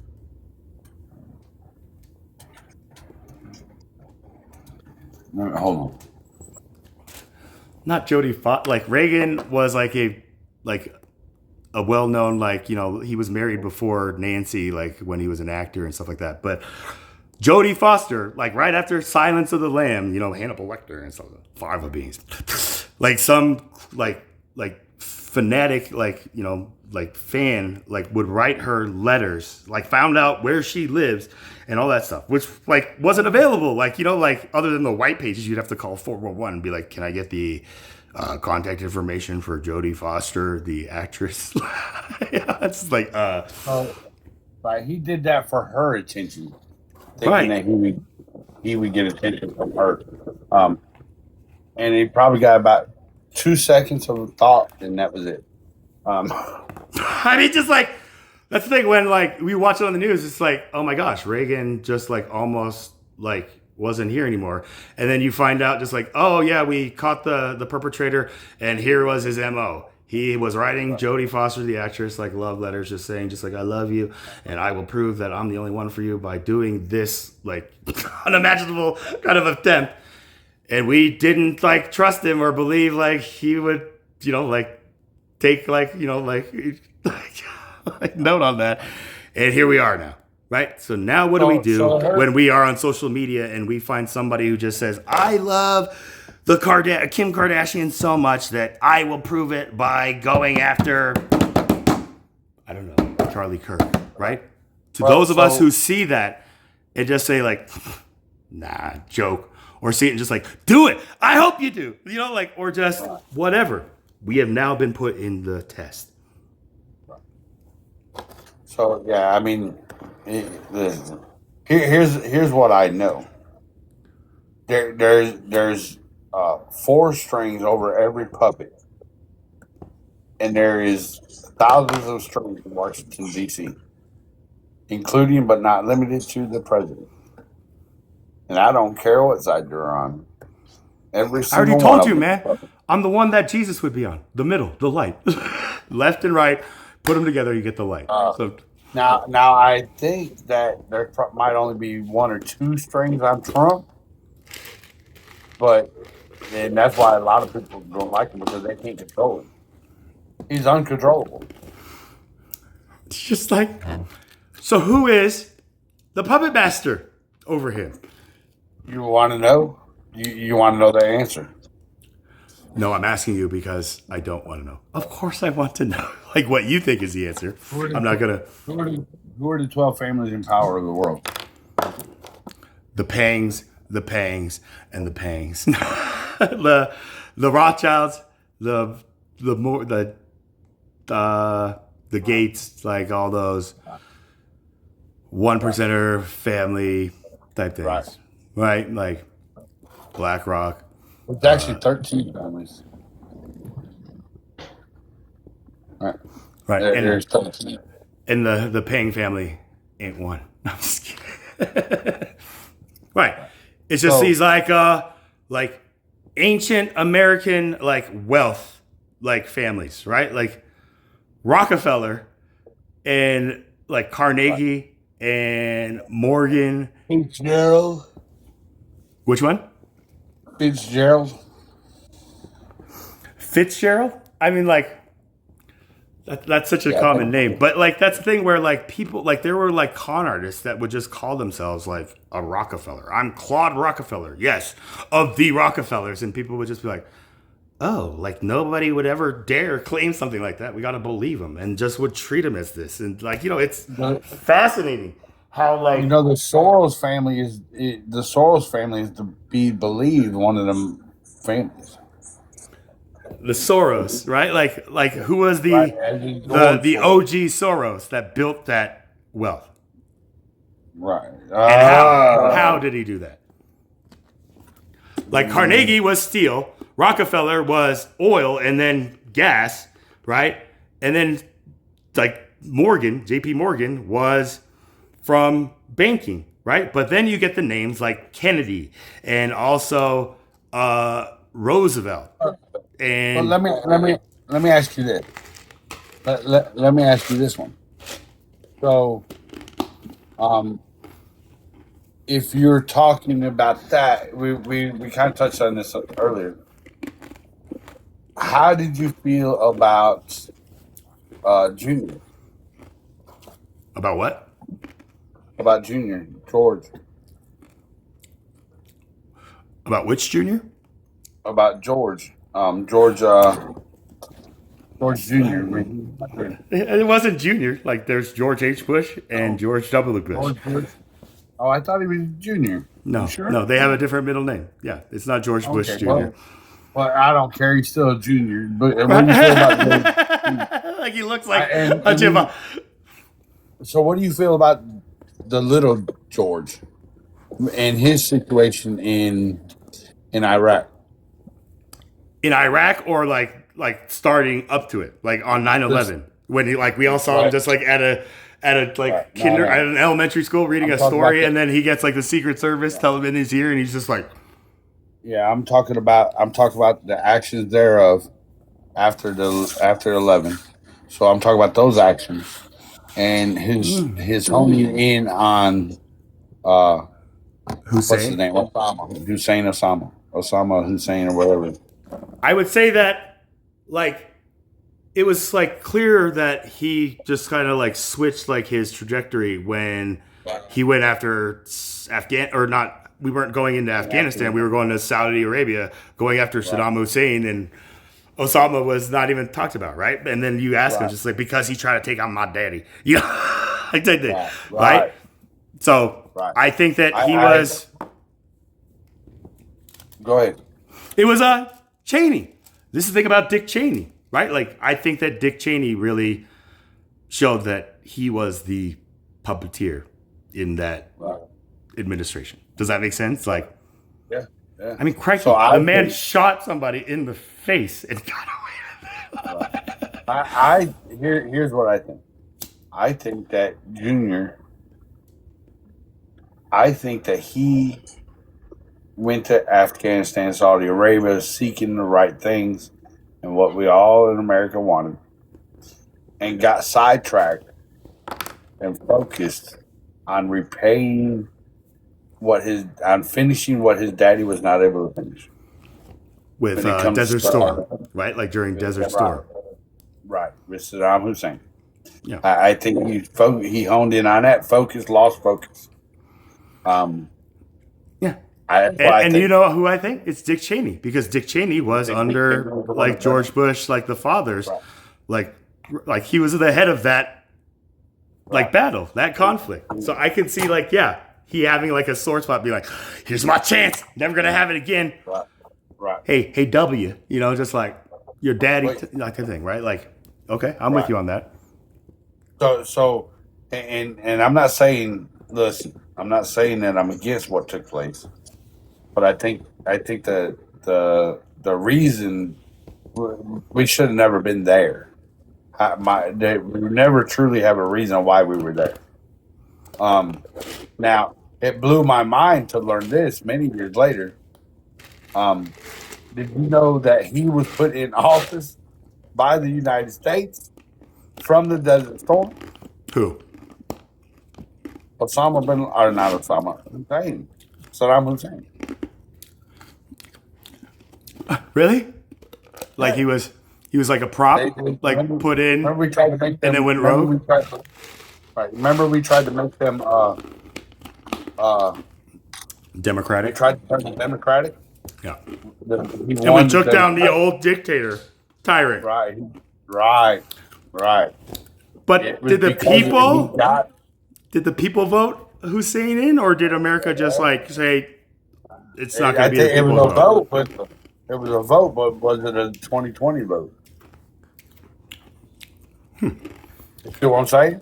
I mean, same thing happened in like an African country where like America took down like the regime and then left it up to the people to vote in like the leader that they wanted, and the leader that they wanted ended up becoming like worse than the one before. You know? Right. And that's where I think the United States needs to stay out of people's business. Now, do you think that's right, wrong? Yeah, I think here's what I think. The powerhouse countries to be that are The need to superpowers. stay out of it. Right. The powers that are need to stay out of the people's business unless asked for guidance and hey, what do we do? This is our plan. This is what we're trying to do. How can you help us? Can you give us some information and how we do that? I.e. Kim Jong-un. Leave that man alone. Unless he starts harming people, publicizing harming. We know he does. Really leave him alone, man. Don't poke the bear. Just like right. Set your boundaries. Listen, set your boundaries, but and make sure you don't break those boundaries. But other than that, leave him alone. Okay, now who would be the people that would have to be calling for assistance? The South Koreans, right? Who are seeing like this northern kind of country like testing weapons, right? Like, and it's just like America, like, what's going on here? And then here's where Trump goes in, you know, and visits like that nation for the very first time and tries to establish dialogue, right? Just like, hey, why do you want to have these like nuclear weapons? You know, like we're not your enemy. We're gonna go to 2016. Okay. And I'm gonna show you what I agreed and disagreed with Trump. In 2016, Trump was at a family dinner. He was having dinner with his family. Of course, he was paparazzi news, and somebody asked him what he thought about the testing of rockets from North Korea. And he turned it and made a very true, a very necessary statement. That true and necessary statement was, it better not come nowhere near anything land that the United States owns. Okay. Very true. South of that. Guam. Right. If it goes to Guam, China, I think it's Guam. okay, who cares? Don't mess with us. Leave us alone. That was if you mess with us, there's going to be serious consequences. That was a very needed and true statement. The setting was very unprofessional. Just like, I'm eating with my family, guys. Just like... Right. But his pride and his control does not allow him to control that mouth. Right. Hey, he's a businessman, right? He is a entitled, like, successful businessman. Right. It is what it is. And you know, listen. Here's what I know. If you don't fall in line and you're under his administration, you're fired. The trumpets, right? This is what I call the trumpets. Like in Revelation, when the trumpets sound, like we know, like seals have been opened. Like, so yeah, I mean, and here's what I'm gonna tell you. I am for and against ICE. Like the solid liquid? Like... No. The little situation. Immigration, customs, and enforcement. Right? I'm for and against what they're doing right now. When it comes to illegal or aliens or whatever you want to call them. Here's what I'm for. Right. Here's what I'm for and here's what I'm against. Okay. Well, let me tell you what I'm against first. I'm against grabbing them and deporting them out. Okay. I'm for what they're doing, but not in the manner that they're doing it. Here's what I think. I think that we need to be vetting the people that came in. They're not here just the previous administration brought most of them in. Unvetted. Previous administration brought most of them in, right? This is not their fault. So the ones that got brought in, let's vet them out. Let's vet them. Are you a good citizen? Are you out here harming people? Are you trying to work? Are you trying to make your life better? Or are you out here causing harm to people, robbing people, and catching felonies? And okay, if they're good citizens, trying to be better in life, and let's help them make them citizens. Contributors, right, to our ways, society. Right? Yeah. Right. Give them. I'm not talking about religion. I'm not talking that. Look, that's for us to papers, right? Hey, man, you're a small business owner. You pay your taxes regularly. You have no record. Like, you're not the ones that we're trying to like. You're not out here harming people. Even though you are not a documented citizen, you know, like, here is your kind of like golden goose, where it's just like you need to go apply right now and stay like no. Like, come with us. We're going to start the process right now and show and bring you back and show you that we're trying to help you. Amen. That, right? And right. the public eye that we are trying Right there in to the public eye. help people, but like help our people and our country by like really finding those who are the worst type thing. Like Trump says, like the criminals that come from like other countries that they just send over here because they don't have when Trump words it like that, it just sounds like he's referring to everybody, right? Like that's the danger of just the way that Trump delivers his words. But that's the thing. If we don't just like keep in mind that this is Trump. This is how Trump has always talked. Even when he was in a court, just like for that Eugene Carroll, he just said, yo, like, I don't know, like every woman that would come up to people like me just wants to be touched. I was like, did he just say that? Like in front of a judge? Like, you know, like are you like, what's the matter, you bro? Why would you say that? And then like the like double, like to put the cherry on top. It's like, and look at her. I wouldn't even be hitting on that with like my sons, like that, like. It's like, geez, man, just talk about adding like insult to injury or just like putting salt in a wound type thing, right? Which is like what got that other side riled up. Look at how he talks about women. Look at how he just thinks like type thing. Where it's just like, look, man, listen. Listen, there's jerks in all walks of life, bro. And when it comes to women, the man's probably the biggest jerk you probably ever meet. But the only woman, and as long as he's not out here assaulting them, and I'm not talking about accusations, I'm talking about real evidence. He's no Epstein. Like that's the thing with the Epstein, right? Like Epstein made like a hopefully unattainable bar for all these like elites to be like, yeah, man, at least we're at him, except for like Sean Diddy Combs, who was just like the first man like tried to become like that person where it's like, what happened to him right now? Like, is he free? Is he serving? I hope not. A life sentence? You know, like, I hope that he is still like in the system, right? But he's kind of somebody going under the radar where I heard people just like, let Diddy free. Like, Diddy's been like ratting himself out since Biggie was alive. That song, Victory, like, you know, like, I don't know if you remember that song with like, it was the Family Values album. And like at the end of this song, you just hear like Sean like crashing out. She's like, what am I supposed to do now, huh?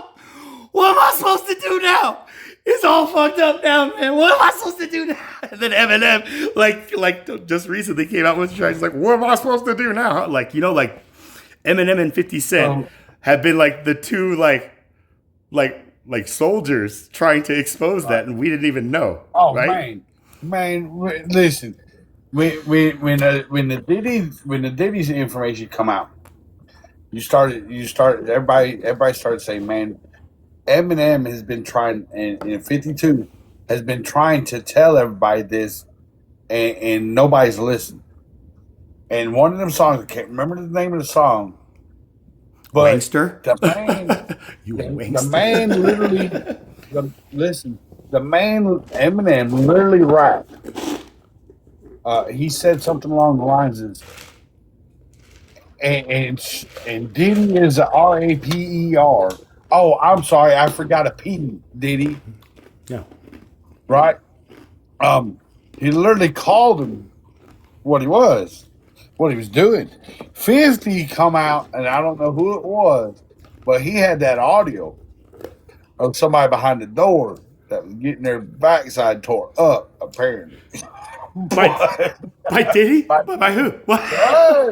What does that say about 50? Just sitting there, just like recording it, just like, oh man, poor guy. I don't know where he got the audio from. I don't know where he got it, but he was the one that released it. I don't know. That's the thing. You got to know, like 50 Cent was like a New York rapper, and like Puff Daddy and Bad Boys, like supposedly own New York. So here's where like, why was 50 Cent unsigned until Aftermath?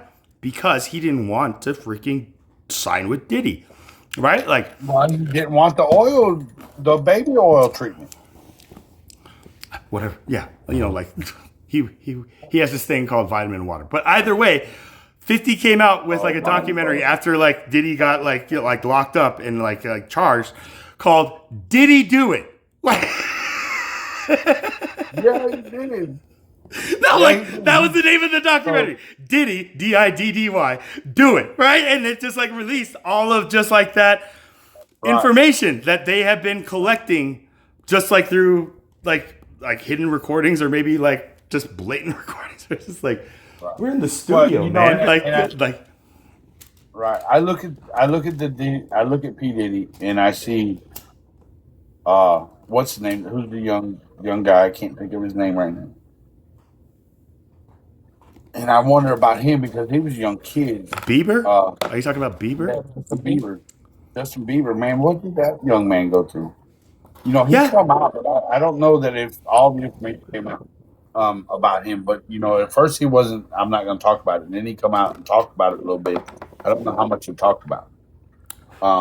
Yeah, you can even hear him like at his like concerts where he's just like he is in pain, like right, and now he's like with Christ, like just like relying on like that love to really help heal this. Like I hear what like he says, like type thing, but again, like they can't just come out and be like, yeah, man, like I've been just like abused and also part of like this abuse going to these white parties. Like they're all guilty of like going to these white parties, right? Like all these actors, but all the ones who have gone to them and like made a choice is like, I'm never going to another one again. Wow. Or were like frequent guests, just like type thing. That's the difference. So here, let's answer your question. P. Diddy is serving a 50-month sentence in a federal prison. So he's still there. So let's get to you brought up Epstein. First of all, you asked me, that is a Hillary unaliving. Through and through. That is another Watergate right there. That's a cover up. Another Watergate. I think that's a Hillary Clinton move that took him out. With that being said, okay, so you're not like speculating that he is still walking, but that it was it was a targeted plan. Right. Okay. Right. I want, as well as all of America wants, I want to see that list. Why? Bro. Like when you do see the list, right? Like then what? We are going to be vigilantes and go after every name? Or what if we find a name that is actually like a family member or something like that? Then what? Listen. No. Listen. When I tell you we need that list, is because that list will help do exactly what Trump ran on in 2015 for the election. And it will literally clean that swamp out. The list itself will clean the swamp. Period. Everybody on that list will lose votes all the way across the board and will probably get 10 votes at max. And then the entire government and the entire system collapses, right? Like, right. Like we go into like complete like a state of like anarchy, right? If there's no, bro. When you go into you're gonna go into a ballot, bro. You're gonna have Charlie Payne run against nobody number one. Nobody number one. Yeah. Nobody number one. Charlie Payne against Vance and against whatever name, and then you have the Epstein leads next to it. It's just like, Charlie, okay, I don't Charlie, see Payne. You're not gonna win. Charlie, you're not gonna win against Vance, bro. So, man, that's the lack of confidence. Is it because I don't have the mascara? I need to kind of up my Maybelline game. We'll talk about the Vance situation in a minute. I'll tell you what I foresee coming out. I'm going to tell you what I foresee with Vance. Wow, it's going to blow your mind at what I see happening. So here's what I know. If the evidence comes out, and I'm gonna throw some names out there who I think's on that list. And I'm not talking about one-time visitors. I'm talking about the people that came back and back and back and back and back and back again. The one-time visitors, I'm not worried about those. I'm talking about the ones that continued to come back.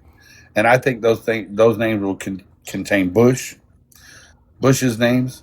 I think it will contain Obama's name. I think it will contain Biden's name. What if it just says like Clinton. they were like all into Bush, think and then it people will. are just like, I knew Bush's name was gonna be. It's like, no, it I'm doesn't say telling George you, Bush. I think Soros' name will be on there. I think some Rothschild's names will be on there. I think I'm telling you, bro. I'm telling you that when I'm talking about senators and up, bro. They are all, not all of them, Guilty, but right? Like many they of are them all accountable. all right. Right? I'm not talking about those. You're right. And I'm not talking about the ones that went once or twice and then caught on to what was going on. Now they need to be questioning. Why didn't you tell? But I'm not talking about those. I'm talking about the ones that continued to go. Because at some point during your continuing to go, you found out. And yes, Trump says he went. Says he has no idea what was going on. He only been one time. I think, and I would hope that he's already did that interview to explain why he didn't come out. But Right. all The of that only stuff like is- photographs that connect him to like Jeffrey are just like mass events where anybody could come, right? And Trump's just like, dude, the only time like I ever interacted with him was just at like public events. I never like accepted any invitation to go anywhere he invited me to because I knew what was going on. And then like Trump like comes out and says like he was one of the biggest advocates to release that list because he knew there was a list, right? And that it was Clinton, Hillary that was like kind of keeping it like on the back burner or like out of the public's like consciousness type thing. Whereas it's like when I heard that, I was just like, okay, I can believe that. I want to believe that. But then all of a sudden, it took a turn where it's just like, I don't know why everybody's so focused on like who's on the list when they should be focused on how great the stock market is doing, or like all these things. When did that switch? And I'm going to tell you something else. You know what else I want? I want the information of? And one of our senators said he has it. He said I have the copy. I have the information. Okay. I want to see publicized. I want a public record of what was on Biden's laptop. Wait, hold. Because of that senator saying that he has like a. He said that they covered. Physical. He said that they recovered the information on what's the name? Laptop. Hunter's. Hunter Biden's laptop. This is the pawn shop owner where it's like, yo, man, the stuff that I just like printed out from that laptop that he just turned in is like off. This man held up a thumb drive, Bo, and said, I have it all right here. And then he disappeared. And I want it. I'm sure it didn't disappear. I guarantee you he's got more copies. He said, I want to go look it up. I want to enter this in for evidence. And they went to recess, bro. During the Biden hearing? Yeah. Hold on.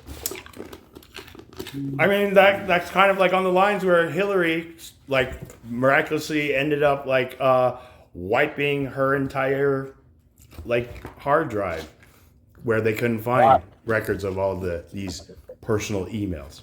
Where it's just like, really, Hillary? Like, well, you didn't even know your husband was just like. Look, here's my problem with that situation. I did not have a problem with her having kind of some type of server because I understand. You understand. I understand what servers do and how they work. I didn't have that problem with her having that. My problem was she didn't let the Secret Service and the United States government set that server up for her. Eat your pussy dog. I'm not like literally what? What's wrong with the dog? It's pissing me off. Why you got to use that language? And 21, just to answer your question, I do believe wrestling is real art. Unless we're talking about the art. All right, I'm sorry. What was that last statement? That I said? Huh? Are you talking to me or your son? Yeah. What was it that you said? Oh, I was just answering 21's comment where he just asked this, like, do we believe in wrestling or if wrestling's real? So, either way, you were talking about servers, like, you know, and that the Secret Service. Yeah. Your problem is that the Secret Service wasn't kind of like made aware to be able to just kind of like you know, like go over her private like email like accounts just to make sure they're. I'm talking about having it set up. Listen, man, she set her own private server up, bro, and had United States confidential information on it. You cannot do that. And if you did do that, you cannot be expected to be considered like a suitable leader of a nation. It's just like you can't even like set up your own freaking person. Right. My issue was not the server. My issue was the United States government did not know about it, did not set it up themselves. Okay, so is that like a reflection of how maybe cleverly sneaky Hillary was to get? Absolutely, that's number one. Okay, interesting. That's I number didn't. one. I didn't think about. Okay, that she's smarter than maybe we give her credit for. Right. Hold on, wait a minute. We know how servers work. If she would have allowed the government to set that server up in her own home, they would have seen everything coming and going. Right. In which she did not want. Okay, So so she had therefore, no- like, have knowledge of it without her necessarily knowing. Right. Like, do you think that she was under the belief that she was getting away with like not being monitored, or that? How did she not get? How did she not get charged for treason, bro? Because of, I don't know. Like, that's the thing. How did that happen? Because obviously the people who are in charge to like execute justice have some kind of like hand in this able to happen type. I don't know. You know, like kind of like along with the list. Like, you know, like everybody was like, no, we're going to release the list. And then we have like word that the list is there. People have seen it. And then there are some who are on like the right who are still like fighting in Congress saying like, we want to like release the list. And then there are others on the same side who are just saying, why are we focusing on the list instead of these other issues or these other. Let's use the server as an example. But let's flip that scenario. We know and understand that Donald Trump has the Trump family has a team, an IT team. We know that they do. You agree, right? Of course. Like, yeah. Okay. Okay. Watch this. If Donald Trump was to have that team come into Mar-a-Lago and set up a server for governmental use, what would happen to him? If he, like, as president, right? As president right now, right now, calls if a Donald Trump right private now company calls him- and just like has them like set up a server at Hold this. on, not a private company, because we know that he has those team members in his payroll. They work for him and do this for him already for the Trump family business. Right, If before he was called that team, became right. president, right? He has that Right. team, and then as president, he also has the president's staff, right? So he Right. has two of the top kind of like go-to right like people. So, so if he was to call his team from Trump Towers and say, "Come down here to Mar-a-Lago and set up a private email server so I can operate for governmental purposes," what would happen to Donald Trump? Because that's exactly what Hillary Clinton did. What do you think they would do to Donald Trump? They being who? The government. The government? At this point? Like, if like now the Secret Congress, Service like the found left out side. just like What would the left do to Donald Trump if he'd done the same thing Hillary did with email server? like throw it in their faces, in his face, right? Just like, oh, And like try you. to get him impeached and try to get him thrown in jail and everything else, and they would probably succeed, right? Probably, maybe. I don't think they're well organized today to be able to go very far. They've been trying to get him in peace and all this stuff, but it's just like he gets stronger and stronger. Where there's a joke, it's like, you know how you get Donald Trump in office? You have a woman run against him. Right. Well, right. That's a woman who proved herself as Secretary of Defense. She's not able to be a leader. So, so watch this. So the same people that defended and supported Hillary and kept her from being prosecuted for private email servers, risking the nation's safety. And their party's image. Right. More than I would say the security of our nation. Right. It's all about preserving and protecting the image of the Democratic left and its representatives. Those same people would push and scream for prosecution against Trump, just as the Republicans pushed and screamed for prosecution against Hillary Clinton. Okay. So it's an eye for an eye, essentially, right? Like, this is how hard you guys want it. It's an I can, but you cannot. I can, but you cannot. So, both ways, wouldn't you say? Like, both ways do it. Both ways do it. But, hold on. But, to our knowledge, do we have anybody on the right side setting up private email servers? To our knowledge, I'm not saying there's not, but I'm saying to our knowledge. You know that they got caught like using Signal and Telegram and stuff like that, where freaking Pete Hegseth was like sending like military like missions over Signal and Telegram. You didn't hear about that? Should be prosecuted. That person should be prosecuted. Yeah, but he isn't. He's still the head of our Department of War. That person, poor move on Trump's part. He should be at the very least fired.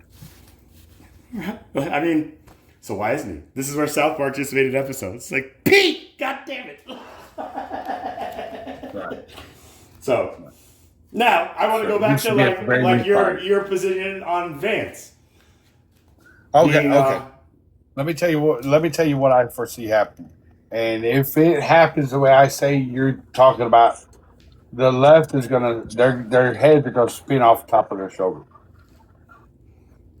I think, because I cannot find, unless somebody can show it to me.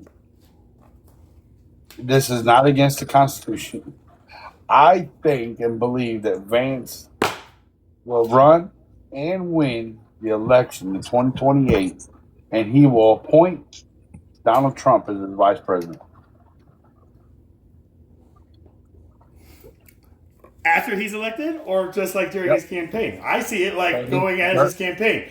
J.D. Vance have our former president as our vice president, just in case I don't do a good job, and 100%. Vote for us, right? Like, yeah, 100%. I foresee that type thing. Where, yeah, dude, we're on the same vibrate. Like, you were the first one, whoever got it. 100%. That's what's going to happen. Watch this. If it's not Donald Trump, you know who it'll be? Take a guess. Erica Kirk or Nope. Stephen, some other. Nope. Like, here's where I heard a theory where like the plan was like after Trump's like this term, then Vance would run with Charlie Kirk as the VP. But by that time, everybody was just like, I think that like he would have a better chance of becoming president than Vance, like having him run like as his like vice president. And then this is where Kirk became a threat to the current administration's like future plan. And therefore it was actually an inside job by this administration to take out that threat and blame it on the left. Have you ever heard that? Oh, yeah, no, I haven't heard that one yet. If it's not Donald Trump as VP side by side with Vance, you know who it's going to be? With Vance, right? We're talking in 2028. Vance for With president with Vivek or Kash Patel? Nope. Neither one of them. Vivek Ramaswamy. Okay, neither one of them. I give you a hint. I give you a hint of who I think it's going to be if it's not Donald Trump. Yeah, give me a hint. It will be the second. It will be the second woman to ever hold an office that high. Eric, the second woman to ever hold an office that high. The first woman was what's her name? I can't even think of her name. With Biden. What does that say about the woman? With Biden. The woman with Biden. Jill? Who? No. The vice president, bro. Of the last administration. Can't even think of her name. Harris, Kamala Harris. So you think that they're gonna pick her to be Vance's VP? No. I'm telling you that it's gonna be a woman, and I have a woman in mind. Erica Kirk. Who do you think? Nope. I know it better not be Candace Owens. It better not be Candace Owens. No. Riley Gaines. No, Ivanka. Okay. Hey. That would actually be a like power move. Just like, yo, man, our vice president is a lot hotter than anybody they're gonna put it. But what if it was like Jared? What if it was like Jared Kushner? Like, you know, like I don't know. I don't think they're gonna pick. They're not gonna pick. They're not gonna pick a woman, right? Like they don't even want women in the military, right? They're trying to eliminate that. But like Harris, like seeing Harris just like having just like this ambition to run again next term, I'm just like don't. Please don't. Yeah, right. Like just stop. You made an embarrassment of yourself. And did you know? Here's my theory. Like, do you know why I think she really like has this disdain for Donald J. Trump? Is because her father, who she never talks about, it's always her mother who is like this immigrant type thing. But her father, you know what his name is? Donald J. Harris. No, it's not. Yes, it is. So whatever, like she hears just like Donald J. It's just like, oh my father, like you know, like when I looked at it, I was like, you can't write that. Like, there's another person that will definitely, and I think if she was to run for president, she would actually win it. You know who that is? It's a female version of Donald Trump. Do you know who it is? A female version of Donald Trump? Candace Owens? No, bro. Chrissy Nolan, bro.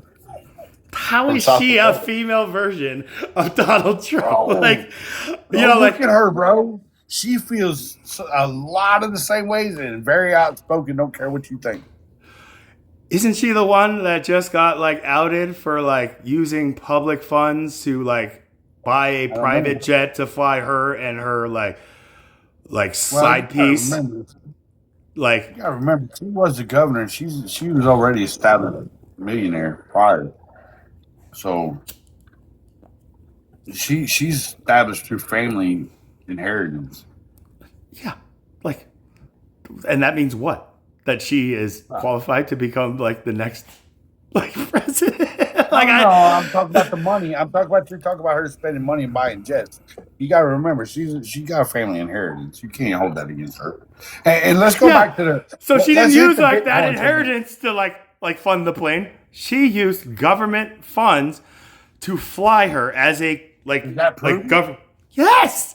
If it's not Candace, if it's not Kristi Noem, it's another one of his female like voices. And then here's the thing where Pan Bondi is now got thyroid cancer, and then Kate, whatever, like they're all blonde, right? She just came out like on like Jesse Waters is kind of like preemptive for the 250th like celebration where it's just like, so tell us what's going on with the administration. She's like, you know, like this Democratic left is just trying to like end like the United States by bringing in communism. And this is where we know that they stand against what she calls the 3 Ps, police, like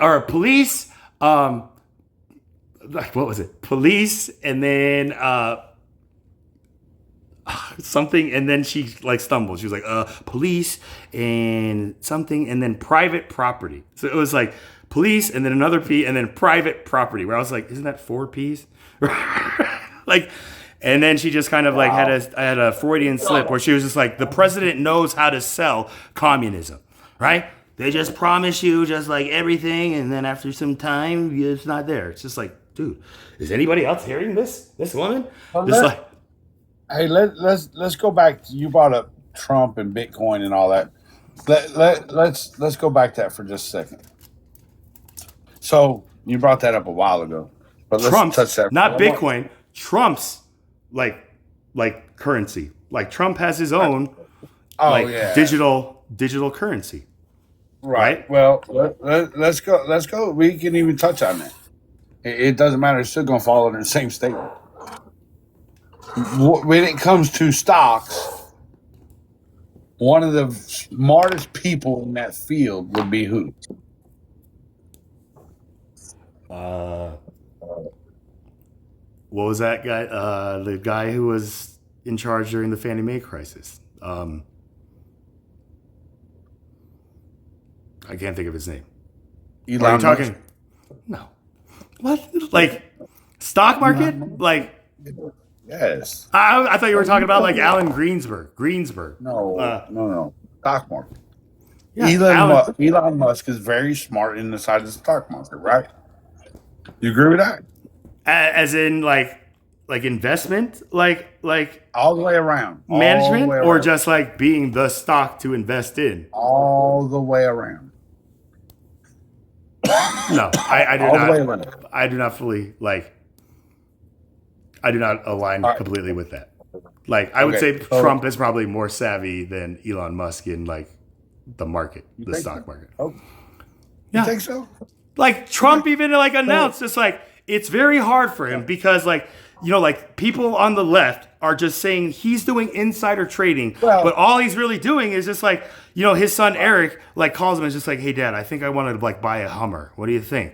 And you know what? Like Donald Trump is like, oh, I bet the left is going to spin this saying that we have like stock in like, you know, GMC or something like that. But you know, it's just like buy the car you want to buy type thing. Right? Like you're right. You're right, because Mike Pence did come out and say that he made more money by listening to Donald Trump and how to work the market, the stock market.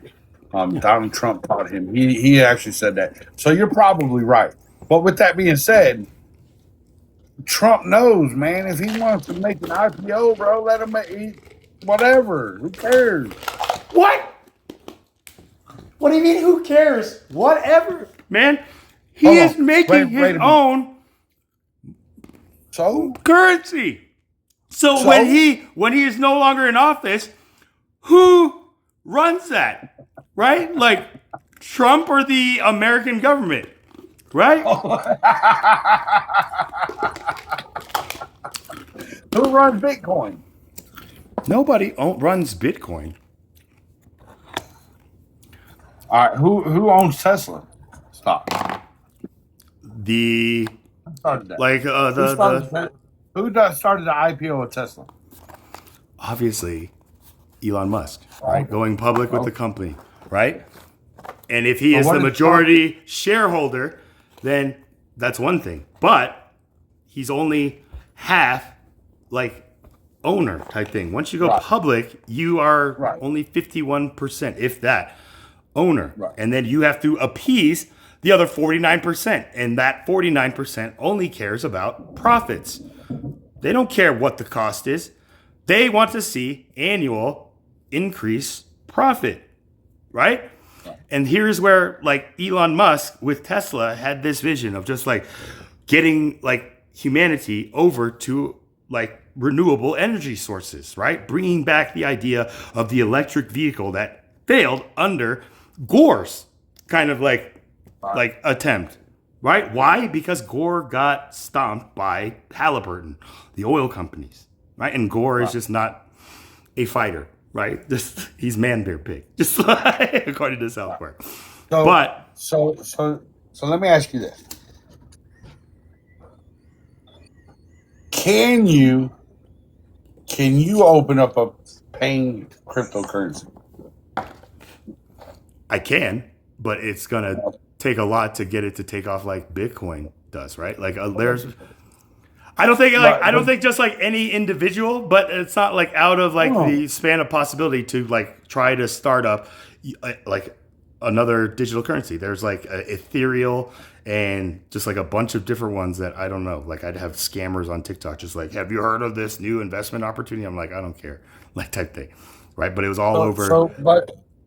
But you know that you can open your own cryptocurrency, right? You know you can do that, right? Right. And get people to buy it instead of Bitcoin, right? Okay. Let me ask you this. Donald Trump is the president of the United States. We agree that. Is Donald Trump, is he a citizen of the United States? He is, but not just any citizen, right? Just like Islamic Muslims on TikTok saying Jesus is just a prophet. It's like, he's not just a prophet. Right? So, okay, continue. Is he a citizen of the United States? Yes, he is. Yes. So does he have the same rights publicly that you do? Publicly? That I do have the same rights? Yes. But does he have a higher like obligation and like duty? I'm just talking citizen to citizen. Citizen to citizen. Yeah. Can he make, as a president of the United States, can he make a business move and start buying houses to rent out? No. He can't? Can you show me that in the Constitution? Oh, I mean, like I thought you were asking like my opinion. Like I'm talking about legally.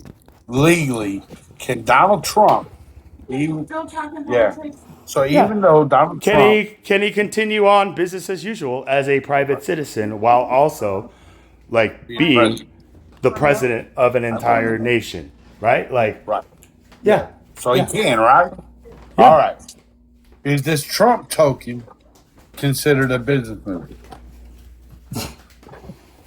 I mean, if you had, because I can tell you right now that he dropped in 200 million tokens initially released to the public. 800 million were reserved for Trump affiliate entity and scheduled to be released over time.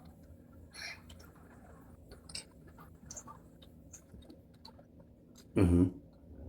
Are you okay with that? If you could do that, would you do the same thing? No, absolutely not. Why would you not do that? Hold on. Because it is only going to perpetuate the current system that America is suffering under, man. Like, I would end like the stock market and eliminate like that whole idea of like investing in stocks just to make profit and turn the stock market into like investment opportunities of like actual like small businesses or companies that could use funding that will help our country like grow and be great and stuff like that, right? So regardless of profit. Right. So your view on stock market is different than what Donald Trump's view of the stock market is.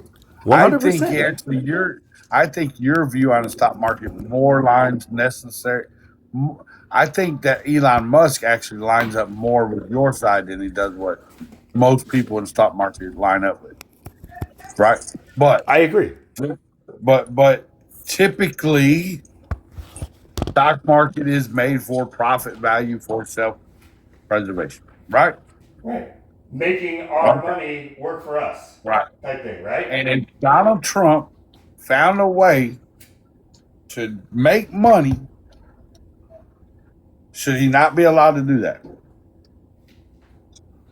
To make money privately for himself, I would say he should not as a president, nor should any politician be allowed to like start doing things that also contribute to their own personal wealth. I would make it so that is the sacrifice our like people in office have to choose between, right? to serve the So people, if you or to serve the people and to be able to serve themselves also, type thing. okay, Right? so you would say you would say that okay, now you're president of the United States, you can no longer participate in citizenship when it comes to personal profit. When did I say that? That's what I just heard you say. That's You what can I no longer ultimately heard you say. participate in citizenship in regards to private property. When I was saying that if I were president, No. I would For change like private profit. For private profit. okay, so that I would eliminate citizenship for private profit within government, like representative. While you hold office for government. Yes. Right. Yes, I would Okay. make it like illegal or banned for any like congressman, senator, president, vice president to be involved in like stock like market investments, right? Nancy Like, Pelosi would hate you right now. Nancy exactly. Pelosi would. She can hate me all she wants, right? You know why? Because Because she's ultimately what guilty of you're all saying. these things. She isn't inside Martha Stewart, right? Who Listen, ultimately what you're saying is that you're saying that they cannot participate in things like stock market while they hold office, because you're face of the government, you're face of the United States government.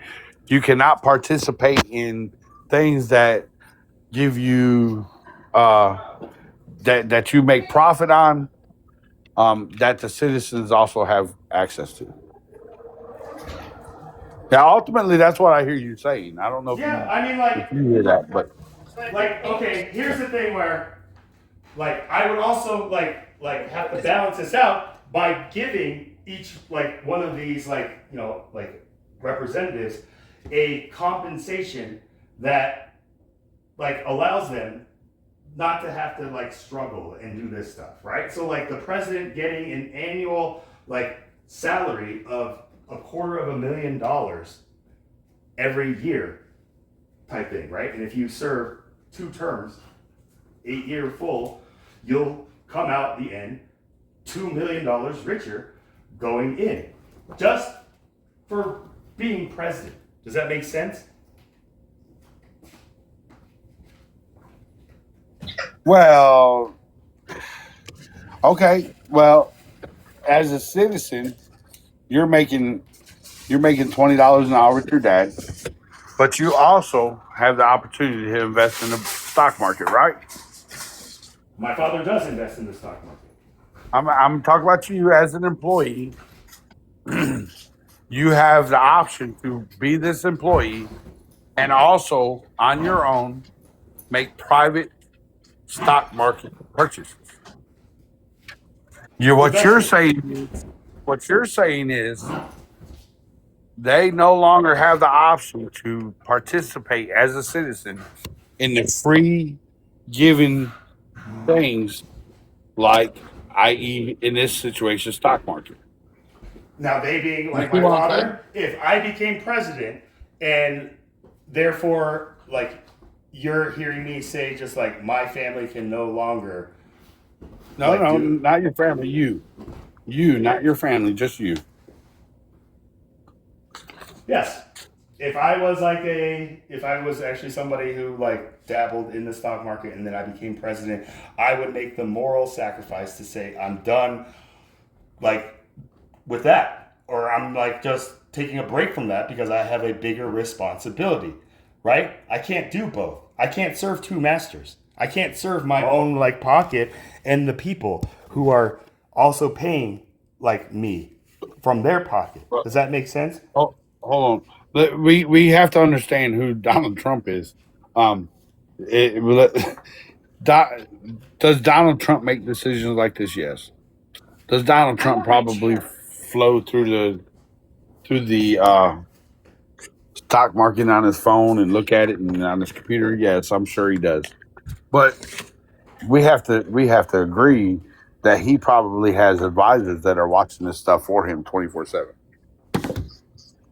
Right. Like, it's not just all Donald Trump, right? Like, Right. He's got his trumpets, who are either the ones who like make it happen or give him just kind of like the daily kind of like I don't know, like the breakdowns. Right. Yeah, just like, here you go, President. Lockheed Martin, Spirit Airlines, Ford, and then. Well, it can't be here you go, President. It can't be a here you go, President, because now he's combining the two. He can't do that. Right. That's the thing, though. As president, you are not going to have any other advisor around you that doesn't serve you as the president. So if it's just like, hey, Mr. Trump, anything I can do for you over at Trump Towers, that's not going to happen. That can't happen. Right. Does that make sense? So he has like a board, like individuals. Right. Every morning when he wakes up, hand him like a portfolio of that day's like events, right? And he has to go through it and be like, my advisors, did you guys go through this? Yes, Mr. President, that's our job. Okay, you guys tell me which are the top like important ones and which ones are bottom tier based on what you know. I like consider that. And they say, okay, this number one is this communism thing from the left. And then bottom is the Ukraine war. They give him that breakdown every day. Yes. Right. And it's up to him to pick which ones he addresses, like the priorities level, essentially, right? So if he's like focused on just like the 250th like events and just like, oh, what's gonna happen on my birthday? Like I heard maybe there's it's just like, I mean, like he is going down the route. He talks about stuff, sleepy Joe Biden, and then he's like recorded just like sleeping in like the Senate meeting. It's just like, it's amazing how just we get what we put in, right? Like karma type thing. And so I actually predict like Donald Trump coming to a point where JD Vance is actually going to be appointed vice president quicker. And then depending on how he does then, he will piggyback that onto the next campaign. I told Joe Biden, if he really wants to make a legacy that's going to last, step down and appoint your VP as the president, and you like sit down as VP. That was the advice I gave him. And you know what he did? He just let her like out to the wolves. And everybody just saying, just like, hold on, like, how did Harris become like the official candidate for the DNC? There was no like picking process type thing. And it caused this chaos where I looked at that. I knew the advice that I gave him both times, that this man is not out for our country and our people's benefit. He's got this personal like grudge that is being insulted. You even see Hunter and Donald Trump Jr. challenging each other to a UFC fight. It's like, you saw that, right? Where Hunter was just like, I would love, like Hunter Biden challenged Donald Trump Jr. to a fist fight in that UFC. Man, I would have loved to see that. Exactly. I would have loved that. Like, yo, if that's the UFC like event, I'm for that. But if we're just gonna hire like hold on, let's face it. There's no way that, as bad as anybody and all of them wanted to do that, there's no way that could have took place. You know what kind of backlash they would have received for that? From who? From the petty side, bro. What if like President Trump endorsed it? Just like, I know my Don Jr. is gonna take out that Hunter. Just like Dojo Biden ain't got nothing on. I'm telling you, bro, they would have somehow turned that into a horrible thing. Obviously, it's a horrible thing. God forbid if Donald Jr. or Eric would have won. What if they just like ended up like getting high together? Just like you saw Donald Trump Jr. in the like the crowd like just reaching into his pocket, pulling out a little baggie of, I guess, sugar. Wait a minute. Yeah. I mean, I don't know, bro. See something. Doesn't even have instructions on how to do this. I'm trying to figure out how to program this remote. But Is remote? Okay, like I'm interested. Like run through this with me, Mike. Like, how would you, as just like an American citizen, like vet me or just like question me in like a town hall meeting, like a candidate like you have never heard of, well, you know, like based on like what you know, or maybe just forget all that type thing. Like, what would you ask in a town hall meeting a candidate like me going up against a big name like Vance or Harris next? what are you going to do? What are you going to do to close the gap between minimum wage and cost of living on a national average side? I'm going to go to the private property landlords and talk to them and like audit them, see which ones are strictly per profit and which ones are like families like mine who are trying to help like other families like establish like kind of. But you like, can't do nothing about that. What do you mean? You can't do nothing about their private business. Bro, I'm the you president. work I can do whatever the F I want after my predecessor is like. Hold on. Whoa. You can't do that because the government. You work in that field, bro. You know what you would do if the government come in there and said you're going to cut the rent, you're going to do this, and you had mortgages to pay. You know what you would do. You tell that government they move the run out of there. They didn't have a right. They don't have rights to do anything about that. You're right. I mean, but that's the thing. I don't have mortgages to pay, so You this have is where the power. You have the power to raise minimum wage. What are you going to do to close the gap between minimum wage and the national average cost of living? lower the cost of living by going after the landlords and being like, why do you need a $5,000 profit per month when you only have a mortgage of $2,500 and you're charging tenants $7,500 a month for rent? Does that make sense to you, landlords? Like, because that's their prerogative, bro. It's the person buying it has the right to not do it. So here's a better one for you to focus on. Why are we paying $5 a gallon of gas when we're paying the same cost for a barrel of oil that we were when we were paying $3 a gallon of gas? Tariffs. I would move towards. I would give everybody a free like EV swap. It's just like under my presidency, I will give everybody a electric vehicle if they just trade in their old cars. Okay. So I trade in my old car, and I don't have to pay the $5 a gallon gas no more. But my light bill just went from $500 to $900 a month. What are you gonna do about that side? Hey, Baby, I will put in more like windmills or turbines or something like that. But again, like I appreciate just kind of like this like, you know, like sparring thing. But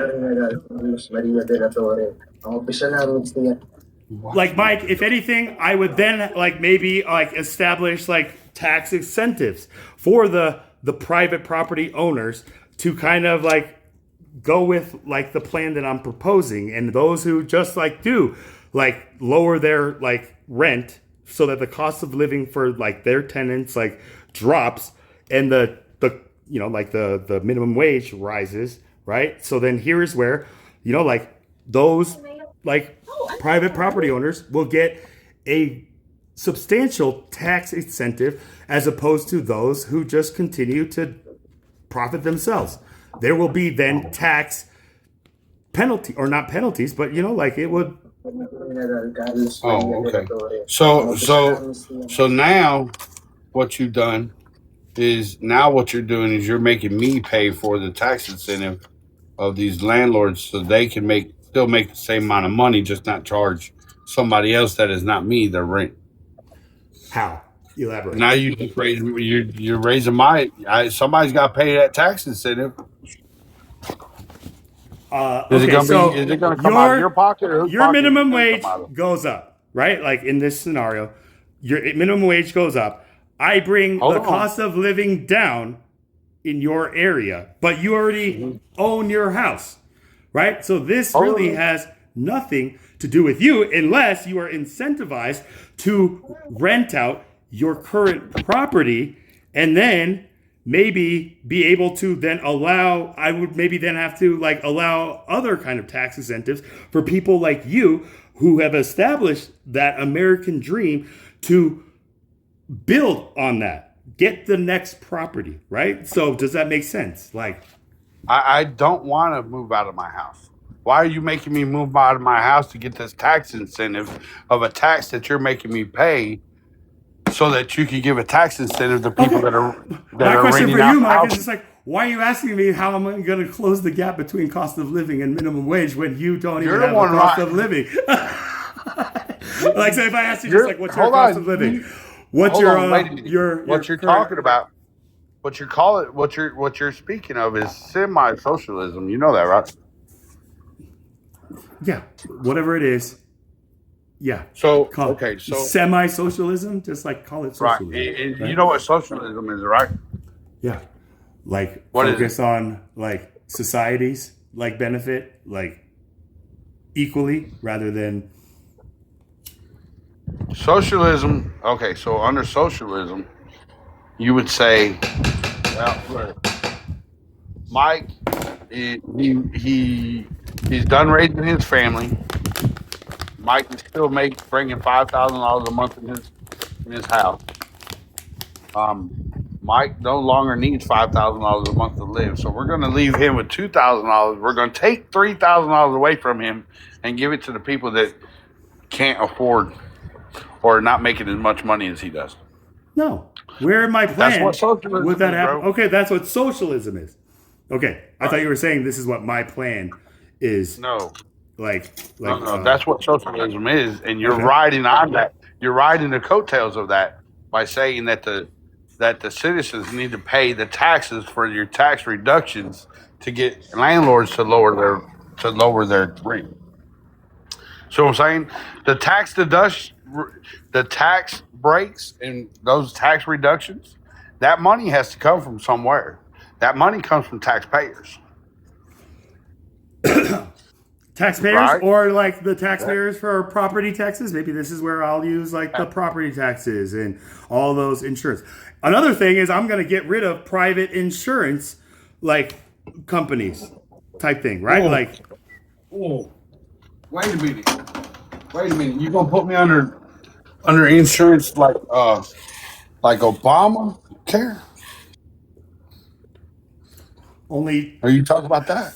Charles Payne care, like type thing, where it's just like Oh, we will have like just one source like that the government provides, just like like a Medicaid type thing, where we all pay into the same like coverage, where there won't be any tie-ups in courts. It's like, yo, man, that insurance company was this, like like it's all internally handled type thing for a how does one get affordable. that?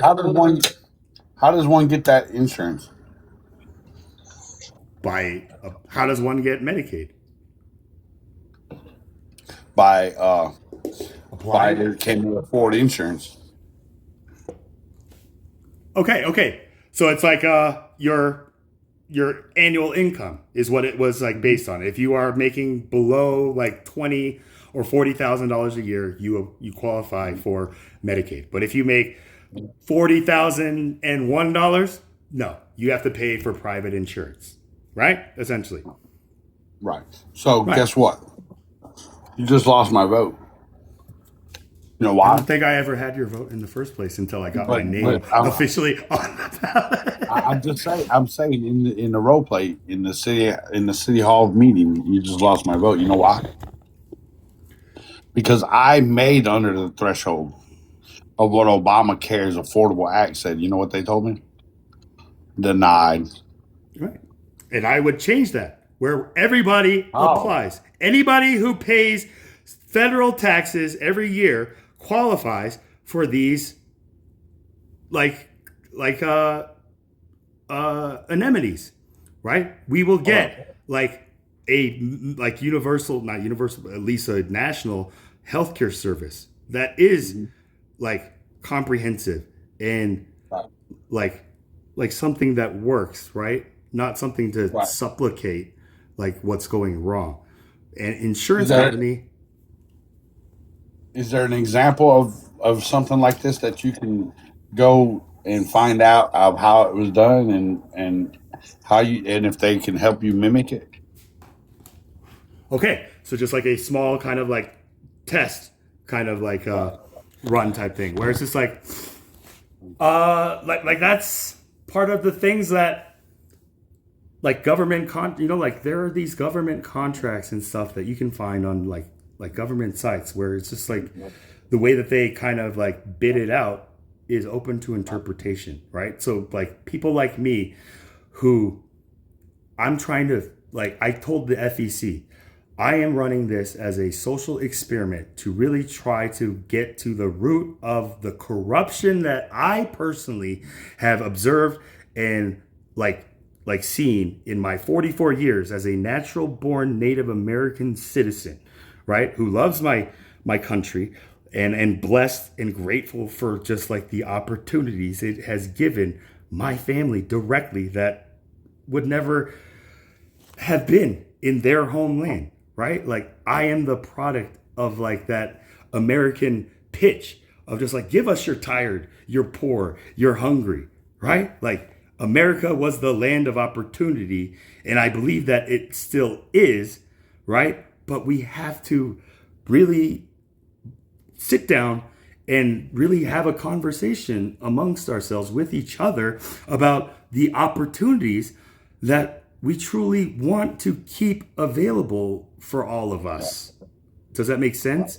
So when I see like on TV and I see like a Geico commercial ad, and then after that, a State Farm ad, and then a Liberty Mutual ad, I look at this as like private, like money, people like that have been told they have to have this thing and pay a private company. And all that private company does with the profit margins that they do is make these commercials that have nothing to do with insurance. Like what is Patrick Mahomes doing on a State Farm commercial, right? Like why is there a flow like representing Warren Buffett's Geico? Why is there an emu for like these things, right? That is a waste of money that we know is probably like not going to people who have like tried to get paid out for insurance claims, right? It breaks my heart just to see how blatantly like these private like profiteers wave their like profits in front of the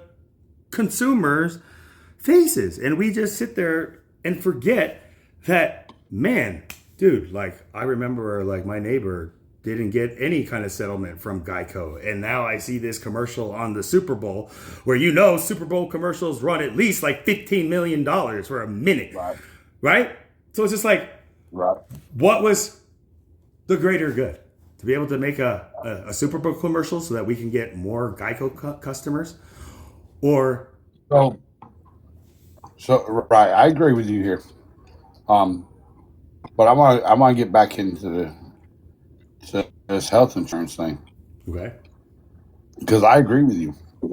We need health care that is to every citizen of the United States. And even every citizen in the world, right? Like universal health care is a... Hold on. We can only focus on the United States, bro. So listen, here's the thing. You know how many people do not go to the doctor because they have no insurance, they have no money to pay the doctor's bills?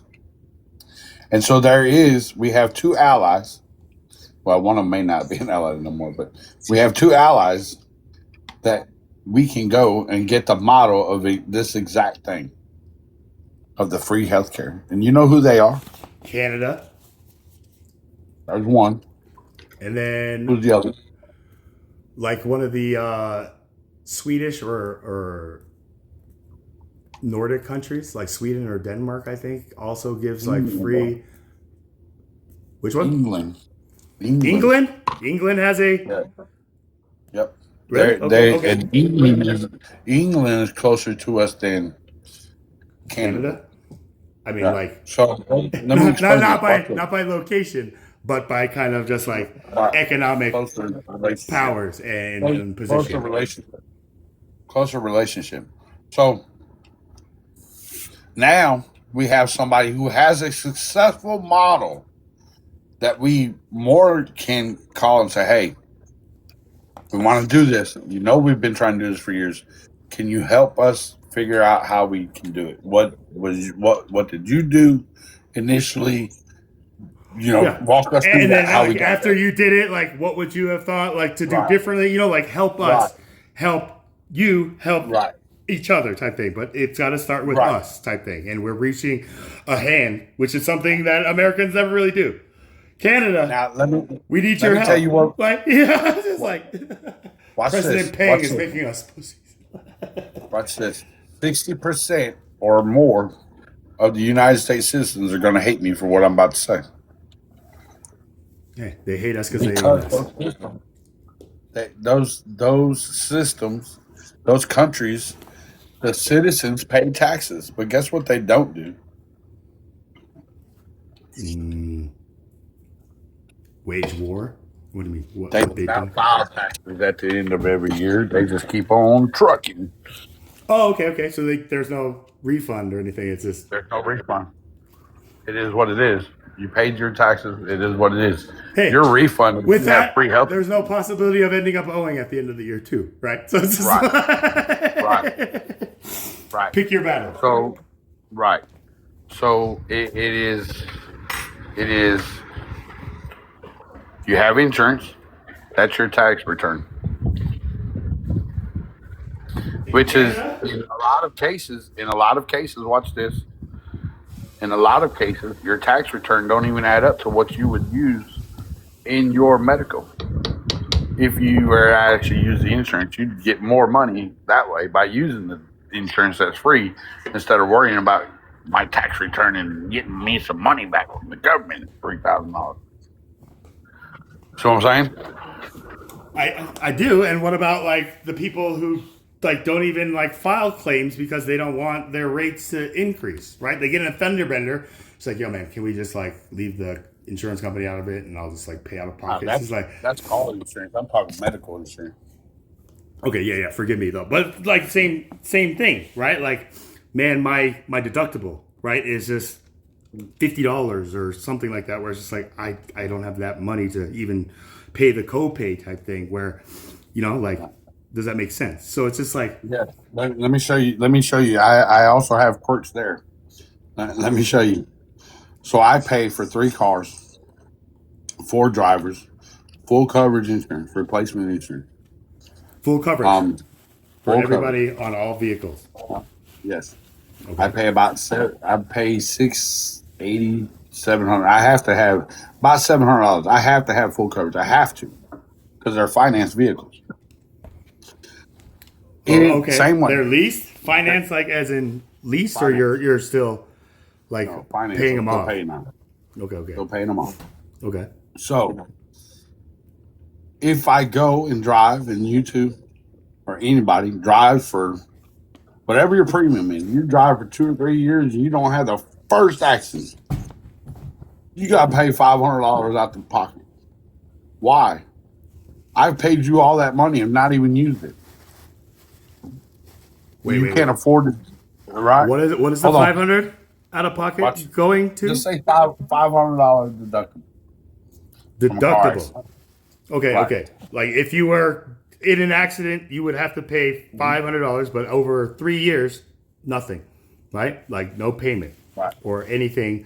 So yeah, So I somebody. get over 3 years. I paid $500 a month in insurance. Every month, I've given the insurance company $18,000. I've not had one problem. Right. Not had an accident. Not reported nothing. Nothing. Right. I get in an accident. I hit a deer. because the deer runs out from me. Yeah. I have to pay a $500 deductible. Why? You can't take $500 off the $18,000 Exactly. over these And past it's 3 just years. like, well, yeah, like, sorry, this is your first accident in 3 years, so those deers come out of nowhere. We're still gonna need that $500. It's like, what? Just Right. like that thing, right? See what I'm saying? Yeah, no, I do. So do you not see what I'm saying? Like, a president's got to be like, that's messed up, right? That doesn't. But the problem is, hold on. The problem is here. You said the president cannot operate in his own personal business. Well, now you've taken him out of the loop of being able to operate in his personal business. What's his business getting in your personal business? Hold on, slow that down. Like, what? So, me becoming president and now getting into the former president's like personal business. You're asking me just like No. You become president, and you've done said that the president should not be able to have personal business for financial gain. in office while serving in office. Okay. While in office, okay. Well, who are you to say that you as president cannot focus on your own personal finance? Who are you to come into my business and tell me how to worry about my personal finance? The president of the United States, motherfucker. No, you have no trouble with my personal finance, bro. No, okay, like that's the thing. Communism, I'm not. by the way. What, like me just trying to dip into your cookie jar type thing? Right. It's like that's Right. communism, or that's just a corrupt kind of like questionable Well, POTUS I mean, type they'd thing. be They're like, poking them lines, bro. You'd be poking them lines. okay, so like this is where maybe it is like crucial that I establish a clear and transparent understanding of my origin story, right? Like my parents came with the American dream from South Korea, a country that was protected and like flourished because of this nation's protection, influence, and involvement, right? Like, and therefore, like I look at this country as like me, but then I also look at South Korea as me also, right? So here is where I am a representative of two worlds, like type thing that I have in my own personal life aligned, right? Like I'm what I call an Amasian. I'm an American Asian. People try to tell me Asian American, right? No, that's my parents. My parents were Asians that became American.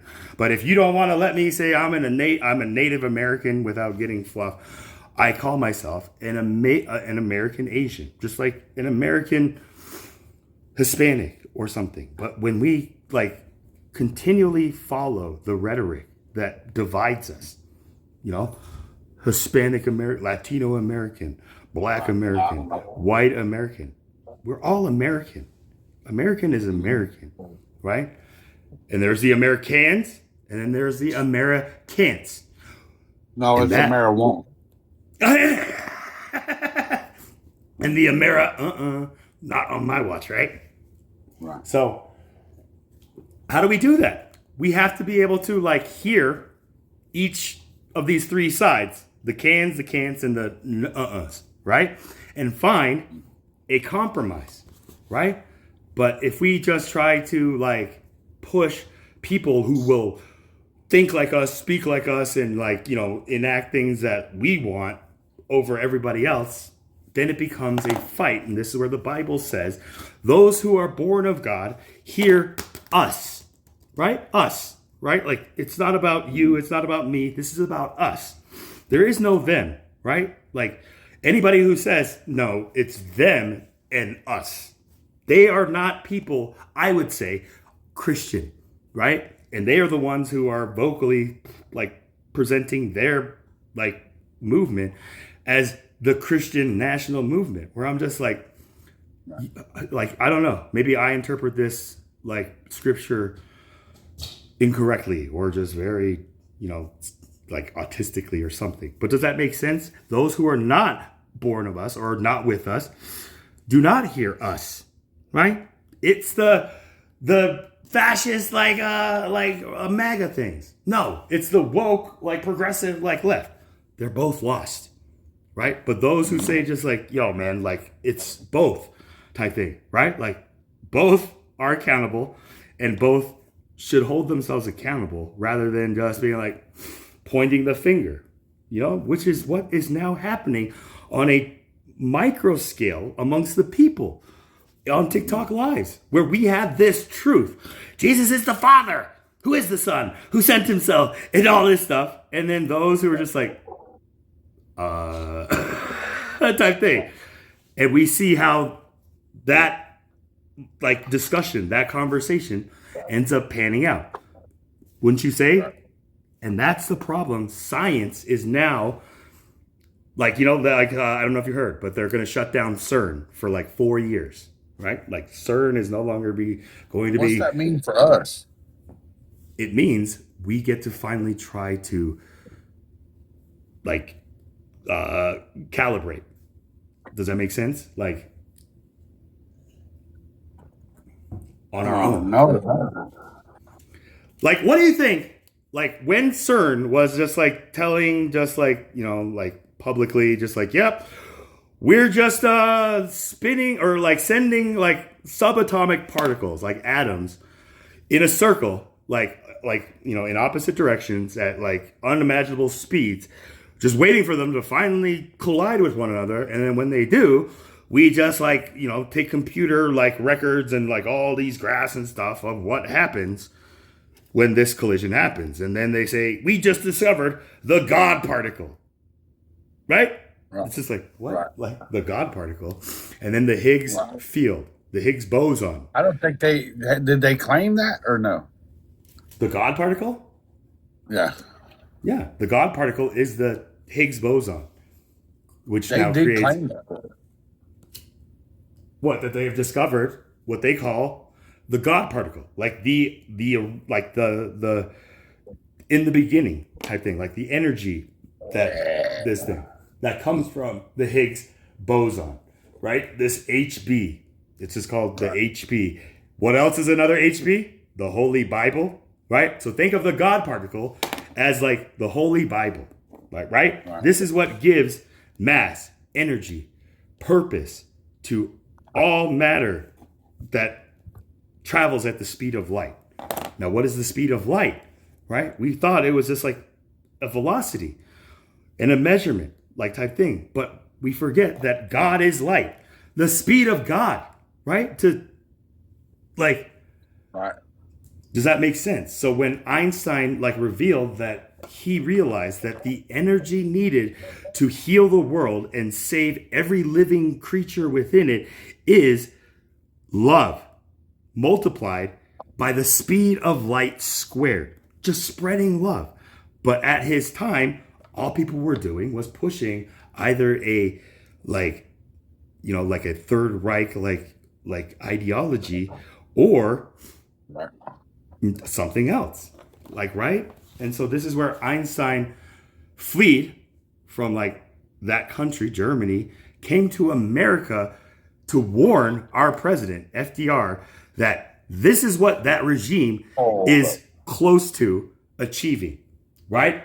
But Einstein, like I think was later like recorded as saying just like if he realized that like Germany would never have accepted like any of the like scientific kind of like knowledge that the German Jews like him like contributed to that project, that they ended up contributing to the Manhattan Project, he would have never came to America and warned them about anything because he didn't think Hitler's racism would outlast his ambition, if that makes any sense. Well, World War II started not long after that. But well, this was in the midst of World War II. Right. So like there were people telling America, yo, they're like taking out like a specific group of people, the Jewish people, help us.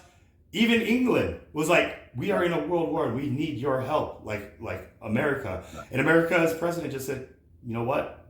We are neutral. Like, you guys do that amongst yourselves. But the moment we got attacked by Pearl Harbor, this is where I'm just like, what was Japan thinking, man?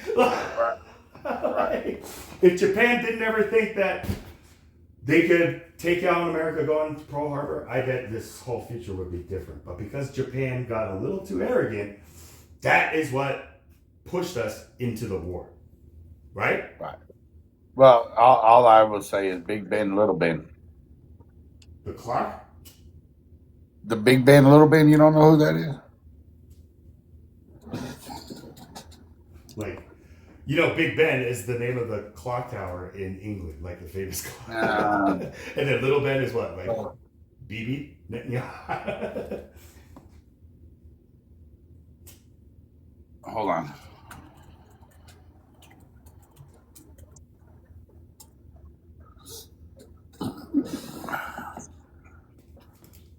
Oh, I'm sorry. It was Little Boy and Fat Man. Little Boy and Fat, you're way up. So what is Little Boy and Fat Man? Little Boy was Hiroshima. Fat Man was Nagasaki. Nagasaki, yeah. Yeah. Did you know that there was a Japanese like citizen who was at both of those? He survived the first one and then like went to the other city and then got hit again and survived that, and he got an award. Really? Like, wow. And he like his life was just like, man, just when I like was just like wrapping my head around what just happened, just like seeing my entire like town like level, going to the next town to try to warn them, and then same thing happens, and it's just like he's the only one that survives. It's just like clearly God is real or something, like whatever it is. But that's the thing. Because of those two, Little Boy and Fat Boy and Little Boy, Japan's economy completely shifted. That is what forced them to build companies like Sony and Honda and Toyota and stuff like this. They had to rebuild, right? So here's where like destruction can lead to rebirth, right? Like sometimes things have to fall apart so that better things can come together. Does that make sense? Do you agree with that? I don't know. I was reading something, but I don't know. I mean,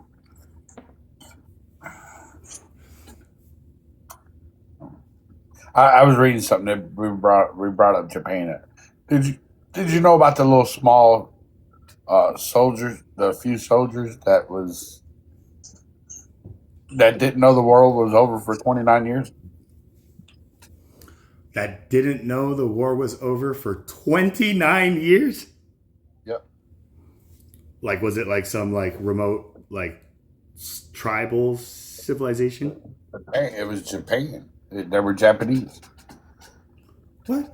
That didn't know that the war was over for 29 years. So until like 1945, 30, so like 1975? This is 1972. 1972. Let me read the story. So Hiro Onoda, a Japanese army officer, continued fighting for nearly 29 years after World War II. Who? Japan surrendered. Listen, I'm gonna show you. Japan surrendered in 1990. They were unaliving people that were enemies, bro. Like Americans. Listen. In 1945, Japan surrendered, but Onoda and a few other soldiers on Labang Island in the Philippines believed reports of the war's end were enemy propaganda. Letters and even messages from family members were sent to convince him the war was over, but he refused to believe them.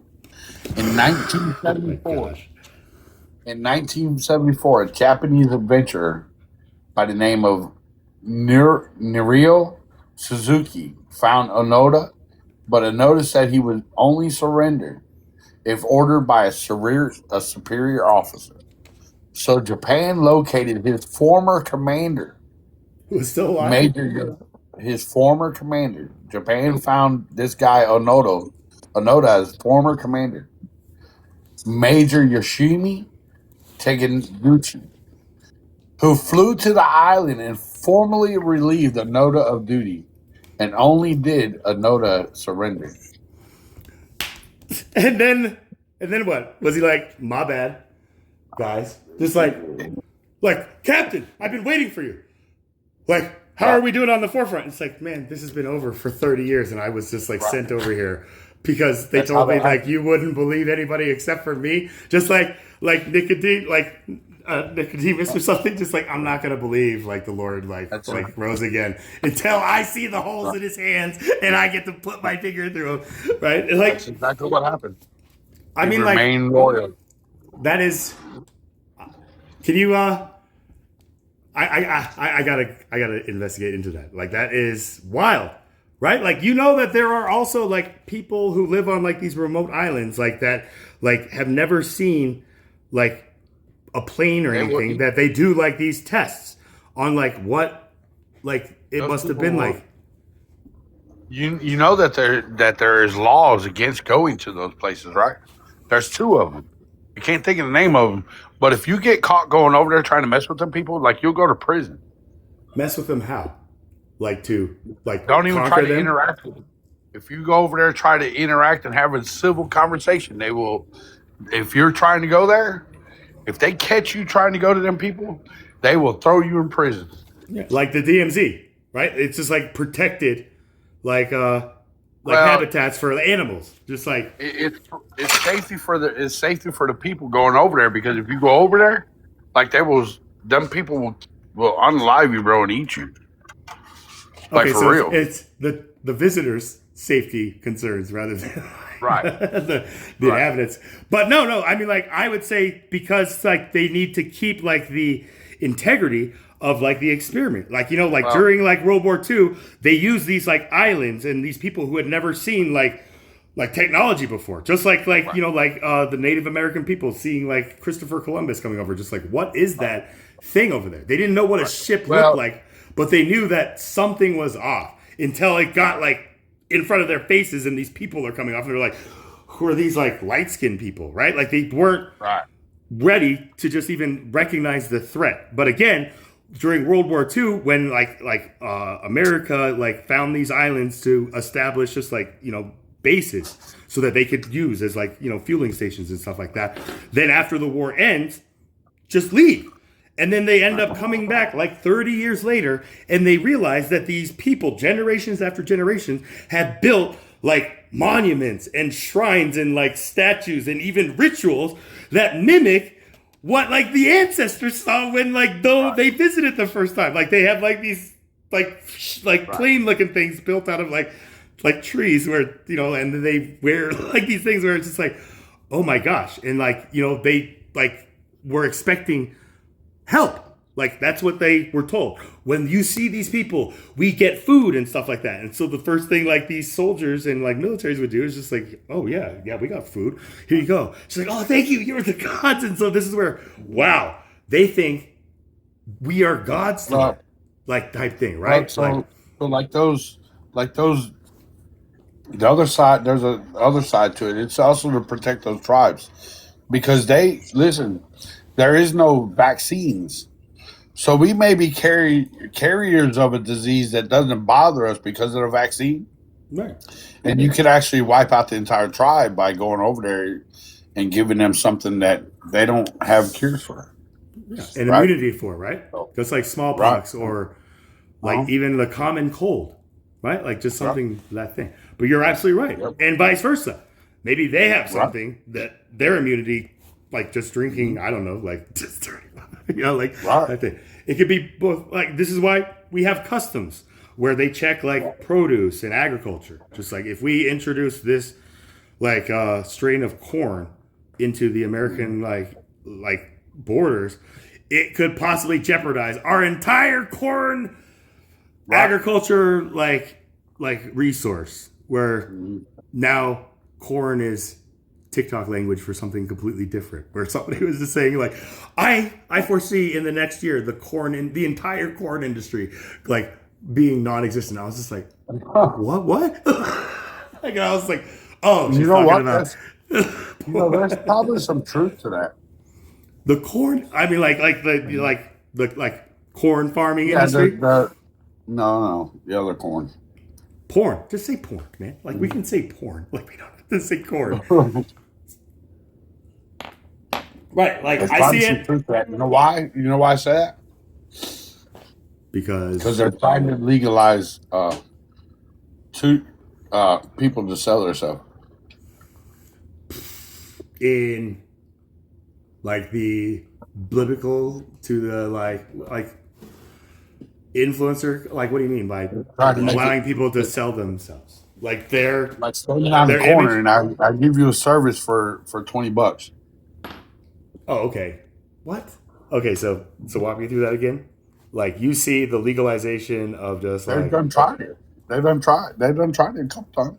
Dude, I mean, isn't that what like Vegas is? I mean, I don't like care that what is people like do. the kind of like proof of how that system works, and it doesn't, like type thing where I don't care what people do, bro. I don't care. Okay, I so would say will then do, but I don't care. why would you say earlier that you want that list? You want to see those names, like No, because I believe there's minors on there. I believe that there's trafficking of people, illegal human trafficking, and I think there may be. I'll go as far as to say I think there may have been some sacrifices committed. Okay, so you're like more interested in like the list for the information of just like the actions that were taking place, not just the people who were the strings, maybe like the puppeteer type thing, right? Okay. Now I want to know who was there and what was going on. And those I names, think that right? Just like, yo, man, you told me that year that I invited you to like, just like my family reunion, that you had a pizza party that you were going to go through on this date that I'm reading with my own two eyes on this redacted list that says you are one of the people who just like took like, like fetuses just, I like, thank God, like you didn't come to my family reunion type thing, right? Like, it's very odd that you used the word pizza.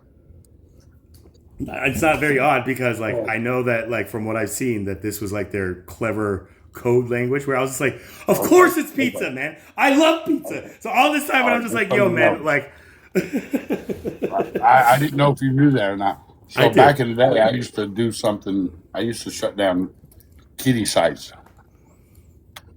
Way back in the day. Well, kiddie sites. Through like ethical hacking? Yes. Okay. And Word to God for that. And anyway, that's how I learned a couple of them terms, and pizza was one of them. It's actually cheese pizza. Of course it is, man. And this is where it's just like And I would tell people just like, cheese. yo, man, I want a large pan, extra cheese, extra sauce, Pizza Hut pan. So you had, like, they used to use terminology like cheese pizza with sausage. Yeah, it was thick. Some jalapeno, some anchovies. It's like, oh, that wasn't even pizza. That was more like Deep dish meant a little overweight. Yeah, it was sick, bro. That's what I'm into, man. I still stick to my preference. Just like, yeah, just like that kind of childish, like language. Just like, that's fresh, and like parents being like, what is fresh? Like, So that's no, mom. That's how we say. That's cool. It's like, what's cool? Like the temperature? It's like, oh God, you are so lame. It's like, what is that? Thing, right? But again, same thing I see happening with this TikTok language. People are just like coming up with like this censored list that isn't even like issued by TikTok, right? How did that happen, Mike? I don't know. Yeah, it's just people. So we got to understand that we live in a different culture than China does. The app was a Chinese app, and they looked at certain things as very bad, and where we don't see it to be very bad to that extent where they do. They also try to listen. You gotta give it to them, man. They tried to address the harmful sayings or hurting somebody's feelings. They tried to address all that. They didn't want nobody to feel attacked or feel unwanted. You know what I mean? Yeah, with the And so that's bullying why and you, like the right, harassment and stuff like that, where people in right, America and be like, oh, they are just part of like the whatever right, that don't want to like have people hear the truth, right? And this is where I right, would hear the people like who were actually like guilty of just right. iniquitous behavior, just Well, like disgusting treatment of other human beings for whatever well, reason, I coming I'll back and show just you being the like, this is my 18th account, guys. They can't stop me. I've already set up like backup accounts so that if they drop me, I need all of you guys to follow every one of my new accounts. So let's, like, I started hearing that and I was just like, these guys are children that didn't get disciplined well, properly. well. Watch. So you also have been indoctrinated to their ways. You know how I know that? Because I'm Asian? Huh? No, watch. Because whenever you take a drag, you get off camera. Whenever I take a drag, I mean, like, Right. yeah. Yeah. I'll I mean, like, that's the thing. I mean, like, So you I get off also do camera. it because I don't want, like, people Right. to see Right. that and just think, like, oh, man, Chaplin's a cool guy. Well, And he's doing that, like, type thing. So, yeah, you're right. Like, I well, also, yeah, when I get caught and I see, like, a restriction, I'm just like, oh, man, really? well, hold Type on, thing? hold on. Wait a minute, because now the app themselves became double-minded. Aware. Double-minded? No, they became Or, double-minded. You know why? Hold on. Only people proclaiming Jesus Christ as their Lord and Savior were getting those flags. Did you know that? Did you know that? Can you expand on that? What do you mean? So, like, If you're if your comparing this to, lives like, if your lives were based around Christ and just giving the message of Christ's death, burial, and resurrection, you were held to what they figured was a higher standard. Where an atheist who wanted to argue about CERN and just argued about CERN could smoke a cigarette right on the camera and nothing be said. really? There was a time like Yeah. that was available? I missed that Right. opportunity, I guess. Right. No, they're still there. Your algorithm is not pointed towards it. I Yeah, had I to mean, change like, my that's entire what algorithm. happened on this live. Like, I got the thing Right. just saying this, like, and I tried to appeal it. I don't know if it went through, but yeah, that's the thing. I'm pretty much like personally, Mike, like trusting that God is like the puppeteer of the algorithm strings, right? So when I like jump on TikTok or social media and I see certain like content like in my algorithm or in my FYP, I look at this not as just like TikTok or like whatever, but God like testing me or forging me, right? Just like Right. even So with like people who just frustrate us and the lives that we just like find ourselves like interacting with, like just like right. you and So you, Z's type thing, where you know how to change your algorithm, right? by like logging out and just kind of No. resetting the Nope. or Nope. just liking like videos that are just Okay. completely like random. Interacting with the videos that you like, and your algorithm will change. So my algorithm, when I first came to TikTok, was political. When I found the Christian side of TikTok, everything I was seeing was still political.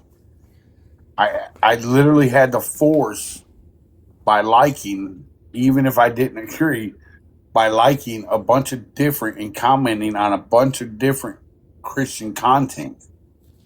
And within that Christian content, I got to where I was also liking Islam content. And I was doing that because I wanted my focus to be more on Christianity and more on religion than I did politics. And it worked. When I go through TikTok, all I see some type of religious conversation. Really? Like Mhm. I get like such a Every now random and then, like Right. it's just like every now and then, I get one off. You're gonna have that, but most of the videos I see most of them are Christianity. or Yeah. like related, right? Like, and it could Right. be like Right. in a debate with Islam, and then you Right. like that, and then all of a sudden you start seeing more Islamic content in the thing. You're just like, what happened Right. there? You start following those people, and you start following those and commenting and liking those videos, and your algorithm will literally change. And so then, like, you don't like receive anything for politics until just like maybe today, and now we're like kind of catching up on all of this type thing, like where, again, I don't know, like the algorithm thing is very like thought provoking and like fascinating to me. But again, I have like just kind of revealed, especially to Adam when he told me you cannot send anything like at or near the speed of light for a mile and see how far it's gone. You know, like it's just like that kind of like statement. Like you know, it's just absolutely stupid, right? That's unlearned, bro. That it's unlearned, man. It's literally to the definition. It's called ignorance. Ignorance, You know that. right. We're all born ignorant, right? But like Benjamin Franklin said, like one has to work very hard to remain stupid, right? That's a Benjamin Franklin quote, right? And so this is where, like, what is the, if any, for you, Mike, a line or the line between ignorance and bigotry, or somebody being ignorant and somebody just being a bigot? A bigot is somebody, to me, a bigot is somebody who is 10 toes down, don't care nothing what you got to say, don't want to hear what you say, and cares nothing about anybody else but themselves and what they believe. Okay. As opposed to the ignorant, as opposed would to be okay. So as the ignorant is somebody who doesn't know. Example: I did not know that CERN said they found God particles. Okay. Right. Okay. So Beautiful. I was ignorant to that fact. Right. Ignorant to the fact is, here's a fact being put at me, and I still reject it. But now you're being purposely ignorant. You're not being big. You're not being bigoted. Like a bigot. So example would be just like me telling you about like CERN discovering the God particle, and you being like, "No, there's no God particle. That's not what CERN's doing." And I'm just like, "What are you like? What like that thing, right? That is what you call what? Like willing like ignorance. Willing ignorance. Okay. Willful ignorance is my pride is so high. Anything you say to me, it goes in one ear out the other. The only thing I want you to know is what I want to tell you. This is a form of cultism, indoctrination, right? It's a form of indoctrination. We know a few people like that they won't let you speak. The only thing that matters is what they say. This is indoctrination. Okay. This is so that's not like willing. That's not that willing ignorance or just like that's bigotry. fake. This is now like indoctrination and possible like cult kind of like foundations, right? Again, ignorance is a lack of knowledge, information, or awareness, whereas bigotry is the active, intolerant hatred and prejudice toward individuals or groups based on differences like race, religion, or sexual orientation. Ignorance can sometimes lead to bigotry, but the two represent distinctly different psychological and moral states. Ignorance, the quote-unquote unknowing. Being ignorant means we simply do not know better, right? Like nobody told me to shut up, that I was interrupting him. I didn't know better. But now if somebody told me just like stop interrupting me, okay, I'm going to like be aware of that, But right? when you show hostility to somebody that's showing hatred, that makes you bigot. Right. That is when the unwillingness, quote unquote, like, right? So the unknowing is when we simply do not know better. It involves blind spots, a lack of exposure to different perspectives, or being uneducated about a subject. Ignorance can be corrected with information, education, and open-minded dialogue. Open-minded dialogue. Bigotry. the quote unquote unwillingness, as you said, is obstinately and intolerantly attached to their own beliefs or prejudices. Bigotry goes beyond merely not knowing. It involves hostility, contempt, and a refusal to consider alternative viewpoints or facts, right? Like anybody who thinks like Charlie is saved can go suck us. Right. Let me show you something. Prejudice and bigotry. Prejudice and bigotry, okay. I am prejudiced against BHI, Black Hebrew Israelite people. Yeah, I heard you. Like, I am not a bigot to BHI. So I have I already believe that is a negative group and you need to stay far away from them. That's what makes me prejudiced. Okay, I'm prejudiced against that. You could say that I'm prejudiced against Burn It Down. That is a negative person. I have a negative opinion about him. Stay away from him. That's prejudice. BHIs and then BIDs, right? The Burn It Downs. Right. So now you have a bigotry, which is prejudice, also a very strong intolerance or hostility, hatred towards this person or this group. Right? I do not hate Black Hebrew Israelites. I'm not hostile to them. I just don't want nothing to do with them. I feel like they have a lot of hatred and hostility towards me. They can fall into bigotry, but they also what are they like hostile? What's the hostility towards you as BHIs? Do you think is by you identifying as just like an American Christian? Right. I'm just so their bigotry is we're not going to listen to nothing you say. Anything you say is of the devil. You are going to be our slave. You're going to hell. Yeah, you're doing this. You're wrong. That is right. That's bigotry. For them to just be prejudiced, say, man, I have a negative opinion about random, and I just don't want to be around them. That's prejudice. That doesn't mean racist, because racist is a totally different word. Oh, okay. It's totally different meaning. Oh yeah, right. Prejudice and racist. Now you're saying are distinct, not interchangeable, right? Earlier it was prejudice and bigoted, like we were talking about. Right.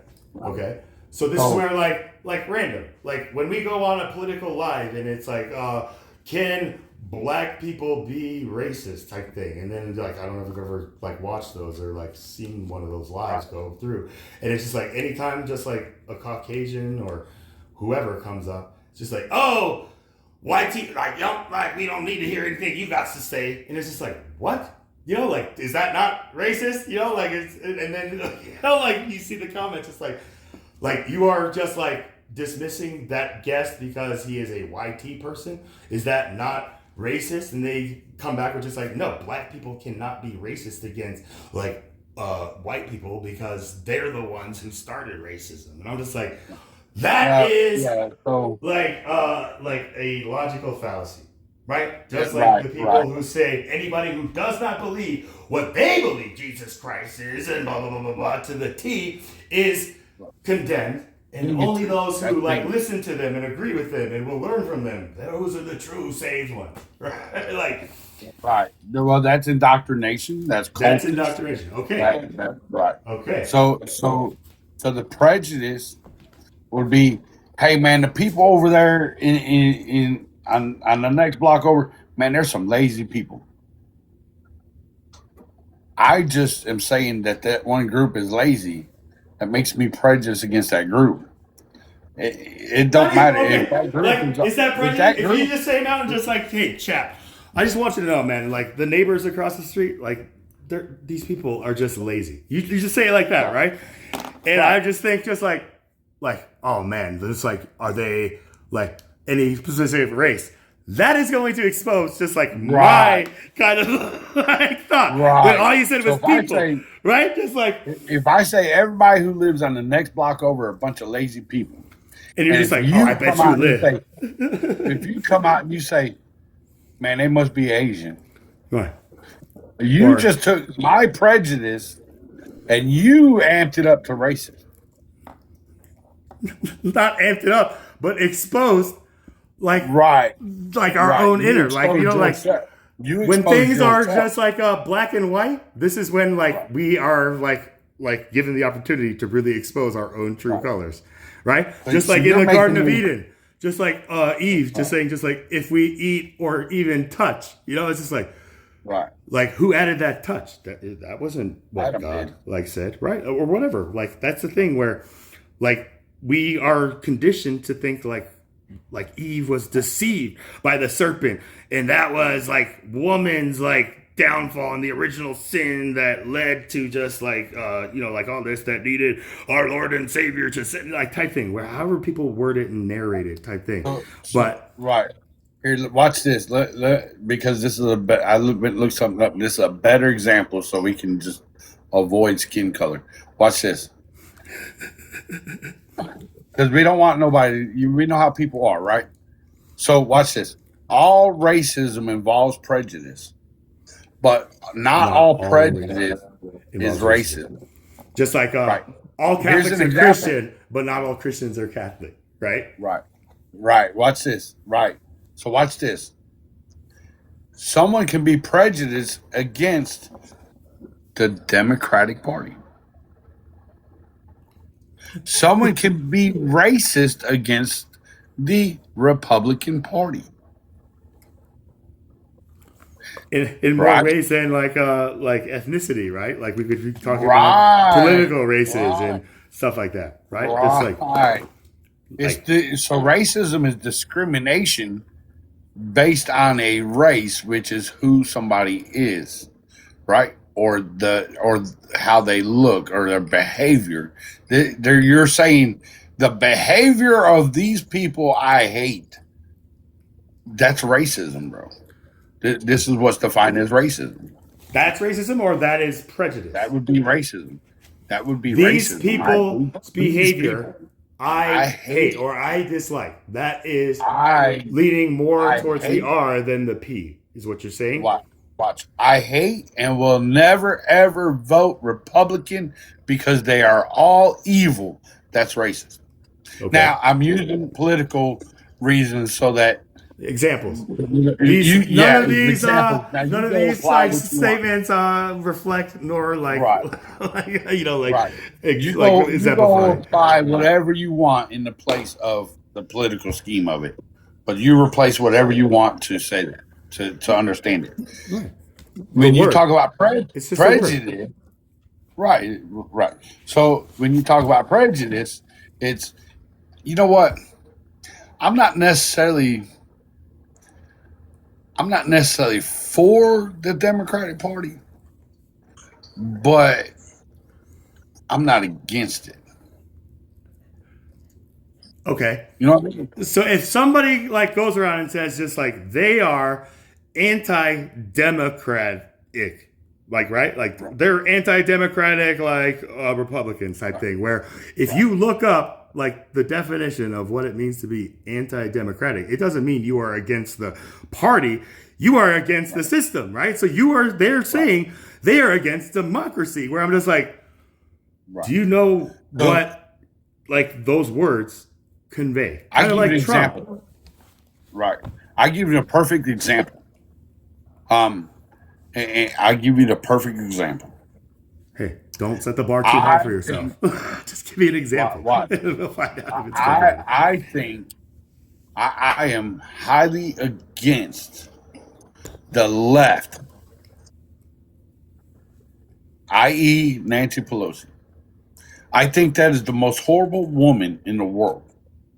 I truly believe this about Nancy Pelosi. I'm telling you facts about how I feel. I think that is the most evil woman in the world. In the world? Okay, man. I In mean, the like, world. hey, I believe that Nancy Pelosi who's is the most number evil woman in the two? I would love to hear who comes in. Like, And you gonna make me answer that? I'll answer that in a minute. However, I'm just prejudiced against that person because I also believe, and I didn't agree with everything about him and his policies, but I think he could have done a lot better. But I also see where he was handed a crappy deal too. I also feel that Obama was a decent president and done the best with what he had. and You what see what about I'm living saying? up to just kind of like what he meant? Like he was the first like black, but he was only half black. So it's like- I'm not. I didn't even look at that.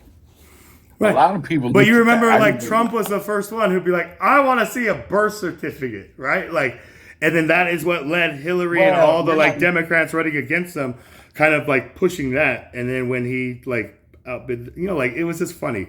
But again, I'm with you. But if I can go back to when you said like the most evil person from the left or like of the left for you is Nancy Pelosi. And then you like follow that up by telling me just like Charlie, just like she is the most evil like woman, right? Like in the world to you. So it went from the most evil person on like a side to the most evil woman in the world.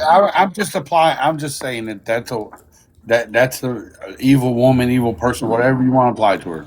You asked me who number two is. Woman. Yeah, who's number You two? asked me who. You want to know who number two is? Hillary, Nope. Michelle, Oprah, Nope. Whoopi, Nope. Judge Judy, Judge Janine. Ooh. Whoa. Slow down. Because you said two right there, but they're close runners with who I'm thinking about. Okay. You said Oprah and who? You said Okay. Oprah and who else? Whoopi. Goldberg. You said those are close runners. Okay. Like And this other The person, View. Pretty much the entire like table of the View. no, you're missing The Joyce. one. You're missing one. You're missing one. I think this woman is Number two. a very I think of- she's a very hateful and racist woman. Like the more clues. Okay. I give up. Who is it? Maxine Waters. Maxine Waters. Who? Who? Maxine Waters. Who is The that? congresswoman from California, Maxine Waters. Currently?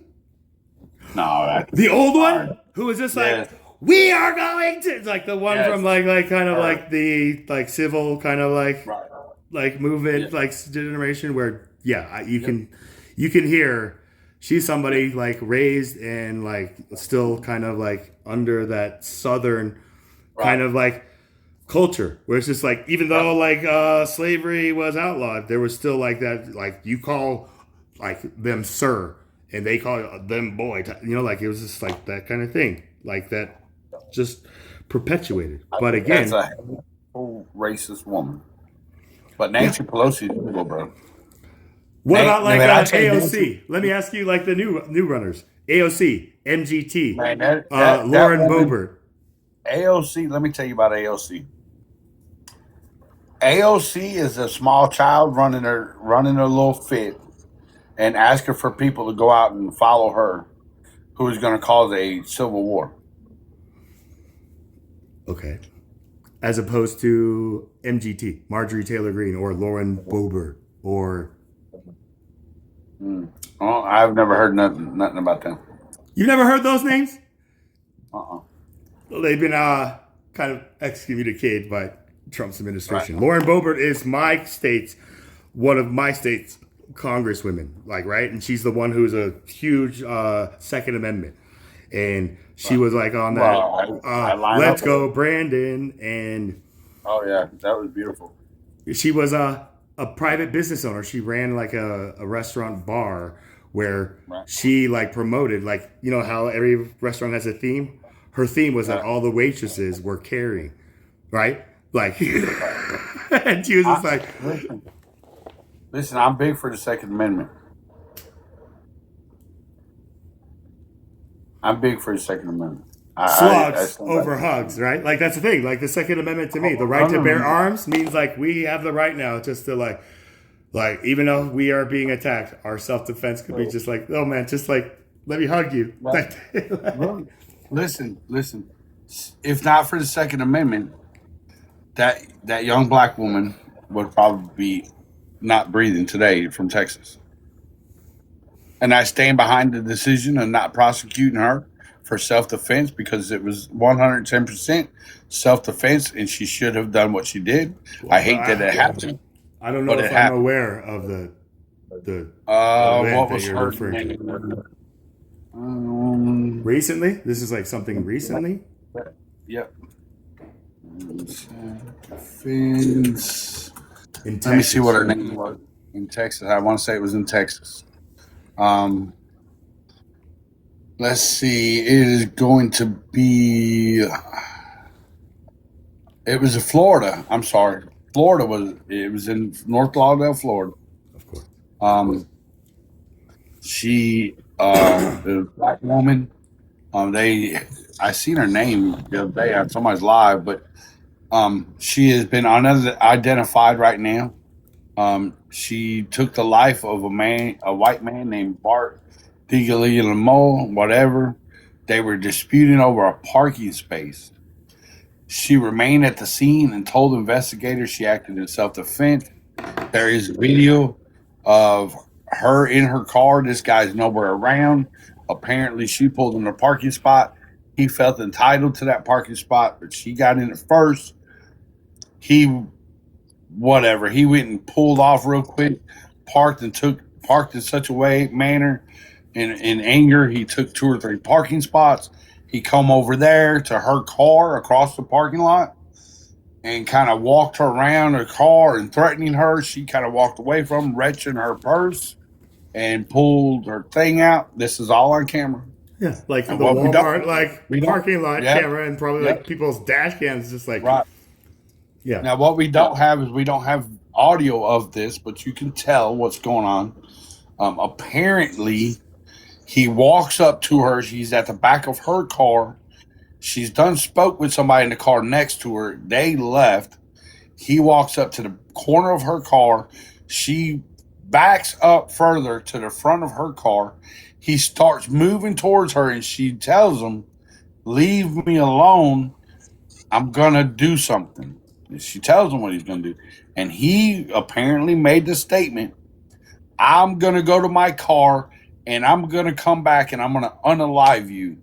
You see it in the camera, he walks past the car, out of camera view, like he didn't even make it to his car. He just come back around her car, started up the side of her car, and when he did, she took 1 pop, and he fell on the floor, and that was him.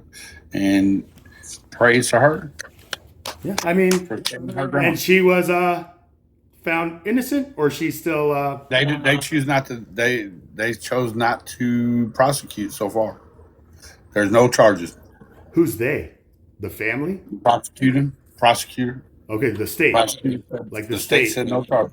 Yeah, they were The covered. state It's just said no like, yeah, this is This is self-defense. self-defense, I think, and he had plenty of opportunity. Just like Well, he walked away.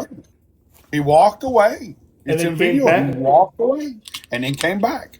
When he came back, as far as I'm concerned, he came back to fulfill his threat he just made to her. Right, like, And- or that's what she was probably under. Like she like heard him say, Right. "When I come back, I'm going away, and when I come back and I see you, I'm going to kill you." Right, and not like the content that you were talking about. Just like, I'm going to give you the beating of your life. Like no, like this kind of thing over a parking spot. Right, where it's just like, geez, You're man, right. like how long did it take for this man to just like get to this like pressure point? Right, like was it just like Peter, as they say, Peter had a bad day, but Judas had a bad relationship. Where it's like, what? Right. You know, like, I would like same thing. thing So here- again, yeah, My it's thing tragic. is- Yeah, it's tragic. I hate that it happened. I hate that the man lost his life. I hate that this young lady, and she's not a young lady, she's probably our age, that she has to live with the rest of her life that she took his life. Somebody else's life. But she was justified in doing so. Now, what is the public perception of it? Just like, yeah, you get him, girl, or just like, yo, man, yeah, like clearly, like that guy, like got it coming, I'm type sure. thing, or just like these freaking like Democrat. Let me tell you what I have not heard people's opinion, but let me tell you what I think their opinions are. Their opinions are just like politics, the left and right, and the right and the center. So you're gonna have people that believe like us. You're gonna have prejudice and racist people on the left side of it saying she should be prosecuted. You're gonna have people on the right side of it saying she shouldn't be. You know what I mean? Yeah, I agree with you 100%. Right? Like you don't have to be a psychic to make that prediction, right? But like, oh, I know. Here's something that I came across. Like it's like for the illegals driving with no license and the morons with a license, but still can't navigate traffic lights and signs. ... Those red octagon-shaped signs they usually place at crossroads mean like stop, right? Like this whole kind of like rant where I'm just like going back and it's like, is he just talking about people who are driving without licenses or like undocumented immigrants type thing, right? Like I had to slow down and be like, who is this guy mad at, right? And so, like, what do you think? Does that make sense? All right, so that's gonna fall under if we're gonna stay in context of our conversation. The first part of it for the illegals driving with no license. That's definitely prejudice, borderline racist. If he didn't put the no license in there, it would definitely be a racist statement, calling out all illegals. But when he put no license, it kind of puts him on the prejudice side of it. Okay, good point. Right? Like it adds like specificity rather than just like using a blanket like illegal term when that could just be open to the interpretation, right? But then adding just like, you know, like without licenses. Right? Not like very without specific about who you talk to. Exactly. He was very specific. And then, even watch this, even the illegal aliens that do have license fall under also the morons with the license. Which also could be Americans, which also could be Americans that are morons that have license. Beautiful. Right? This is where your light switch is completely on, right? You know, like what about this one? Like USA and also USA. Wow, man. That's just like. Does that offend you? Does that like I heard like Trump's side kind of like cheer at the 4th of July where everybody was like USA and like everybody was chanting it in a different like kind of cadence where I was just like, are there Democrats like in this audience? That falls under ignorance, man. That's gaslighting. This is look, man. Is it wrong? That's people that's people trying to gaslight. Let me tell you. Don't change that. Watch this. So there was a teacher there was a young lady that got pregnant from high school. Okay. Right. And she was an Hispanic girl. And she got pregnant, and they asked her how did she get pregnant, and who got her pregnant. Her parents did, and she said, "I got pregnant by my teacher."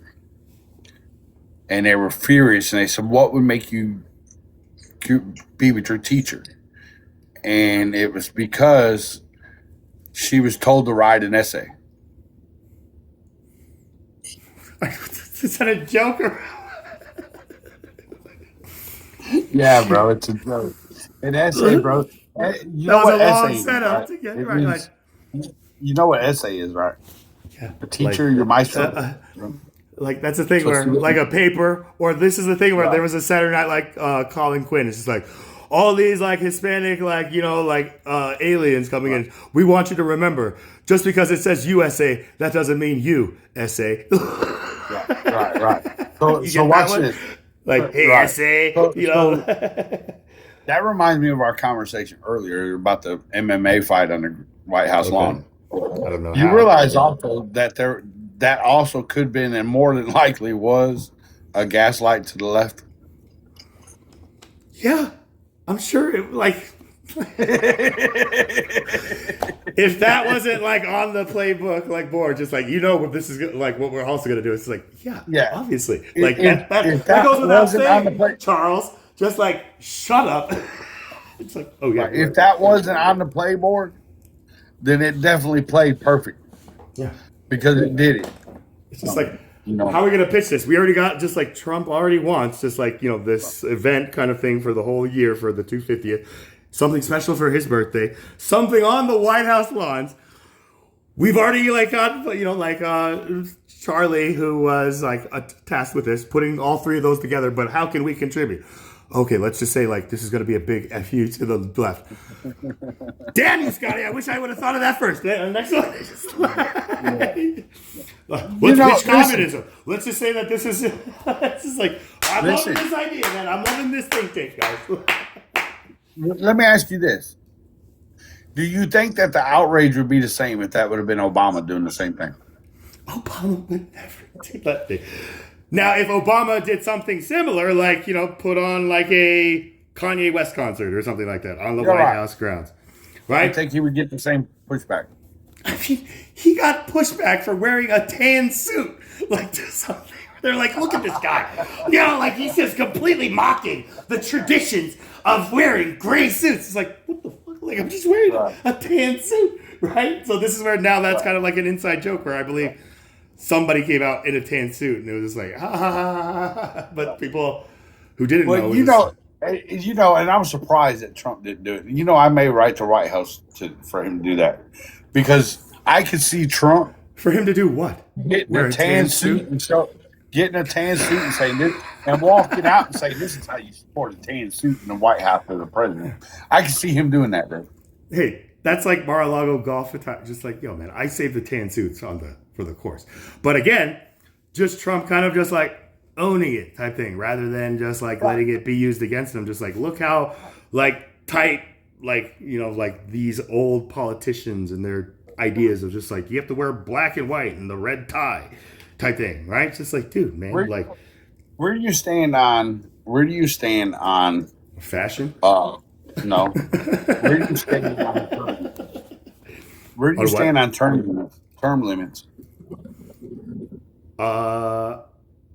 I'm still supportive of the way that we have it, just 2 4-year term limits, right? What about Congress? That also needs to be cut down, I think. Because Congress, senators or something, can be in office forever, right? There is no term Joe limit. Biden. Joe Biden's been in Congress for in senator for 40-something years. Yeah, of freaking some small ass North New England state. It doesn't matter. He's still in Congress. Right. So here's my thing. I think that there should be term limits on all of them. Unless you cannot. What about age caps? I think that after 70, 75, it's time to retire. No, I don't know about that. I don't know about that. Let me tell you where I stand, and then you'll understand. Okay. So I believe, this is what I think. I believe 2 terms, maybe depending on, and this also includes. I also feel like this about the Supreme Court. Okay. 2, maybe 3 terms, right? You cannot hold the same office past 12 years. 12 depending on the term. But president only 8, right? Because we got that set in place. But Congress is voting every 6 years. So let's use that.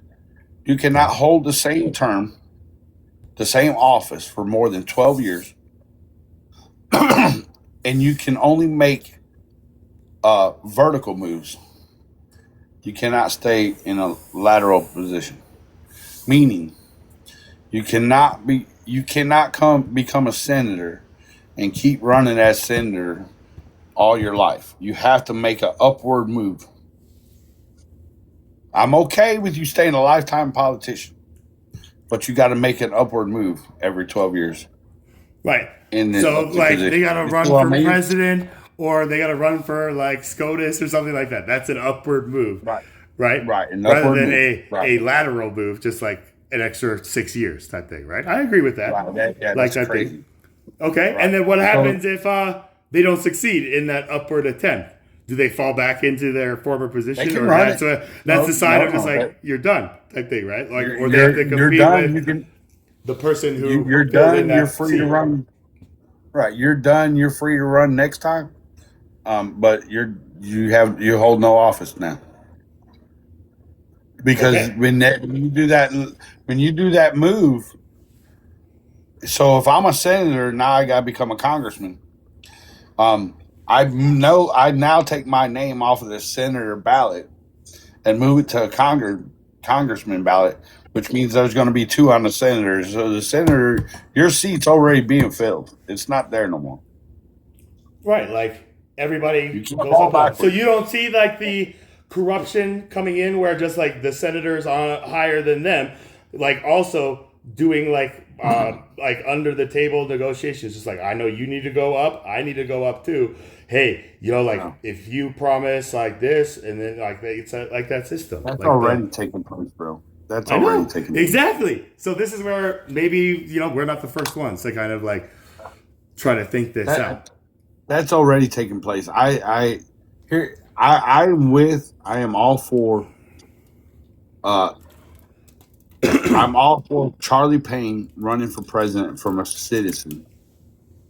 If you're gonna be into an elected position and you're not a politician, you go for the highest or you don't go at all. State level is governor or senator. Right? Federal Or level, mayor, there's only mayor, one. governor, Well, you can town we'll jump there. representative. We can add all that to senator. Watch this. So if you're not going for the highest level, whether state or federal, then you have to have background, meaning Some meaning experience. that- right, Meaning experience. you had to, right. So you either run for governor or you run for president. If you're not a politician, Ever. If you right? are a just politician, just getting into politics for the first time, that's Right. the consulting you would give me, Right. Charlie Payne. if I'm coming in, hold on. If I'm coming in as a politician for the first time, I'm either going for state level, county level, either the mayor or city councilman or state level senator. But you can't go to senator until you do something, either council or mayor. All right, you have to get one of them two before you go for senator. Okay, so that is Okay. my starting point, and then I have to keep making lateral jumps, Right. like Right. every period or every whatever for Right. you, right? Okay, Right. That's what I think. I understand that. Like, yeah, So Okay. you start at council or mayor, city level, county level, whatever, right? And move up from there 12 years. Move up from there 12 years. What? Man, I don't even know if I'm gonna be around. Like 12. I'm talking about this is what I envision how I think terms should be. Okay.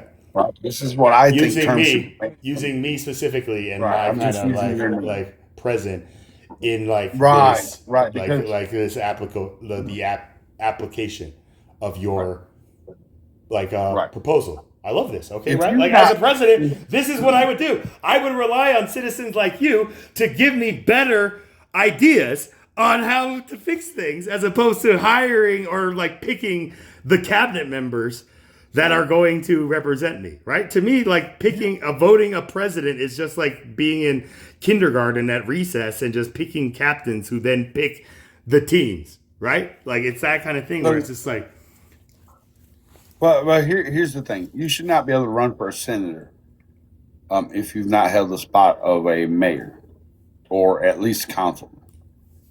okay, I don't believe that. without Now, any political without any experience, you should not be able to hold that level of like government office. Okay, I agree. But if you want to just president- come in, right? And Now, if you swing just for want to come the in, fences, right? if you just want to come in as non-political and you just want a shot, and you don't want to play the rigor mortis on a low level, you go straight for the top. You go either state level governor or you go president. Okay. I did Okay. the latter. Right. So you could say one term, a council or one or mayor. Right. If you plan not going no further than mayor, you can serve 2 terms. But if you ever serve 2 terms of mayor, you cannot progress. If you decide you want to progress I'd have to from go for mayor senator. high, you could go for senator from mayor. From senator, you can go to Congress, but you cannot go past your 12 years as senator. To president. Like going Yeah. to You can't come from president or from senator to president. You can't do that. Okay. I think you should have to go from senator to governor. And that's the top of the thing. Once Or you at get least into lieutenant. that like At the least lateral, At least lieutenant governor. lieutenant, okay, to the commander in chief, but never Right. will you be able to attain the rank of commander. You can No. From lieutenant governor, you can go to president. You can go to Congress. You can go to president. It has to be an upward move. It cannot be lateral. That makes sense. right, and it can't be a demotion, right? Like a governor Well, can't be I like, you know think- what, the workload's getting too much. I'm going to go down a position to. Well, no, not necessarily. So let's just say governor or even president. Let's just say that. And president probably not going to go. If somebody lands president, it's not going to drop down below. But just say governor retired, said, you know what, I'm done. Say Meemaw Ivy here in Alabama. She's, you know what, I'm done. And she leaves. She quits. I'm done. with She you. says, I'm not running for governor no more. There's a lot. And the city she lives in wants her to be mayor. And okay, whatever. But only 2 terms or 1 term. Huh, okay. Even though Meemaw doesn't want to necessarily be mayor, or in this case, like Meemaw's just like, Well, okay, I'll be no. mayor. She would have to want to be. Okay. But There have to Right. be She's consent. definitely- But just because Meemaw says she's done, the people can be like, no, Meemaw, we want an encore type thing, right? Right. Like, okay. she'd have to be a willing participant. I mean, like, and Meemaw I'll just tell you kind of this. sounds like an entertainment kind of like choice rather than just like a wise one. But I'll tell you this one. I'll tell you this. I am not leaving out sheriff or even the coroner. I think that their term limit should be 18 years or 12 years. sheriff. They vote every 12 years. They vote every 12 years. I think every 4 years. I think their term limit should be 3 years or 3 terms. That's it. Why does a sheriff need to be sheriff for 40 years in a town, in a county? Because he's the man who upholds the law. Like if he's No, bro. doing a good job of upholding the law, maybe that could be the reason he's been sheriff so long. But if he's like sheriff because he abuses the powers of the law to stay in sheriff, like that, Listen, like sheriff in the Fargo. Do you watch Fargo? no, Listen, let me tell you why I say that. And I've witnessed it in counties around me, but my county specifically. Since I've been here in 95, there's been 1, 2, 3, 4, around a 5th sheriff since I've been here in 95. The first 4, the 5th sheriff since I've been here in 95. Okay, sheriff. The first 4 sheriffs when I moved here in 95, the first 4 sheriffs were corrupted. Get out. One of them sheriffs come out of prison and got reelected as sheriff to serve 4 years. Hold on, to serve 4 years so he could get his pension. He was 3 years. He was 2.5 or 3 years from his pension when he got arrested. when he got out of prison, for unsheriff behavior. Okay. right, And then and when he got out of prison, he asked the state. He went to governor level and asked, and they discussed it. And da da da, and we had a sheriff who was not allowed to tote a weapon for 4 years. He ran for 4 years, retired, and brought his pension. and then That's a fact. just disappeared. So like, No, was he best friends with like the I live in a small town. They're all connected. I live in a small town. They're all connected. Okay, let me ask you this. You've heard the term statesman? Like, what is a statesman to you, Mike? As opposed That to a would be- politician? That would be a state trooper. A state trooper is a state trooper. Statesman is a person who is experienced in the art of government or versed in the administration of government affairs. A person who I've never heard exhibits that great term. wisdom. It's the freak you've heard of, like Kingsman, right? You've seen the Kingsman Yeah. like sequel where it's statesman, where like America has like its own Kingsman like intelligence thing that calls themselves statesman. Right. This is just somebody being recognized. What It I'm can looking be- at. It can be recognized for what? Recognized for leadership, integrity, and lasting impact on the community or country. Right. So a sheriff could be a statesman, a governor. But Abraham then what Lincoln about- is just a statesman. Exactly, right? Like he was for the good of the people, by the people, for the people, right? Like that thing. So then what about the line between statesman and politician, right? Like to be called A statesman is just somebody getting a recognition. That's not a position. A statesman is not. It's not an elected position. It's like It's just a label. it's a like a title. It's kind of like being Right. knighted and you're called Sir Elton John type thing, right? Like Right. It's somebody get. It's like a veteran getting a Purple Heart, bro. That doesn't make them any more of a veteran. That is a hero still though, right? Like that. Right. It's Like just they respect, serve honor. it.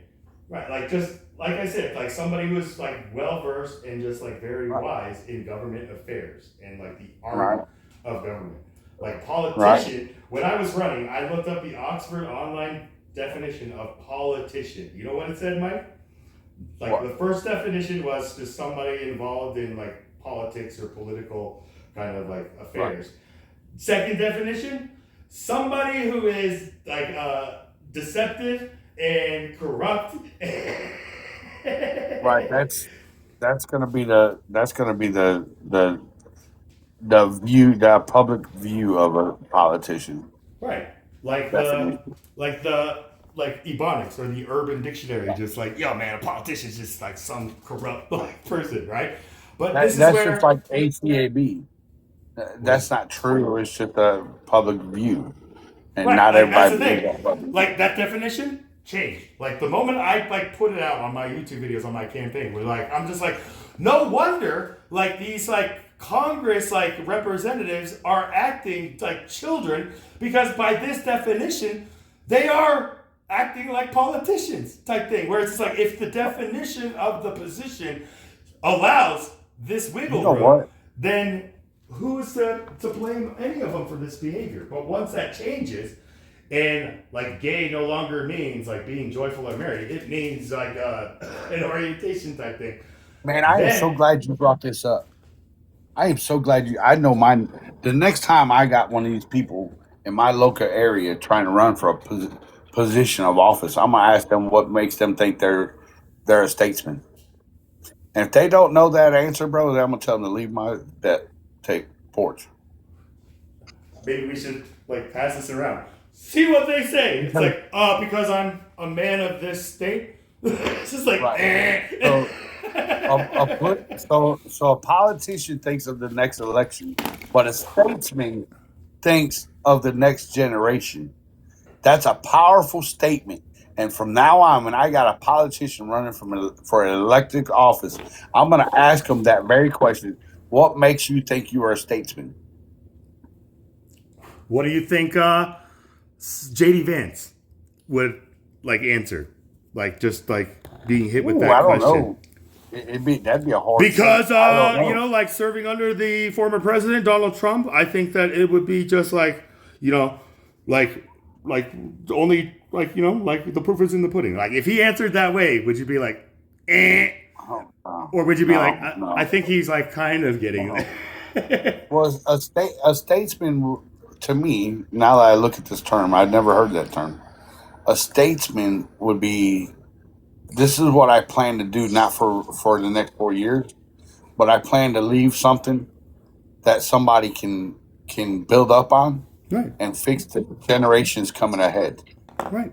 To make great, like for that, like generations need, right? Like just like making what I, as a statesman, like lay down for the next generations of like, you know, like citizens and also like the elected officials, if we're going to continue going this route of like, you know, the system, to have a plan or just like a sketch of how to do this, right? Like this is where when I look at like George Washington and his vice president, John Adams, right? Let me ask you this, random. Who is the first president to take office and still like own slaves? The first president that took office owning slaves? Yeah. I think George Washington fell under that one, Home Skillet. Correct. Now, who was the second president? Oh man, I don't know my history that good. It was John Adams. The vice president of George Washington was the next president, and he was a non-slave owner. Okay, and then after him, right? So already I saw like the system, like the vice president is the one who succeeds the president and picks their vice president that will be kind of like molded to lead like that next part of the plan. But this is where Thomas Jefferson comes in and like kind of throws a hiccup. So when John Adams like left office, his vice president wasn't Thomas Jefferson. Thomas Jefferson, I believe, ran against his vice president for whatever reason and won, and then was the second president to take office. Like he was the first president to succeed a president that didn't own slaves. Like you know. Right. Yeah, right. So you're saying John Adams kind of learned from George Washington, and he done had a foothold. No, I mean like John Adams was like much younger than George Washington. Right. They were both like raised like from like, you know, like very well-off families, like type thing, right? Like they had like a reputation from their family name.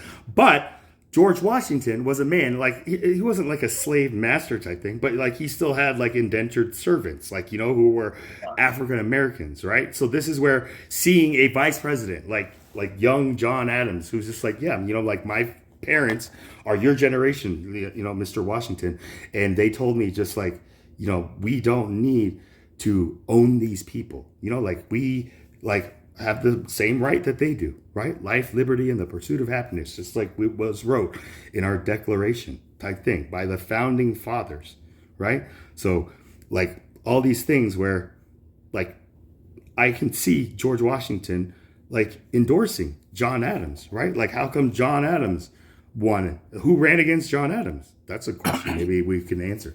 But, you know, like I heard that, again, Trump's plan for this new kind of like movement or party was going to be that JD Vance is going to be the next like headliner after this term.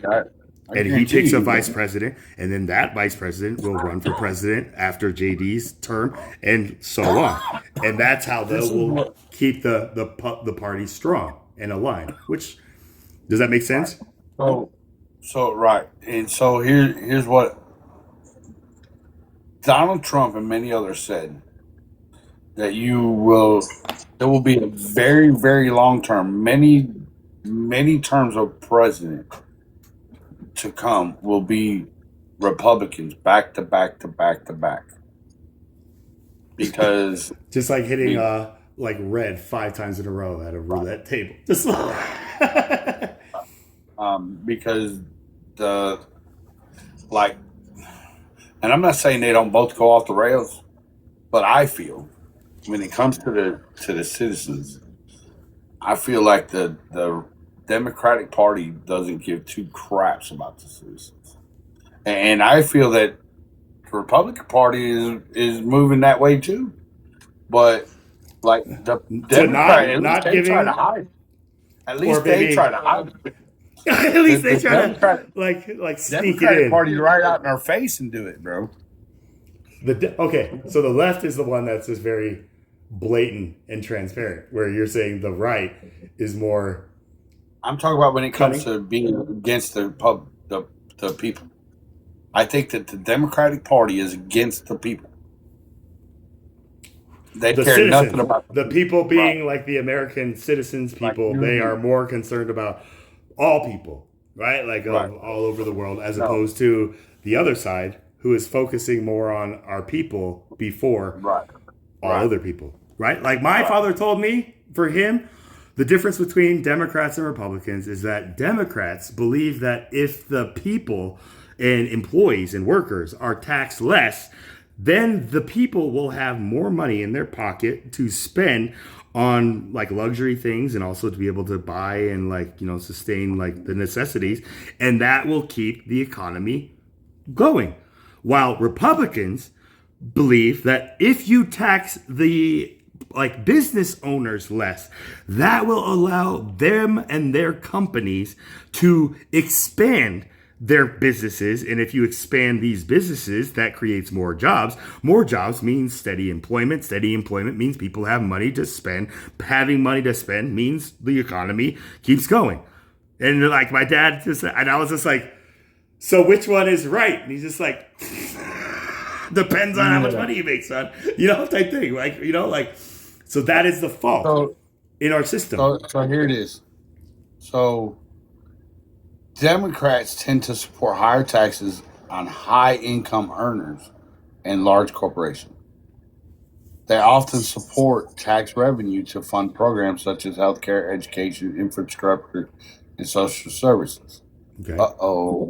Because from those taxes that they want to get from the 1%, the higher taxes, right? Okay. No. Higher taxes on high income earners. This is what they're saying.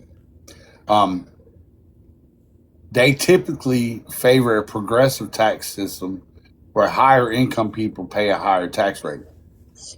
Frequently support tax credits and benefits aimed at lower and middle income families. I do not feel that, never felt that from no side of the party. Even with like SNAP and EBT and none of them.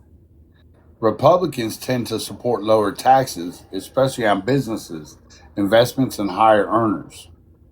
Argue that lower taxes encourage investment, job creation, and economic growth, just like you're saying. Okay. Generally oppose tax increases and often seek to extend or make permanent tax cuts. Usually prefer a smaller government role in the economy and lower overall taxes. Now, sovereignty, right here, like sovereignty and self-government. So the lower taxes for businesses means more and higher pay for me. The employees. For the employee. Also the CEOs and the office workers, right? Like everybody gets a little extra in their pockets, right? Everybody gets a little extra in their pocket, right? Okay. But the other companies. Now, the problem is that the owners of the companies actually do that. The minimum wage. That's why we need unions and stuff like that, right? Like Henry Ford was a great example. He is the one who introduced the 8-hour standard, 5 days a week workday. But then, when people were just getting more work but not getting more pay, they formed unions, and this upset not only Henry Ford but Milton Hershey. These were men who really had a vision of creating a community and a town. Milton Hershey, when the Great Depression happened, he didn't fire anybody, but yet still his employees striked against him, and that broke his heart. Does that make sense? Like, but Henry I still Ford, took care of you, but you're coming against me. You know? that's like biting the hand that feeds you, right? Like, we want more pay because this idea of a union from Henry Ford's state, Detroit, type thing, right? Like, this is the same time, like Detroit to Pennsylvania. It's just a hop, skip, and a jump away. So when employees found out, like at the Henry Ford factory, they got a raise and like got hurt as employees because they collectively like sat down and said, we're not working anymore, and we are locking this place up so that you guys can't do any kind of business until you negotiate with us, right? Like whoever introduced the idea of like unionizing the Hershey like workforce, that person is like the whispers of like the devil that went around in the crowd of Pontius Pilate, you know, like just like crucify him, you know, you know, type thing. It's just, well, I'll say this. So we'll look at one aspect of the last three administrations, last four, if you want to look at if you want to consider the two. So Obama shut down coal mines and tried to shut down oil drilling, right? Tried to shut down oil drillings and caused inflation of fuel, gas for the citizens in the United States. Gas and fuel prices trigger the cost at the register on you and me as well, not just on gas, but on other things. Because the fuel prices go up, the product goes up. Okay? Right.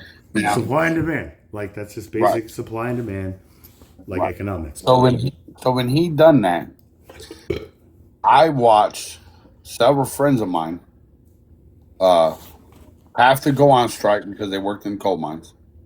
Two of them worked on oil rigs. They went on strike. Ultimately lost their jobs. With no like severance, like package or anything. Yeah, because they're union, but you know they got some, but and then if they stayed paying their dues when everything ironed out, they got called back. But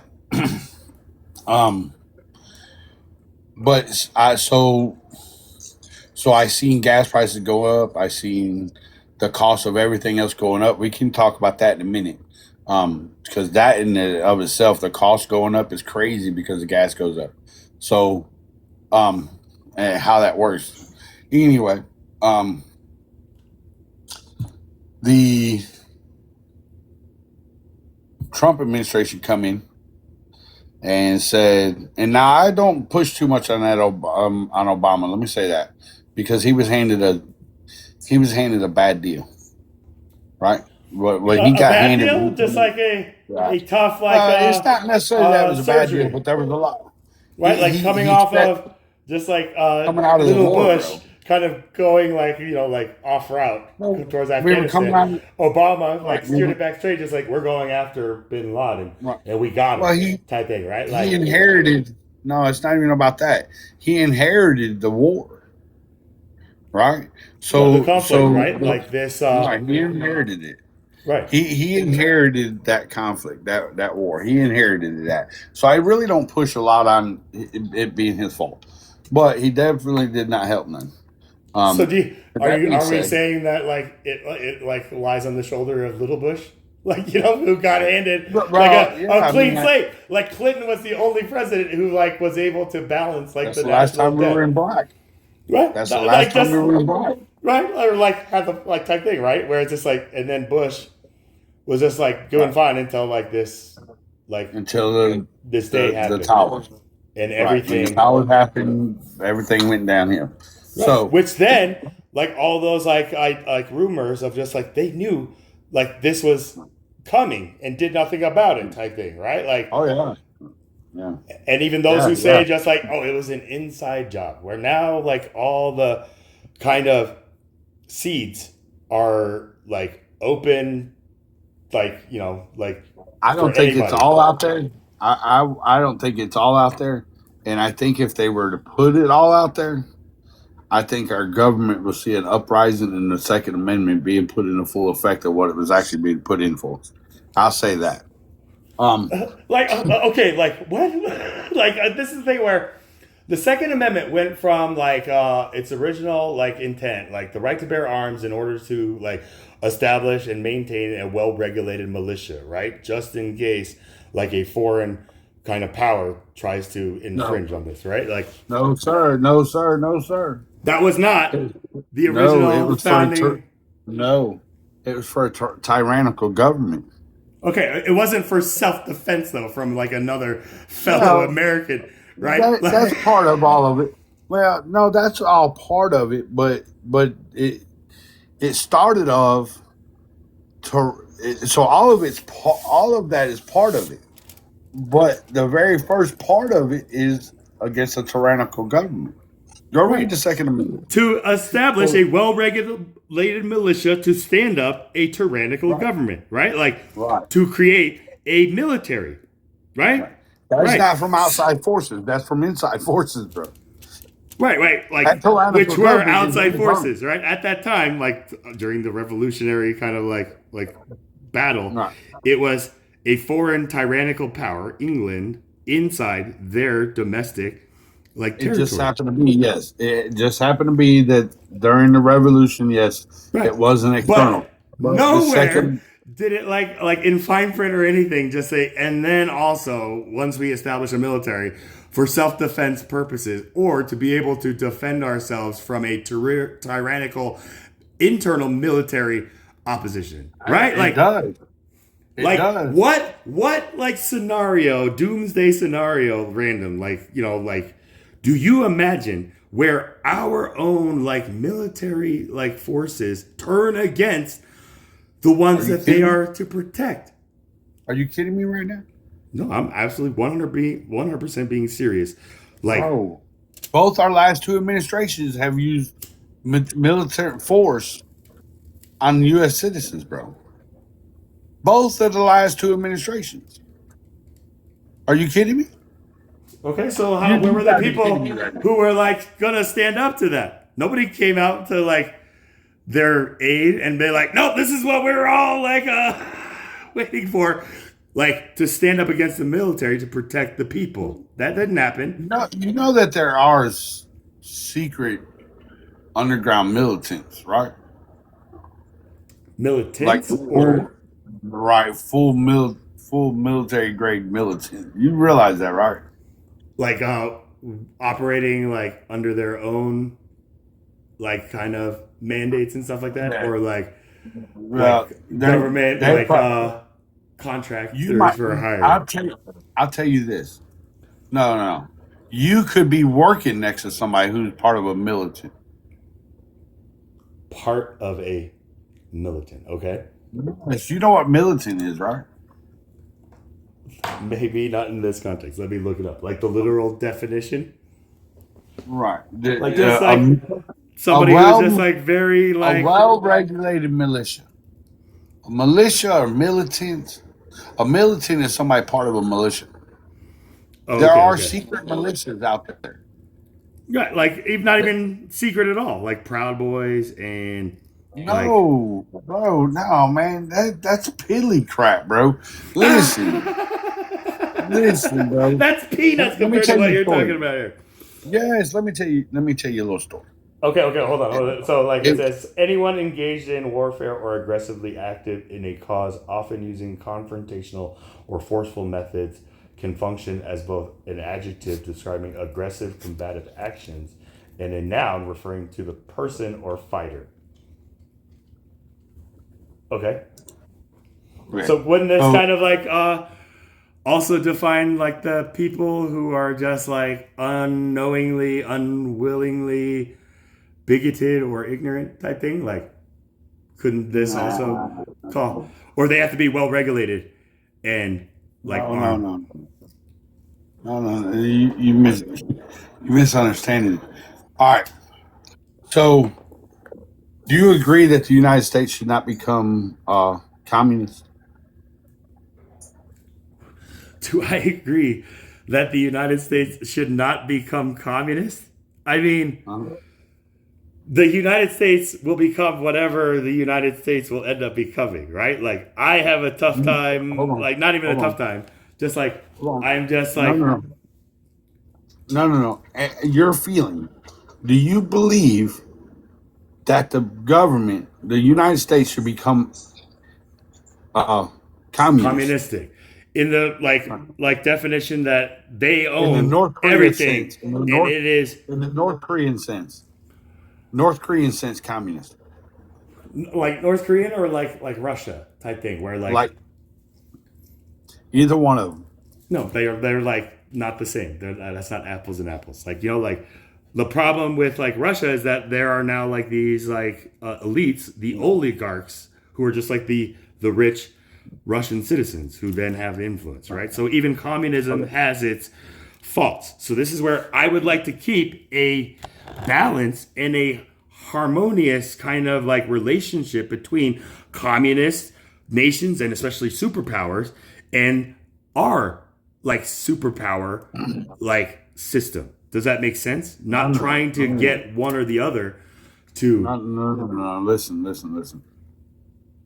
When I think communism, I think North Korea. I think SSR. Soviet But Union. when you think socialism, then what do you think? I think socialism is a poor excuse. A poor excuse, or just kind of like a Poor politically excuse for correct, a like poor like excuse for lazy people. a poor Socialism excuse is a for poor lazy excuse for people. lazy. Okay. So like specifically like All right. geared to All right. like help those types of human beings, All right, right? all right, Like, let me show you socialism. Let me show you socialism. I spoke about this earlier. Let me show you socialism. Say you make $5,000 a month. You're single, right? You have family? You have kids? no, Okay. no marriage. Charlie does not need $5,000 a month to live. What are you Charlie talking only about, man? You don't speak for Hold on. Charlie. Hold on. Charlie does not need $5,000 a month to live. Charlie only needs $1,800 a month to live. So we're going to take the other $3,200 and we're going to pass it down here to Random and his family. Because Random and his family have dependents, right? Like, Right, and so they don't they can't live as good as Charlie. We're going to take them. Right, like They can't live as good as Charlie, and Random and his family. They don't feel as well needed or wanted or cared for as Charlie, and they don't feel that they're equal with Charlie. So we're going to equalize them. We're going to take $3,200 from Charlie's $5,000 a month. We're going to give it to Random because Random will only work a part-time job at McDonald's at $7.25 an hour for 20 hours a week, and his wife is only working 12 hours at Dollar General for $7.25 an hour. Is that fair to Charlie? only if I get to claim you and your family like No, as my dependents on there's the no next such tax. thing. Under socialism, there's no such thing as taxes. Under socialism, this is our current system where like somebody like me who is single, like a single, You don't get to income claim and nobody is no a dependent. dependents, like is the most taxed citizen out of all the other citizens, right? We get Well, no go tax ahead breaks. under socialism. Go ahead and quadruple or even more that tax, and you're not going to be able to claim Random and his family as dependents. Is that fair to Charlie? I mean, I'd be a little bitter, you know, but if God came down and just said like, suck it up. No, we're not talking about God. Hold on, we're not talking about God. We're talking about the United States government. No, we're talking about socialism, right? Like, Right. We're talking about socialism running through the United States government. How would Charlie feel about that? probably like the rich kind of like one percenters who hear like the pitch that they get taxed more than everybody You else. wouldn't be a 1%er, bro. You're still down there in poverty. What are you talking about?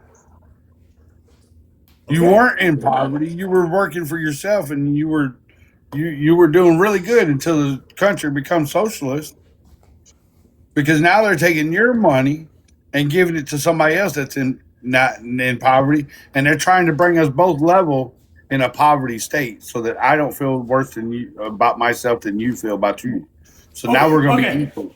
Let me put it this That's way, so like serious. Mike, like if this is truly a Christian nation and that was like the policy, then I would expect to know where my taxes are going to and who it's helping, and therefore, if it's going to Mike, then I know Mike, and if I can see Mike just like actually like using my sacrifice to help and like Charlie, you know that's not how the United States government works, Charlie. right? You're asking me though, bro. As Charlie, your taxes. Hold on, let me change that up. Your taxes are going to a narcissist who essays children, and it's behind the scenes. Nobody knows about it. That's who your taxes are. Who does not work. All he's worried about is driving around in a white panel van looking for his next victim. That's who your taxes are going to help him pay his lights and his mortgage and his rent and all that. That's who your taxes are going to. They've taken your $3,200 and they've split it between two men that are driving around in white panel vans, one in Washington and the other one over here in Florida. Charlie, are you mad? Charlie, are you mad? I'd be like Are my you mad? father, who calls that human garbage, right? Like this is where my Charlie, taxes this is so aren't stupid. applicable, but this is where my father's like taxing, like warrants like the frustration and type thing. So when he sees like Charlie, this is on a absolutely- corner somebody panhandling, he looks at them and tells me, Charlie, look at that human garbage. And I look at him just like, humans are not garbage. And then he looks at me and says, son, if you see something that just like poops and craps and does nothing to keep a specific like space like clean, I'm not talking about what do you helping call people. that? I'm not talking about helping people, bro. I'm not talking about Charlie reaching in his pocket and helping a man that's panhandling on the exit of the interstate. Okay. I'm talking about just in general. They're taking $3,200 of your hard-earned money and giving it to somebody who's not working hard and can work harder. Right. That's what And I'm this talking is where I know. And this is where, like, I feel like, like you're not that much older than me, Mike, but like the generations today that are like Trump's age, like I can like understand their frustration and just like their voice, like in this like arena, right? Like when I hear Donald Trump's generation and see him on TikTok, just like, yeah, we need to like close off the borders and stuff like that, like because we gotta like stop letting everybody in type thing. Like if it's that generation, that is one like perspective and perception based on their nature and nurture. But when I hear their grandchildren or like their grandchildren's age saying, we need to keep these borders closed because like these undocumented like whatever are taking away like opportunities for them type thing, it's a different like delivery. Does that make sense? Just like seeing MAGA and hearing somebody saying, make America great again versus just like, yeah, make America great again, right? Like it's all in the tone, the candor and stuff like that. So does that make sense, Mike? Yeah, but I think you're missing my point.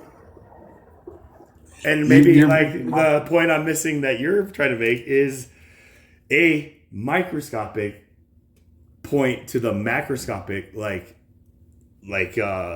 situation that I, as a former, like presidential like candidate, right? I did this to like change my mindset because I was going from just like a comedian who just like went through a messiah complex. So when I told my father over like the quarantine, just like, Dad, I think I'm the second coming of Jesus, I was expecting him to throw me into like some kind of like professional like institution or something. You know what he did? He told me, huh? You're lucky I'm not your dad. You're dang straight. Like because I'd have tied you up, thrown you in the trunk, and and drove you to the local hospital. Okay. Oops. As opposed to, this is where, like, my father said, you know what, son? You sound to me like you are Don Quixote fighting windmills. And I was just like, do you even know what Don Quixote is, Dad? Just like, it's a book. You're telling me you've read a book called, it's just like, he's like, go look it up, son. Go look it up, you know? And I looked it up. I'm like, what is Don Quixote about? And it's like, it's about a man, Don Quixote, who falls in love with this princess. Then he begins getting these delusions of grandeur that he is like a hero, like out to save her and like the entire world, and ends up like so deep in this delusion of grandeur that he like goes on these like journeys where he is fighting, like dragons, and he's like fighting armies, but like to the people in his town, he's fighting windmills, like a building, just like, hiya, get back, dragon. And it's just like, isn't that Quixote's son? Like, it's like, yeah, Don, right, type thing, where everybody knows him as just like this Don Quixote, right? That's just Don Quixote. But like, I was just like, oh my gosh. So then I went back to my father, kind of humbled, and be like, Dad, so when you tell me, like, you see me fighting windmills, like, what do you mean? Are you telling me that I'm like fighting something that doesn't exist in reality, but in my mind? Or are you saying that I have delusions of grandeur, that I think that I am here to save the world, right? This is what I came back with my father. You know what he told me then?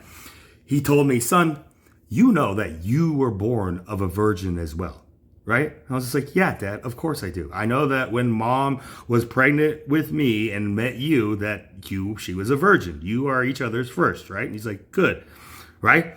So then, like, I was just like, are you going to address what I'm telling you? Like I tell you, I'm the second coming of, like, Jesus Christ, like, and you just keep telling me these things that are kind of like kind of affirming. But, like, this is where I realized, just like, he is my father, right? I am his son. And so if I have this like dream of saving the world, he always had this dream that I would do it through politics. So this is when he revealed to me, just like, my dream for my two sons was that one day they would have a passion for politics, and that we could sit together and have a discussion about politics. But I can't do that with you guys because you want to do comedy and, type thing. And I'm just like, okay, Dad. And this is where, when I then came back to him and told him, Dad, I'm going to run for president. It's official. I'm running for president. You know what he told me? He's just like, you told him to fight more windmills? No, he told me, you know that when, like Ronald Reagan, like, ran for president, he, like, asked his, like, entire family, like, if it was okay with them before he did this. And I was like, Dad, Ronald Reagan, like, what the fuck? Like, but then after the results came through, and my dad, like, that's the thing where I knew I, like, had no chance. But there was part of me where I was like, but if it did happen, I have to be ready, right? But I like, signed a lot of checks to people where I'm like, I'm going to do it, right? Like fake it till I make it. And so this is where I knew when, like, it was Trump and Harris, and it was November 4th, right? Like, I was just like, I'm going to have to go back to each one of these people and be like, hey, man, I know I didn't win. Or wait for them to, like, either hold it, like, over me, or just be like, hey, man, just like, you okay? I know that you had, like, this goal that you're going to do this, and we know how fragile you are, Sean, so we just want to make sure you're not going to jump off the edge. Like, it was kind of up to that. But my father came back random and said, son, it's not that, like, you wanting to run for president, like, shocked me. Like, it was the fact that you thought that you can do it just all on your own without any kind of financial assistance. And I was just like, that was the whole premise of why I ran, Dad. So thank you for kind of starting this dialogue. But he, like, didn't allow me to interrupt him. And he said, if you came to me and said, Dad, I want to run for governor of Aurora or even Colorado, I would have supported your campaign 100%. And I was just like, so you want me to run for governor? Like that thing. But I overshot for him. Does that make sense? Right, and so he just thought maybe I was doing this to appease him rather than really being a statesman. right? Somebody who was learning the art of government and trying to get myself more involved in these current government affairs. Well, let me ask you something. So I get the big picture. I get the big shot. I understand it. But think locally. Do you think where you're at, do you think you can hit and land city councilman? City councilman. I'm actually in a position, Mike, like where I am going to try to create a new position where it's just like I'm a chaplain. I'm a overseeing consultant of whoever gets elected in as just like a consultant. They can listen to me or not, but I am a trusted kind of consultant. Just like there is a like chaplain of the United States, which is currently Paula Kane or Paula White Kane, like that prosperity preacher. Right. So you realize, I know you said that you wrote to Biden. You realize that Trump is more apt to hear your words than Biden ever thought about this. I I know that, right? I do. And trust me, like you're nailing it on the head for me where I've been conflicted by just like waiting for God or at least the Holy Spirit to speak. But every time I want to speak or like make an attempt to speak, I know it's not the same like Holy Spirit guiding my words that it was for Biden. But now, like recently, with like this whole 250 and even like like these things where now I know who his advisor is. Before that, I didn't know. And that's where like finally I realized like this woman, Paula White Kane, who just popped up in my algorithm feed, just doing this like sermon of just like, I have a feeling like somebody's going to donate $10,000 and all this stuff. Where it's just like, what the heck? Like, you know, like. Let me give you because I gotta go do reading Bible with my wife. I mean, it's getting kind of late here too. So let me give you the piece of advice that was given to me a long time ago. And I understand we live in 2026, the digital age. But it was told to me that a handwritten letter on a piece of notebook paper carries 10 times the weight as a printed letter. Or even a digital like message. Or even a digital message. Yeah. Like think about that. Like soldiers. A handwritten letter carries a 10 times the weight. The words, the same words, carries 10 pounds the weight, 10 times more the weight than a printed letter, because you took time out to sit down and manually write that letter with your hand. It's handwritten. Yeah. And this was in a time where it was like ink and like the pen, like longhand, right? Like you had to like have the feather, dip it in the ink, and then like have that perfect like line penmanship. And then it's just like, you know, like that takes like intent and focus. Right. But doing something like Trump does today, where it's just like every hour a new tweet goes out on his Truth Social, where it's just like, yo, man, like your words are just becoming like the boy who cries wolf. Where it's just like, yeah. Before I started with the whole ministry thing here, when I was into politics, this is what I said about Trump in 2016, 17, 18, 19. Okay. Trump needs less phone in his hand, more Ivania in his face. And that's just face? More Ivania in his face. Ivanka, you mean? Or Melania? No, Ivanka Ivania is the fusion of Melania and Ivanka. He needs his daughter and his wife. His wife. In his ears. He just needs his wife in his face. Literally. Like correcting him? Or like upside down in his face. Like the Spider-Man Mary Jane kiss? Just like keep his mouth shut. like to keep his mouth shut. Yeah, like the first lady needs to keep down.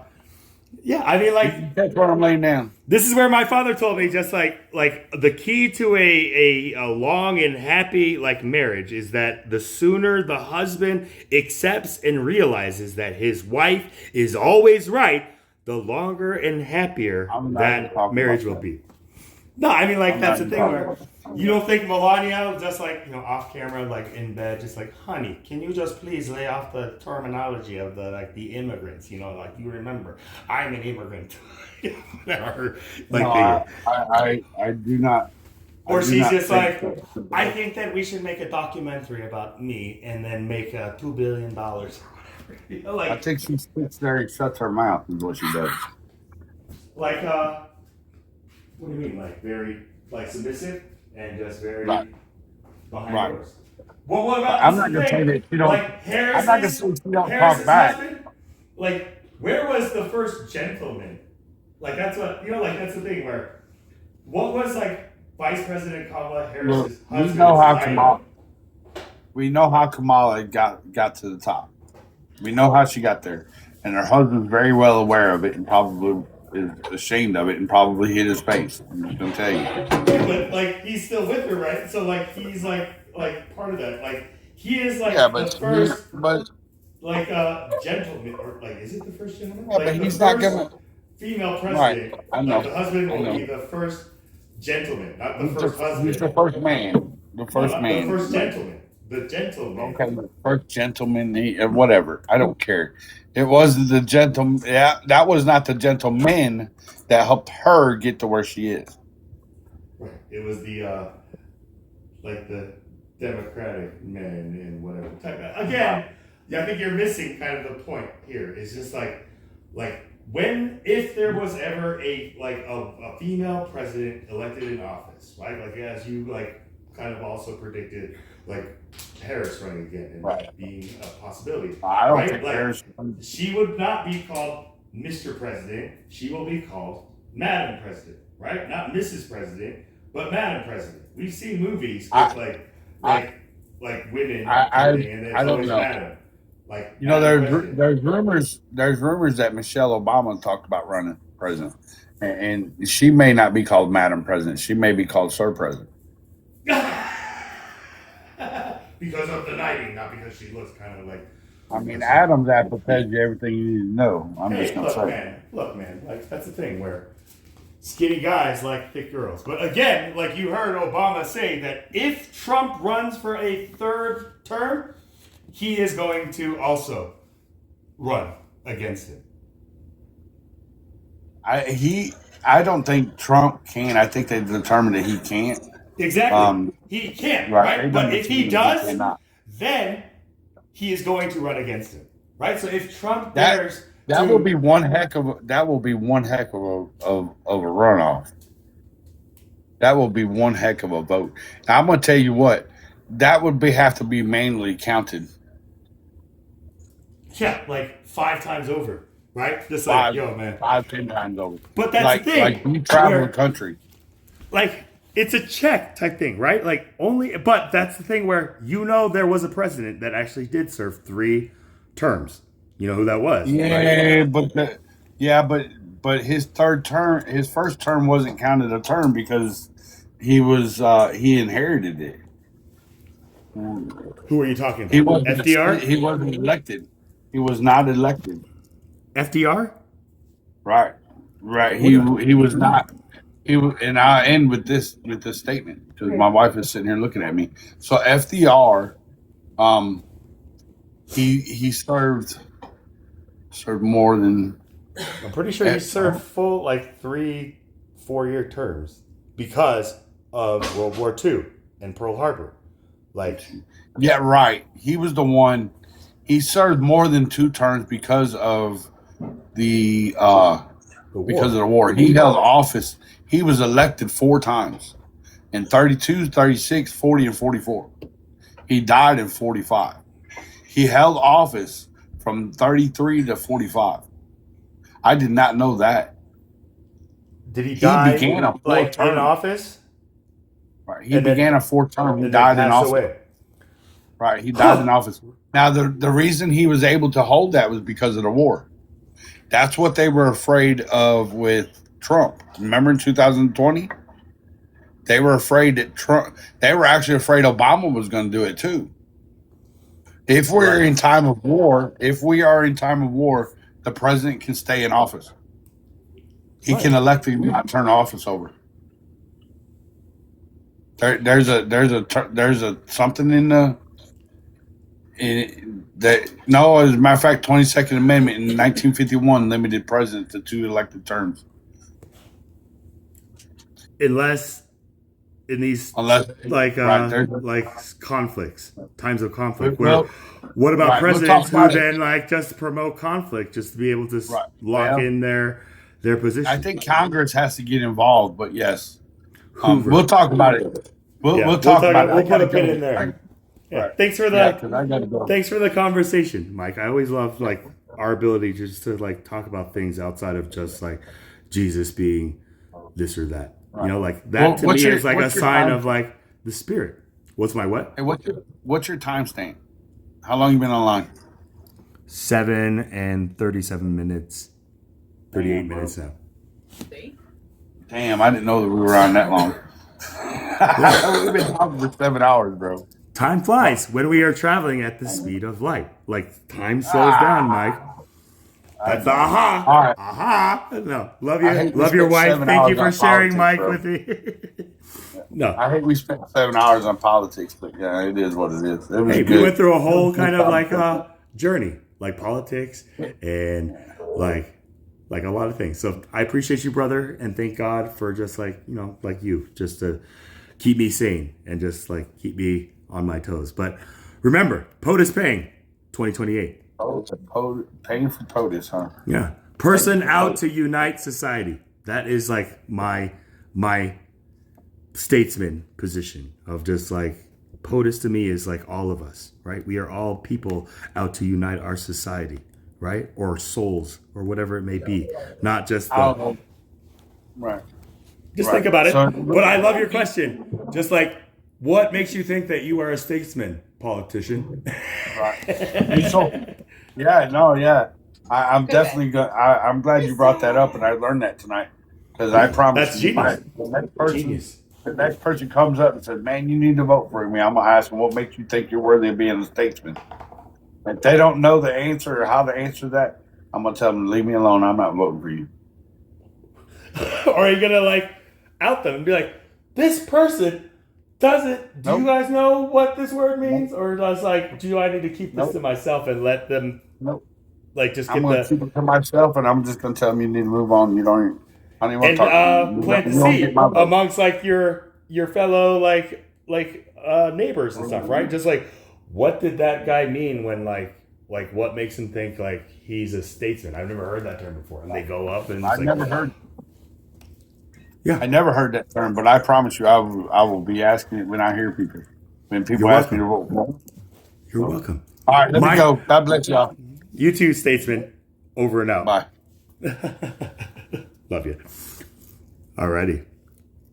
Mix, I see you popped in. Yeah, what time is it? 10:05. So yeah, who's still in here? Q Mark. I don't know if you're still there. Like, I'm just remembering my initial intention of like starting this like live transmission 7.5 plus hours ago was just to conduct like a poll, a survey on other TikTokers' perspective and interpretation of the same image that me and another TikToker have just kind of been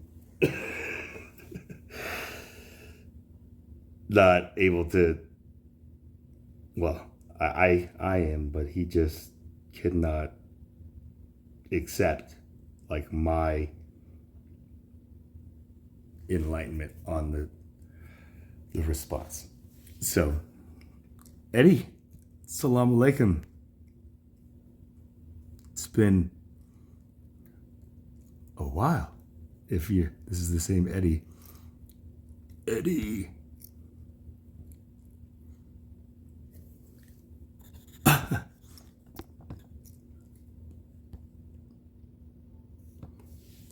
yeah, I don't know if you remember this face, brother, but either way, Assalamu alaikum, Shalom alaikum, peace and blessings. But yeah, so I was able to get just one kind of outside perspective, which aligned with mine. But again, I already have this foresight that when I upload just that qubit and send it at the speed of light to another destination and human recipient, that they are going to relay noise and distortion. So, kind of cryptic, I guess, in that sense, but yeah. Winning people over on just like this whole becoming a president isn't like the movie with Chris Rock and Bernie Mac. Was it Bernie Mac? Where Chris Rock was an alderman and then ended up somehow winning the like Publix like attention and made himself an official like threat to like the party that he was an alderman for.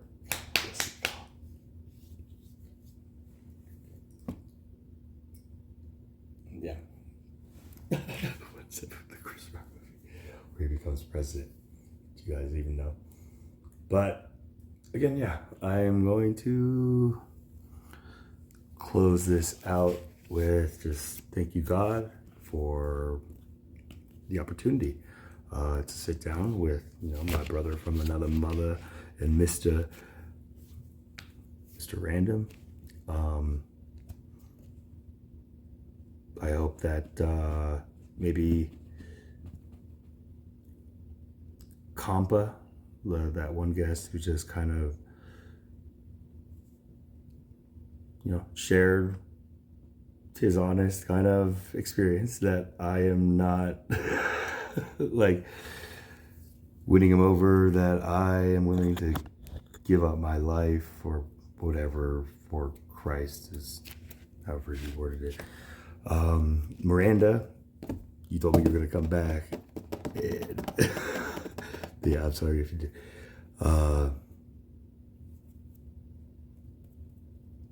Josh didn't say much. I heard just like in the background. I hope he just always knows, like, that's my little brother and I love him. And even though he's trying to also get me to kind of detach myself from like my belief and faith in the Lamb of God, Jesus Christ, you know, I accept it, and I told him just like, don't hold your breath, that's going to happen. But you know, that's what it's going to take for me to continue, just like the relationships that we have, then I can make that sacrifice, or, you know, like that extra mile. But so many of us today, us being just humanity, right? Like, are now being tested by God, even the Quran, Allah, like, you know, just seeing who are the true believers and those who just say that they're believers but are not, and are amongst like the losers, like, you know. And it's very real and humbling, and I just try to keep myself focused on just like the blessing that I am on the side of the light as opposed to perpetuating the darkness, if that resonates. But yeah, this is just kind of like a training, I guess, for me to be able to finally, as you know, Random said, like,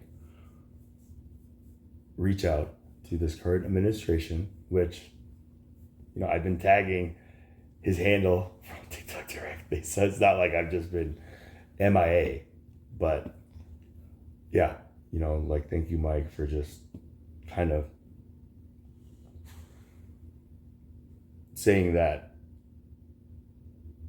out loud without me, you know, because this is something where, you know, like, I just see these things and it's just like, who is guiding this person? And when I found out it's this woman, you know, who is just like, I did my investigation on her, and she is a problem right now, right? That needs to be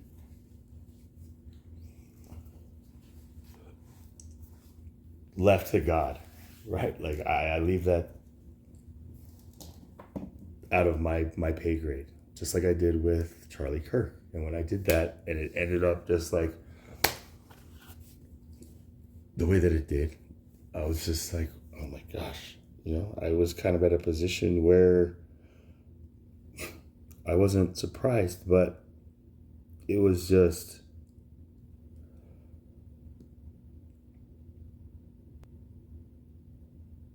I don't know. It was a teachable and a continuous like lesson for me personally about just how incapable we find ourselves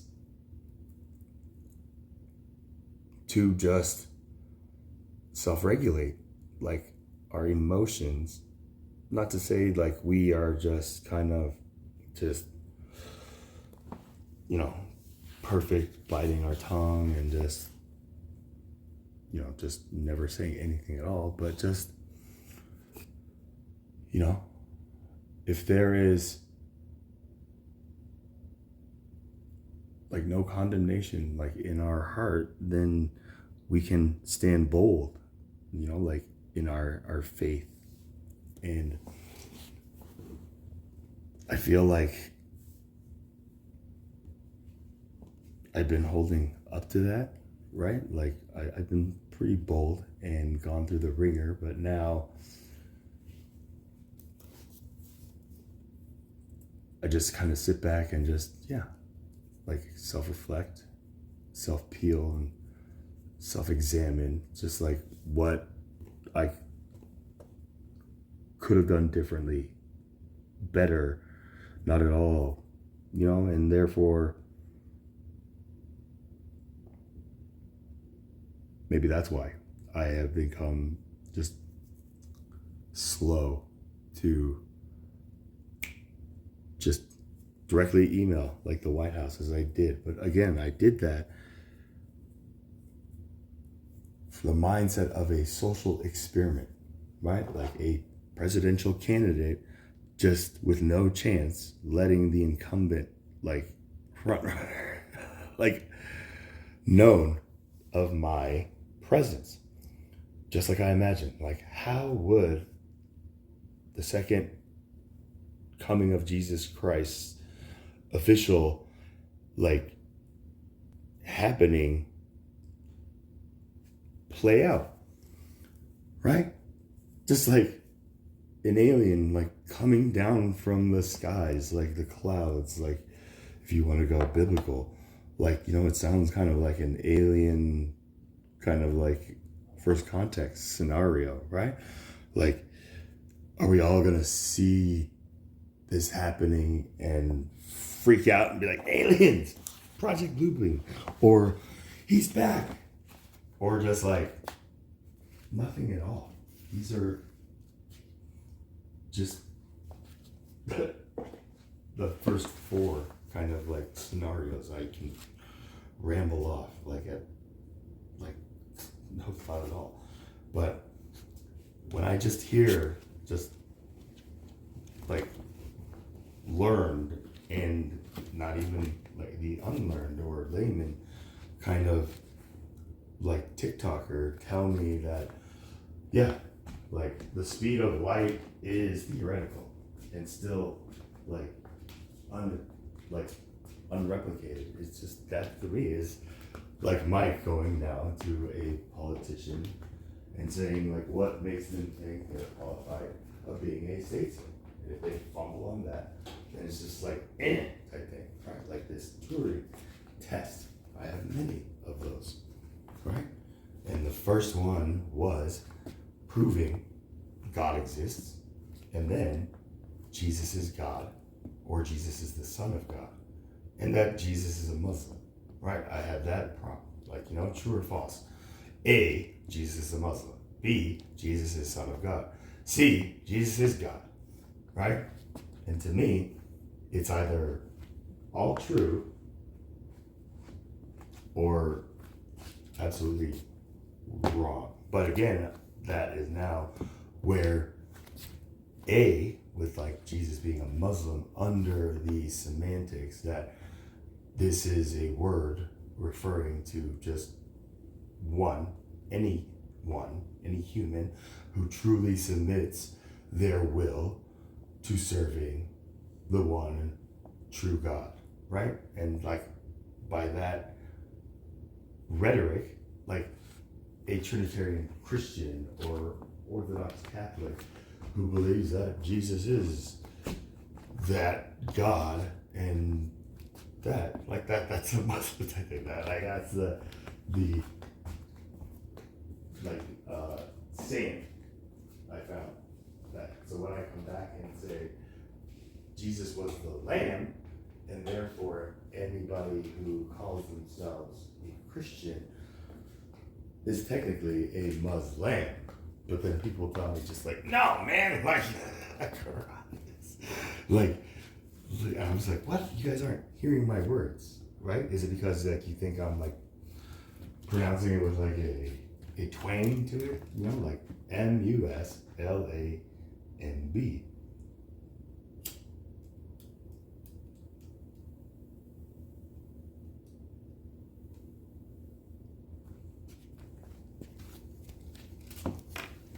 So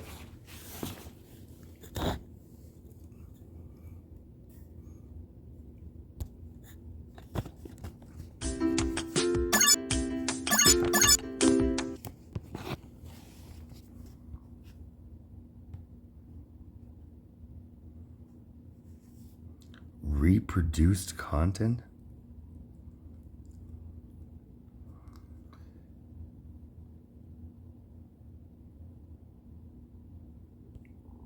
Okay, why?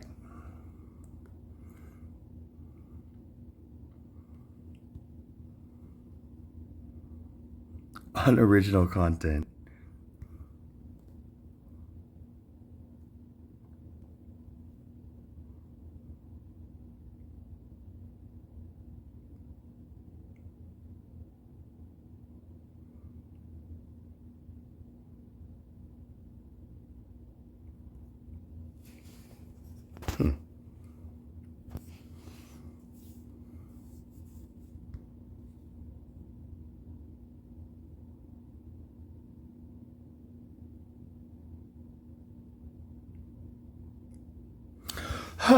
Okay, so this is